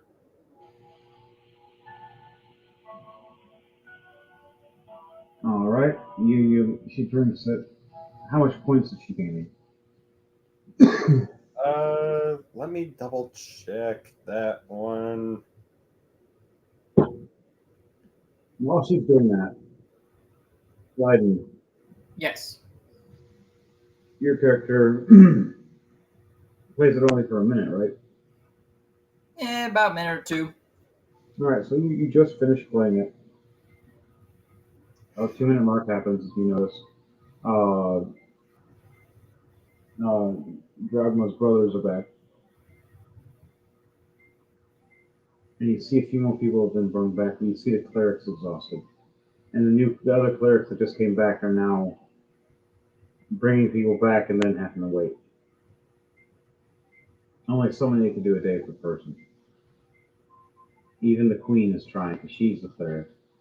And she brings back 2 or 3 people and sits there and goes, "I have enough for one more for my son.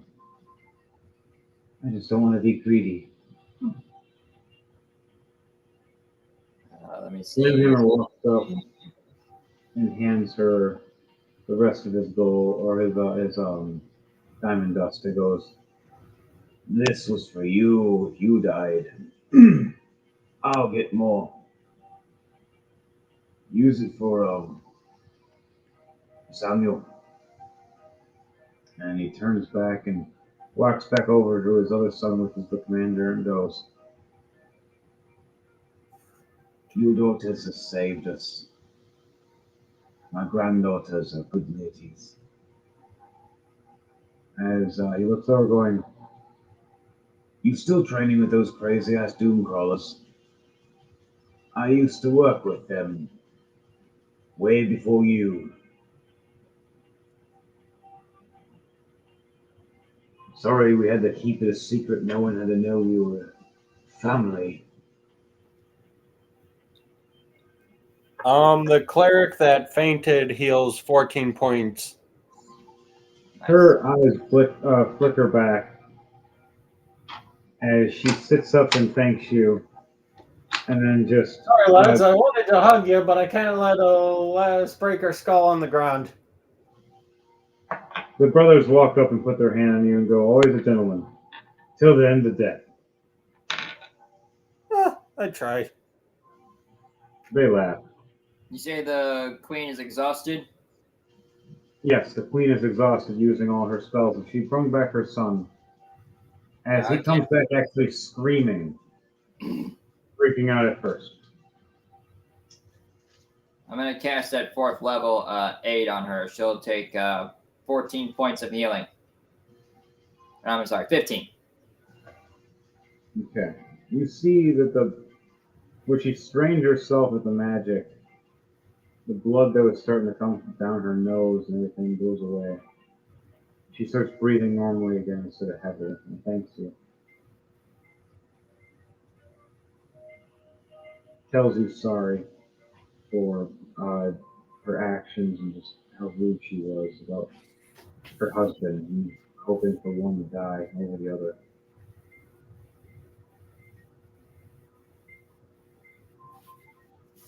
She doesn't want to seem like a bad queen, but emotions get to you sometimes, as she says.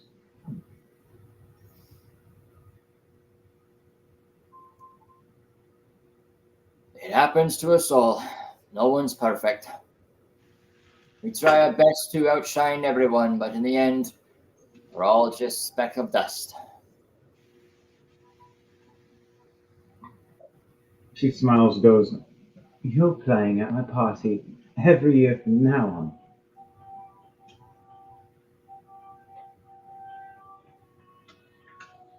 I know a few heroic musical tunes, but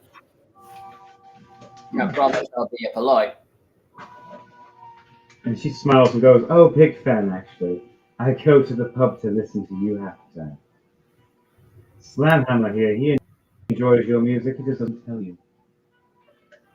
Oh, really? You see Slamhammer puffing his pipe, tapping his feet to your music, and then he looks over with his one eye and looks back real quickly.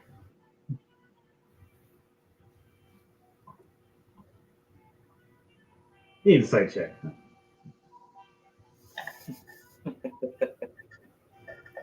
But after that, Pando, you get your brothers back for now. You all stand around. As I'm hugging both of them around the necks, my feet are dangling off the ground, and I say, "Boys, turn me towards the queen."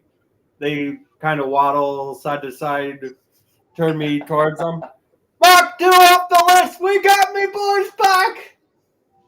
Tears in me eye. For that insight check, I rolled a dirty 20. Nice. Dirty strong like that. Okay. You the insight check on that, you realize that Slamhammer is a fan. He just tries to hide it because he doesn't want you to start bothering him or bugging him or start writing extra songs. He just wants to just enjoy watching you play and get laid because the ladies love you. So I many have tried, look so back many over rejected. to Val, and I'm like, boys, waddle me towards Val. They side shuffle to Val, and I'm like, I thought you didn't fratricize. That's hilarious. They bring back. I was saying, they come, they go. That's how I roll. The I cleric, thought you didn't fratricize. That's just nothing. the clerics spend all their energy they can to revive as many. They get up to about 50 people that day. And then they look over going, still got a large number to go. As they look at this magical kind of scroll from one of the mages going, all these numbers are crossed out right now. And some have reopened. Because he's a unique necromage that knows what life and death and when it's going to happen. He had a really bad morning. He freaked out why his board was going nuts.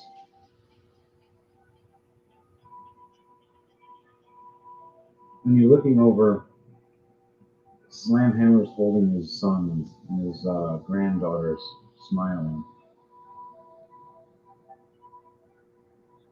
They've seen the monsters, and then they've seen Luno teleport, asking if everything's okay, freaking out. Saying that her husband's an idiot and they didn't think about the repercussions of transforming like they did.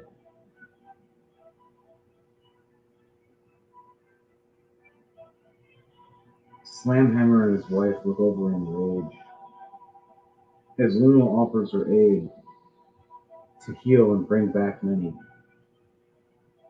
Then they stop and they You're telling us that explosion was the Doom Crawlers. No, it was the Blood Saints.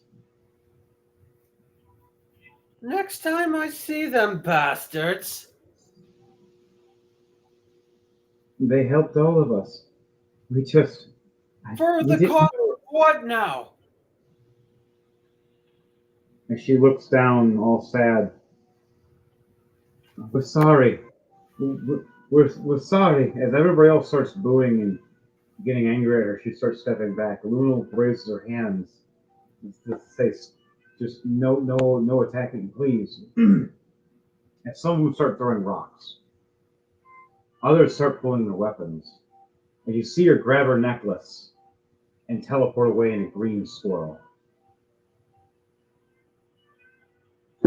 As now there's bad blood between the dwarves again and the Were clans. Outside of this, I would be curious to see Drogma go up against Pando. See You might who.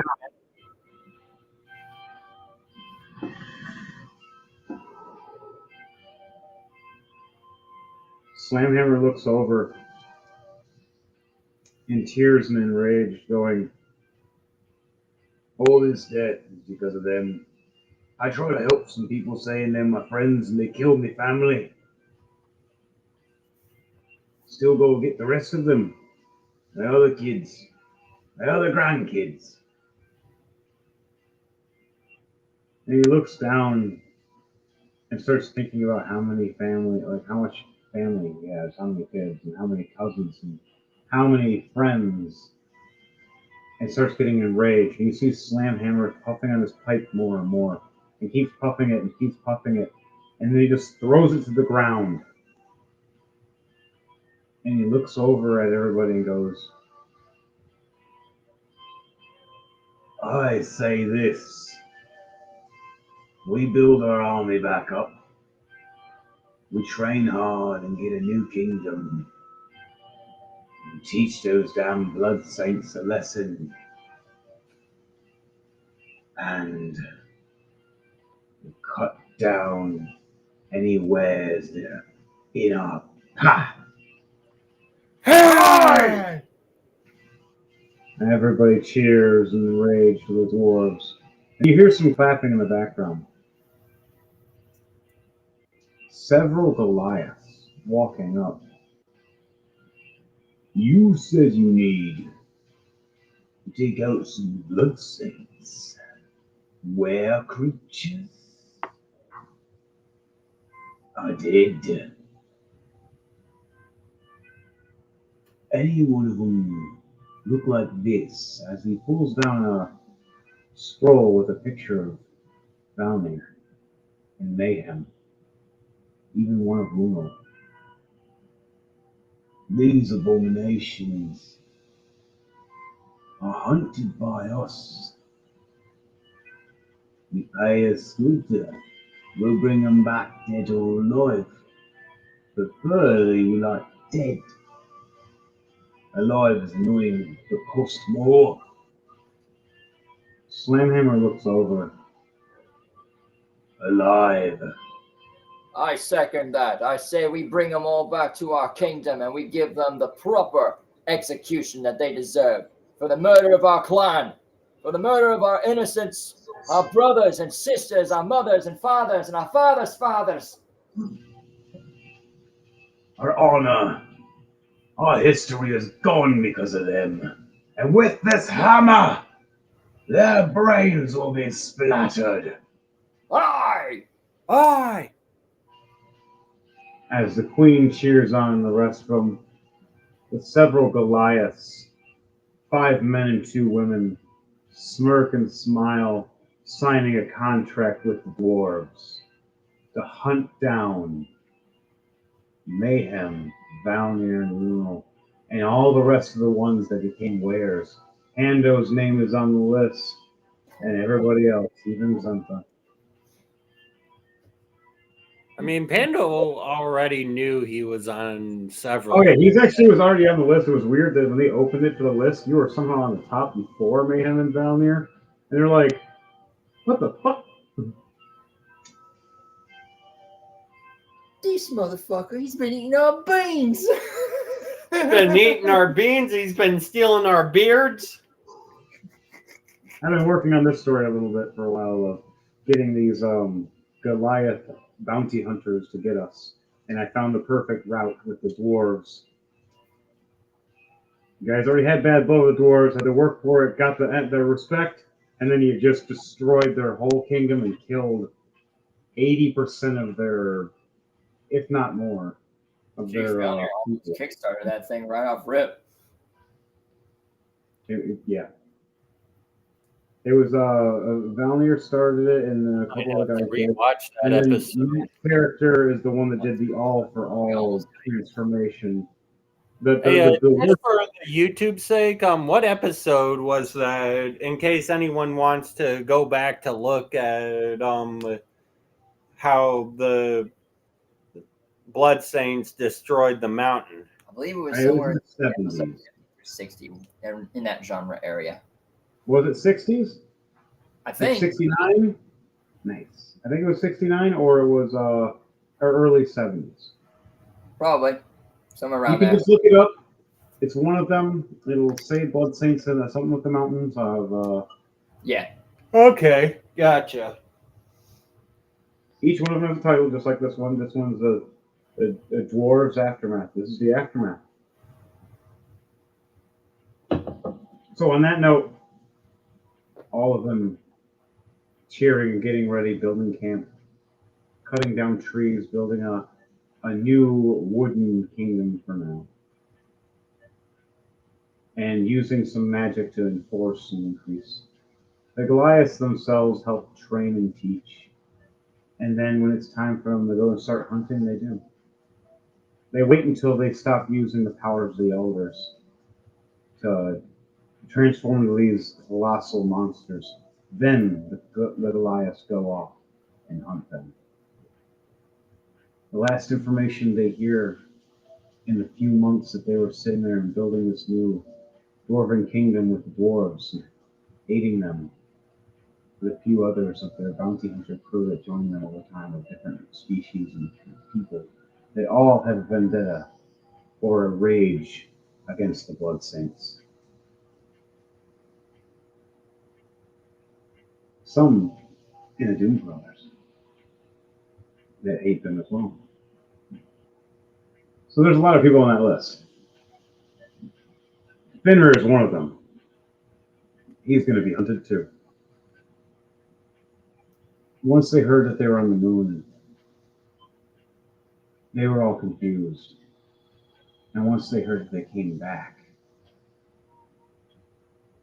and that they survived the other hunt of the Goliath that was spying on them, it was time for them to hunt. And those Goliaths set off, trying to go after the Blood Saints. And 3 different members of the Doom Crawlers. Fenrir, Chrome Tomb Crawl, and Pando. And on that note, we're going to leave it as what do you guys do for the rest of your night before we go into that 4-month span of them all building a dwarven wooden kingdom for now until they're able to make something new. I basically help with construction of working on huts and houses throughout the night. I don't do any drinking. I'll save that for later. But I'm more focused on getting ourselves some shelters and getting us out of the cold winds from the mountains.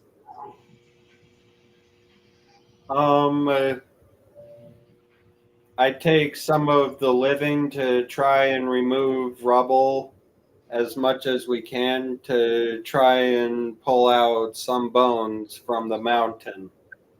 You start realizing that that's not impossible. This seems to take. It would take months in itself to do that. Well then, I guess I'll start training up the new generation. All right, you start doing a class on the kit with the kids of how to swing a sword and shield and how to keep them protected, and then teach some how to use bows and crossbows. I want you to roll a D100 for me for succession, please. Okay. It has advantage because these kids look up to you.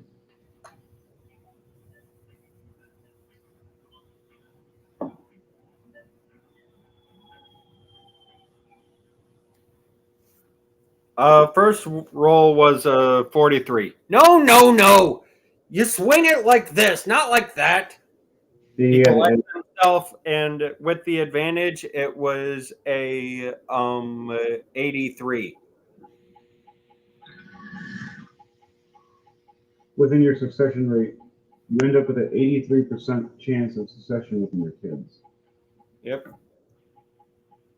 At first, a few of them don't understand, so you send them off to magic training instead. So the 18% that didn't pass the physical of combat went to healing or magic of some sort. Or ranged. Or range. Well, those were the other ones you guys were helping train to. Physicality. Right, but that's more crossbow or... Yeah. Dead Axe starts helping with those. Right. He starts training the archers. We have Cactus Zoo helping with the magic and teaching some of the druids, especially now that a lot of them are in the forest. Teaching some of the shape-shifting the animals protect themselves. Or wait, is this as Pando or as... No, that's Cactus Zoo. He's teaching. Okay. He's helping teach. Oh, right. I forgot he's a druid. He's a druid. He's a master druid. Okay. I heard shapeshift, and I'm like, wait, did we already switch back perspectives? Not yet. Leiden, what's your character doing? You already said it, didn't you? Yep. Yes. Dead Axe. Building houses. I got carpenter tools, so I'm basically tables, chairs, shelves, roofing, walls, windows, doors. I'm doing Roll D100 with advantage, please, and tell me what the percentage is that will be for succession. Okie dokie. The higher percentage, the faster we can get things built. First roll. First roll, pretty damn good, 95. Second roll. I rolled a 100. Nice. Second roll is a 13. All right, so go with the first one. So what was that first one? 95. 95% chance of succession you guys did with all this wall building, everything. There's only one small wood panel or two that is not secure. Happens to be the one house of the one person you don't like. You just happen to build his house all jolly. Everything's all lopsided. From one angle, it looks perfect, but as soon as they walk in, hey, everything's on an angle. And then Eyes are on an angle as me and my two guards are still holding me up by my arms as we walk through the dwarven town. Your eyes are on an angle. he goes back in his room. His table and chairs have been nailed to the ceiling. What the fuck? What the hell, indeed? God damn, that's a whole nother level of spite. What the hell? You owed him gold. He owes me 5 platinum. It's a lot. I've been waiting for 50 years for 5 fucking platinum. The bastard deserves it. Oh, And then to he be even fair, offers to pay you more for building a house fast. So you built the house fast. He just built it jolly. And you knew you weren't getting that gold anyways, because you knew that his funds weren't as much because he liked to drink a lot. That makes certain that Even everyone. now, you notice he's one of the only dwarves that's been drinking. Everybody else stopped drinking for now. Even Slamhammer. He handed his off to one of the bums that's one of the local drunks that was originally kicked out. And then now he praises and thanks him for staying out here.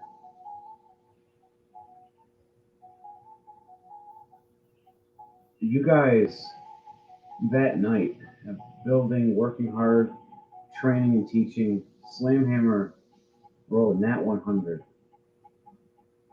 Inspiring and talking to everybody.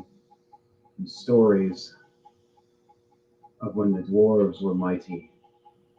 And that they have to find it again. And they're going to find a new mountain. And there is another one a few miles down of an old abandoned one that might have enemies in it. But it can be theirs. As it used to be a mountain, a kingdom of dwarves, a few hundred years prior to even Slamhammer's reign. And he even asks, when I'm there, when we get there, I want a new king to be voted in. And everybody's like, what? What? I'm old and I'm retiring. I want to go on adventures and live my days that way. You did it for 20 years. Yeah, but I've been around for 3,000. Fuck all of you. I mean, I love the people, but I think a new king needs to rule the dwarves in the new kingdom. Once we get there, after we get to our hardship, we will have a new vote or trial by combat. Either choice of all of you. We might leave that to PvP. Ooh. Dwarven PvP. Slamhammer will just watch as everybody else does their thing. I'll be an announcer talking to you guys. That's different. So, after that, you guys successfully, in that 4-month reign, because of your high percentages, took 2 months instead to build everything. You had 4 months of extra training, building armor, building gear, and then setting off as that was the forward base now to head off towards this mountain. Now, we can do the survival checks now, or we can do that next session. What would you guys choose? I would say next session. I All right. I So on that note, for Rolling2Die, we'll let everybody rest up and go to sleep that night, understanding new values of the Dwarven Brotherhood and the great loss of over 80% of their people from just helping and trusting others without the others thinking of the repercussions of what they were doing, and they should have done it a different way. There was other routes for you guys to still have it blow out without killing everybody. But I rolled for it, and that's why I asked you guys back then to roll. I just didn't tell you for what. Now you know. Slamhammer tossed and turns all night. Restless. Can't sleep at all. His wife tries to calm him, but she can't sleep either. The brothers that are his sons actually hang out with you two and thank both of you. They tell you stories of working with, well, the one does, about Blood Saints and Doomcrawlers. The Doomcrawlers, he says, are good. He says the Pando he has issues with, but he still thinks they shouldn't be hunting him. But it's not up to him. It's like he's glad it's Goliaths instead of dwarves. He doesn't want them to soil their blood. They were told that one dwarf did go with them, one or two, for their bounty hunting squad. But just not them. At the end of the night, all of you sat around the campfire. Even Slamhammer came out of his tent, or his little wood house, purposely making his the same size or smaller than everybody else's, feeling like a broken king, not deserving a high rule anymore. Even purposely making a smaller chair in his room, just because. See how small he feels. He sits next to all of you, and he goes, Drugma, Bundle, Dedax. I thank you. Cactus Sue, you too. And as he looks down all sad, you know what's going to happen next, right? As he asks you guys. Cactus Sue gets up and walks away, quietly, and just says, I'll do what the kingdom needs. Dedax says and agrees the same. What do you two do? He wants to talk to you two directly now in the fire pit, in front of the fire pit. It's just you three at this fire pit.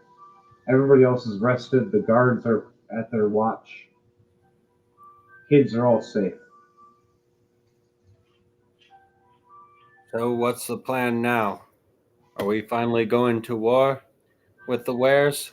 Or are we finally just gonna hunt them down? Well, first we need to rebuild the kingdom before we can even go on a hunt.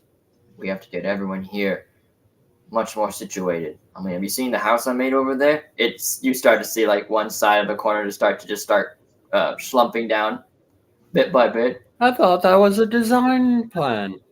Design plan. No, that one was for shits and giggles. The other 5 over there, those were made to last. But that one, that's personal.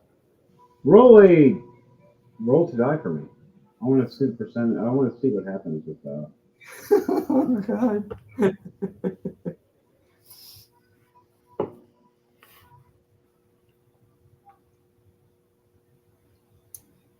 17 and a 5.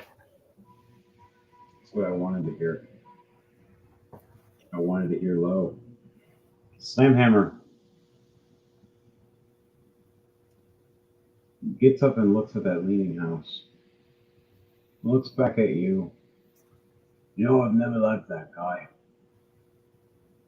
And he looks back at all of you and smirks and goes, you know, he was the one that told the goblins a secret passage. Did you all know that?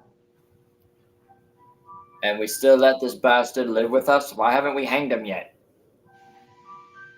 I wanted to do it after we saved the blood saints.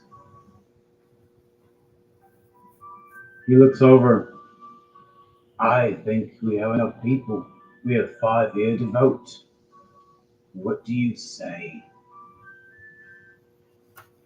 You know, the Take- bastard owes me 5 platinum, but I got a feeling that's never gonna happen. Sure, why the hell not? Cactus Sue walks up and he goes, "Do you mean that guy, right? He owes me monies too. Actually, yeah, he owes me 5 platinum too." And a little bird in his beard squeaks. He gets angry too, because that's actually his wife that decides to transform. She's a jerk too.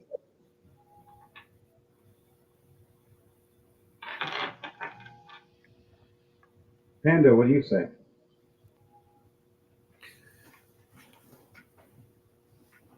Drogma is pondering this, whether to actually execute a brother or if he could be used as a body on the front line, rather.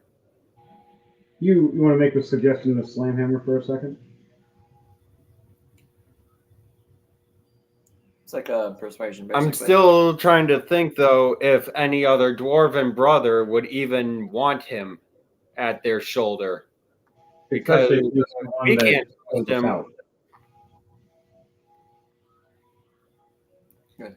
He already told someone the secret passage anyway, so I say we throw him in the dungeon. Or perhaps. Either way, roll a perception or a persuasion check for me. And see if you can persuade the king, because he's still leaning towards killing this dude. And then saying the house spell on top of him. 12. I mean, I was gonna cast Thaumaturgy on the door and just make as soon as the door like slams shut, the whole house would just. That'd be funny as shit. I could do it right now. The Slamhammer looks over going, "Give me 1 second." I chuck my hammer at it and it hits it. I'm rolling an 18 plus 15. Oh yeah, that thing ain't sturdy enough. That's gonna make it fall. And you see it bounce off and it comes back in my hand and he goes, "Huh, I must have hit it wrong. So what was that thing you were going to do?" I As just you- raise my finger and snap, and as you hear like in our vicinity, we hear like a very loud like a whip. But as soon as we look towards the house, you just see the door go from open, slam shut, and then you just see one side like a domino effect. Everything starts falling over. Then Oh, I got something perfect for that. Right when you're having that happen, the door slams shut. He opens the door. What the hell? Who did that? And right when he opens it, it breaks the last support brace because he reopens it to shift it. Oh no. He's in the door frame. That shit's coming Yep. down on his neck. Instantly, he's going to get fucked up, squished in front of all our eyes. As we look over, we see it starting to turn and tilt. He's like, oh no, save me, save me. Blackguard Slamhammer goes, "You mean like how you saved us from the goblins when you got 10 platinum for killing a bunch of our younglings and kids and stuff? That's the first thing they killed before they got to us, the throne room, you prick." As the whole thing starts tilting over to the right, and just you see him getting squished, trying to pull himself out, but now he's stuck. And He's still barely alive with a 1 death save left. Oh shit. Um, You guys want to talk to him that last second? Drogma walks up with the 2 guardsmen that he saved, looks at the house, and goes, "Boys, what's the running statistics on dwarves squishing lately? Jeez, gotta do something about these numbers." And just continues to walk off. The 2 guards follow him and go, "Well, I hate to say it, but I think we're looking at a 48 to 50% ratio on that." What? Slamhammer walks, dragging his hammer. Oh, he has his hand patting on the back of Vandel, going, I'm going to hit him with a hammer. What do you want to hit him with? I'm going to play croquet with his face. I just look at the house and kind of, like, fakely, freaking out, but just like, sarcastically, oh no, the house fell down. Oh, how unfortunate. Oh no. Oh no! What happened? Oh no! That's terrible! Oh no! You shouldn't have forced me to make it so fast. See what happens? I got blisters on my blisters from making that fucking house. Slamhammer puts his boot on top of the guy's head that's sticking out. It's bleeding everywhere as part of it squishing his whole body. As he swings back his hammer. Any last words, you guys? I'll give you your platinum, please. I'll give you your platinum. He reaches with his broken hand and pulls out this bag and drops it. And it's several platinum. I waddle back. Thanks for the taxes. What do you say, Vandel, after this happens? You just laugh at this? I say 50 years too late, mate. No. And then a hammer. With a nat 20. Ooh. Woohoo! Plus 15 at 35. His face caves right in. Like a pumpkin getting hit like a boot to it. Oof. Oh man, he got squished. And then he Slamhammer steps back and hits the last brace. As you see the rest squish down on his body. I take the platinum to our treasury and say, or wait, first off, how many platinum were in there? 7? 7. 7 gold. I can either give this to the treasury or divvy it up and give 1 platinum to 7 of the dwarves that he actually owed. I'm going to do that instead. 1 to Grumpy, 1 to Doc, 1 to Dasher, 1 to... Well, one of them's coming back to you. And then who else was the other one? God. I'm the grumpy one. I'm the dopey one. So, Slamhammer, I want you guys to do a perception check to make sure no one saw this besides us. Just us 5. Plus the other 2 dwarves that you have with you. That's the 7 of us. We are the 7 dwarves. Oh my god. Fuck. Look at that. This beautiful woman in pale white with brown and black hair. I mean, 19. what'd you roll, Pando? Plus 7. 12 plus 7, 19. The 19s have it. Okay. And even if someone did see us, we'll just push Vel towards them. True. Poison! I just push Vel towards the nearest person. Come on, Bard. You think. Yeah, Speak. yeah. Persuade. You see, So, I worked Cactus Sue, so hard this whole entire day that by the time I got to his house, I was already worn out. See? I tried my best to make it as sturdy as possible, but with with no food, no drink, no water, you tend to get a little deprived of energy. You I'll kind of see. see things all batshit. the rest of us. That alimony Berlin, and testimony is way more sound than that house ever was. you see Cactus Sue walk up and plant some seeds around it. You see trees starting to grow. And where his dead body and corpse was, he smiles, going, perfect fertilizer. Sticks it right in the hole where Slamhammer put his hammer. And a seed starts growing out of his body rapidly as a giant tree grows. And just starts. Dark. Yes, Well, I think it's about time we move to that new fortress, that new mountain. They all look over. No one else saw this but you guys. So everybody was safe. Guy totally deserved it. You guys all go happily, close down the gates for now. Rest for a good night, and then wake up the next morning fully rested. And then you set off. Sounds good to me. And I'll go to my tent to go call it a night. And at the end, when you guys all rest and everything, back to the Blood Saints, all of you Blood Saints get a cold chill on your back. And a carrying owl stops at each one of us wears. Kodak, Pando, Mayhem, Berlin, Balnier, Fenrir, Lunal, and Zenta, and a few others, even Chrome.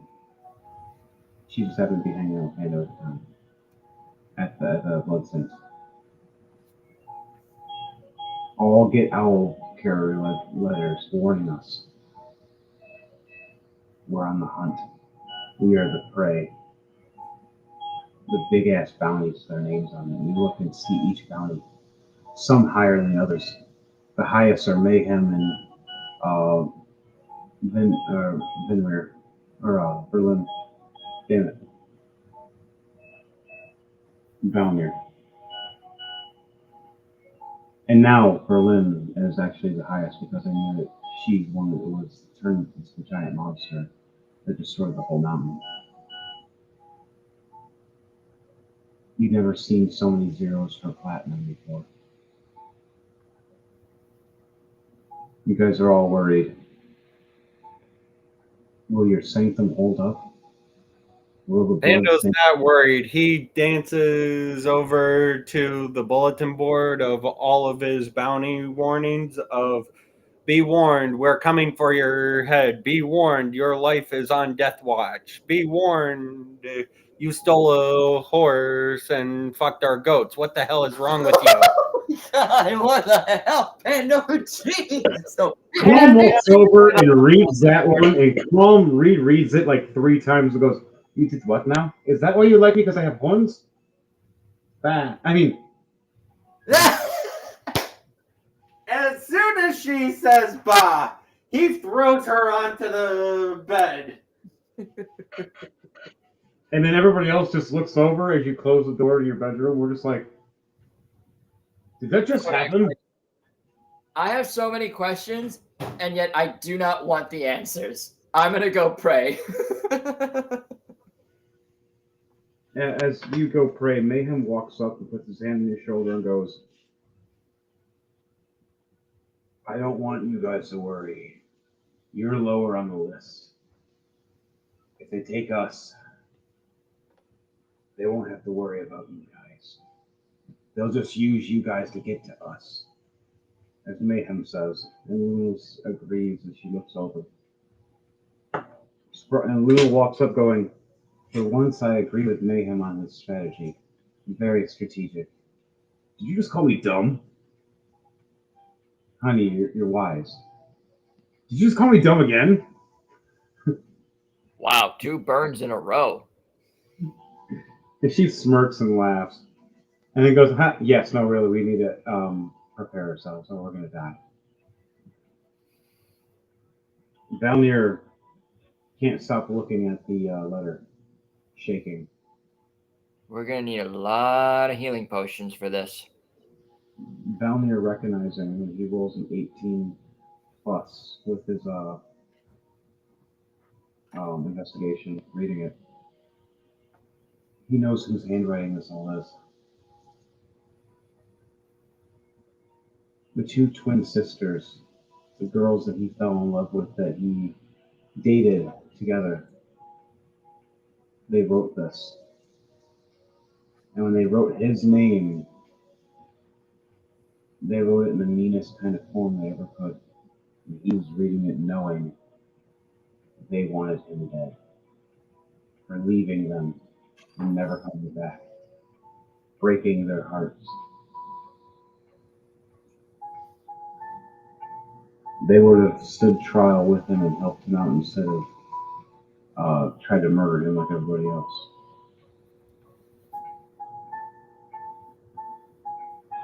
But instead, now they want to kill him.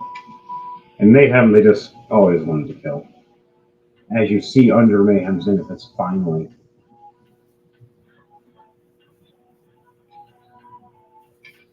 Alright, guys, girls and squirrels. Squirrel? On that note, this was Rolling to Die. Dwarves Aftermath. How'd you like the Dwarves Aftermath? Pretty good, man. It's Alright. nice to see all your hard work building up this great kingdom just turned to dust in an instant. Right. And now have a burning passion to rid the world of the Blood Saints. So hardcore to kill our own characters. Which ones will survive? On that note, guys, girls, and squirrels, this is Rolling to Die. I am your main host, Henry, also known as Mayhem Heart Snakes, depending on character, it's Crawl, Toon Crawl, or Blackheart Slamhammer, or many others. And for the rest of you, it's a crazy clown world out there. And to you all, the good night. And we're done with your bullshit. Anybody else want to say anything before we end this out? Thanks for joining us, folks. Be sure to like, share, comment, and subscribe to our show. And we hope to see you guys next Friday. And remember, wash your hands, wash your face, and wash your ass. You know you have to. Panda? It's